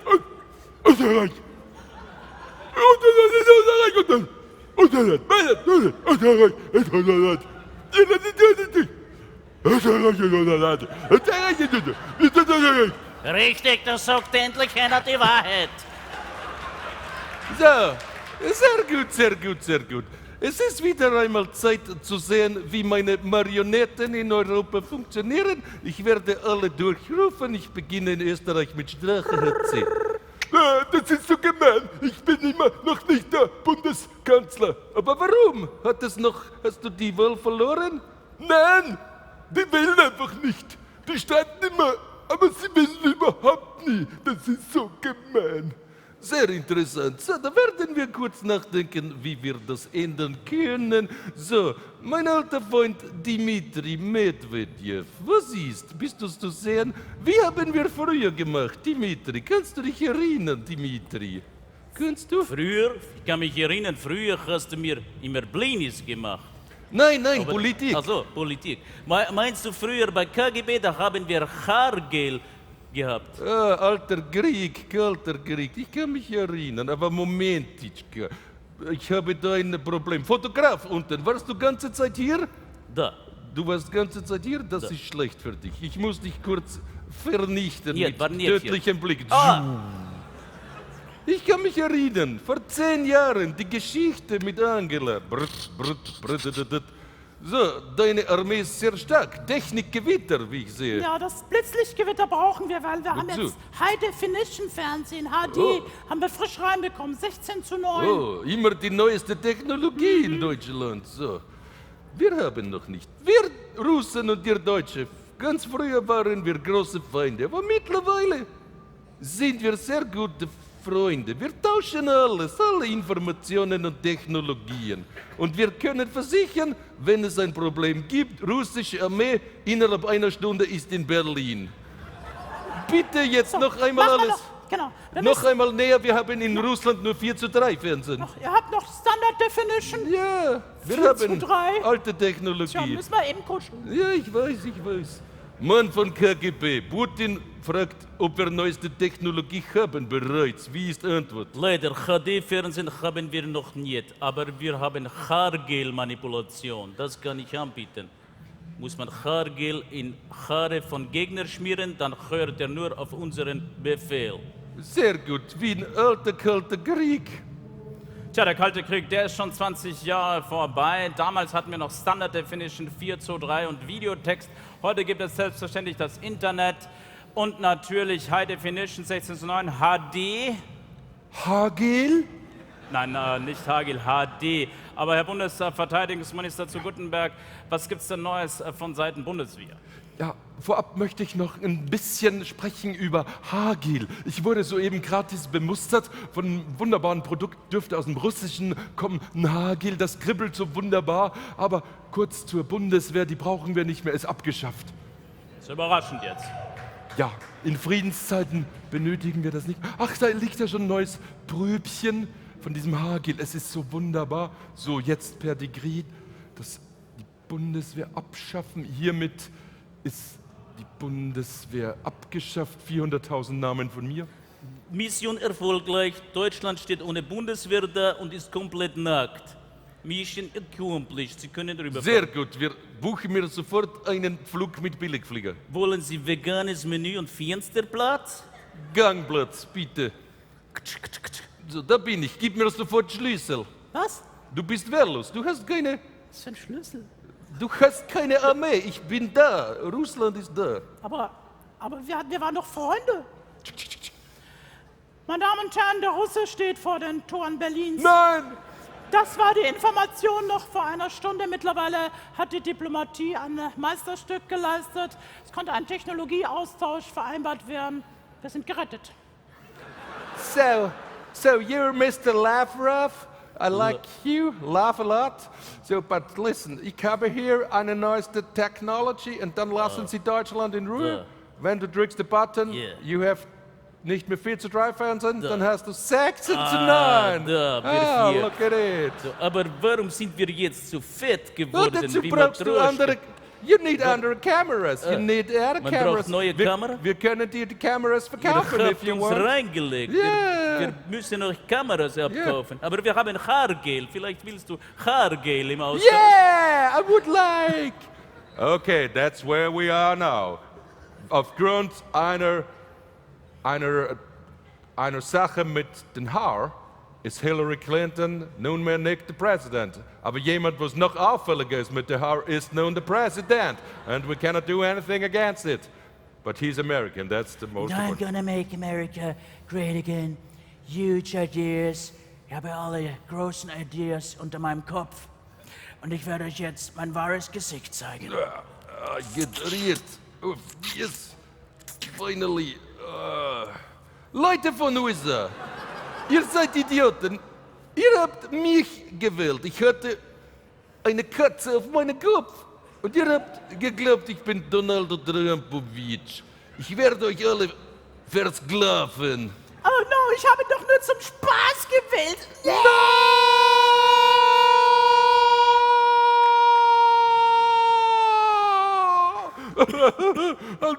Hört auf. Jetzt ist es zu spät zum Flennen. Wir wollten es nicht, aber hoffentlich schickt der Herrgott uns einen Engel. Ich bin kein Engel. Ich bin der Papst. Engel. Glaubt du an Engel? Ihr dummen Protestanten. Habt euch einen Bären aufbinden lassen. Jetzt ist es zu spät. Jetzt kann nicht mal mehr der Bernie helfen. Ihr habt Bernie zum Weinen gebracht. Das will was heißen. Aber bevor ich hier euch weiter die Leviten lese, there comes a time when we heed a certain call, when the world must come together as one. There are people dying. Oh, it's time to lend a hand to life, the greatest gift of all. We can't go on pretending day by day that someone somewhere will soon make a change. We're all a part of God's great big family. And the truth, you know, love is all we need. We are the world. We are the children. We are the ones to make a brighter day. So let's start giving. There's a choice we're making. We're saving our own lives. It's true, we make a better day. Just you and me.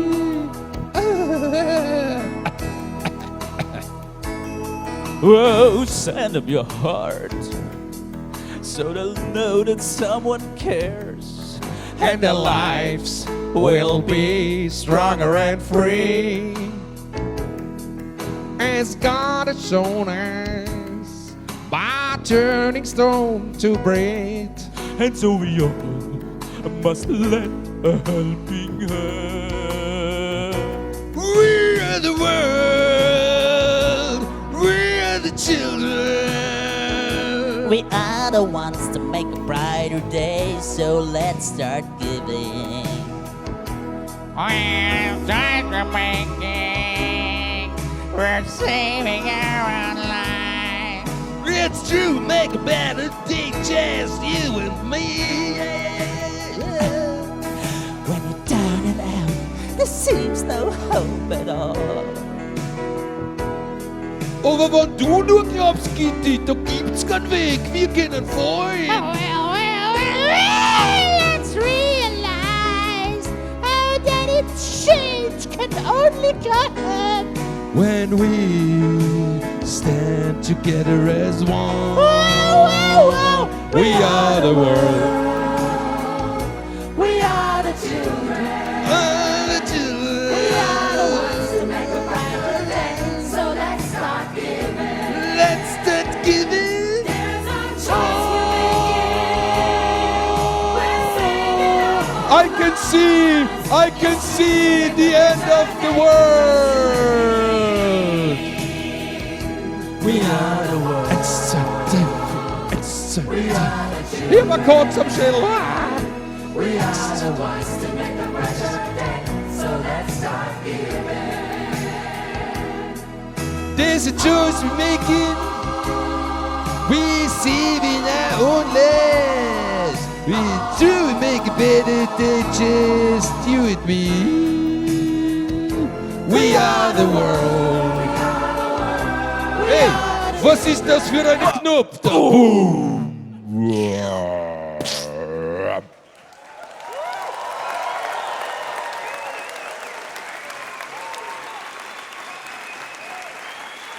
Danke. Dankeschön. Danke. Vielen Dank. Danke.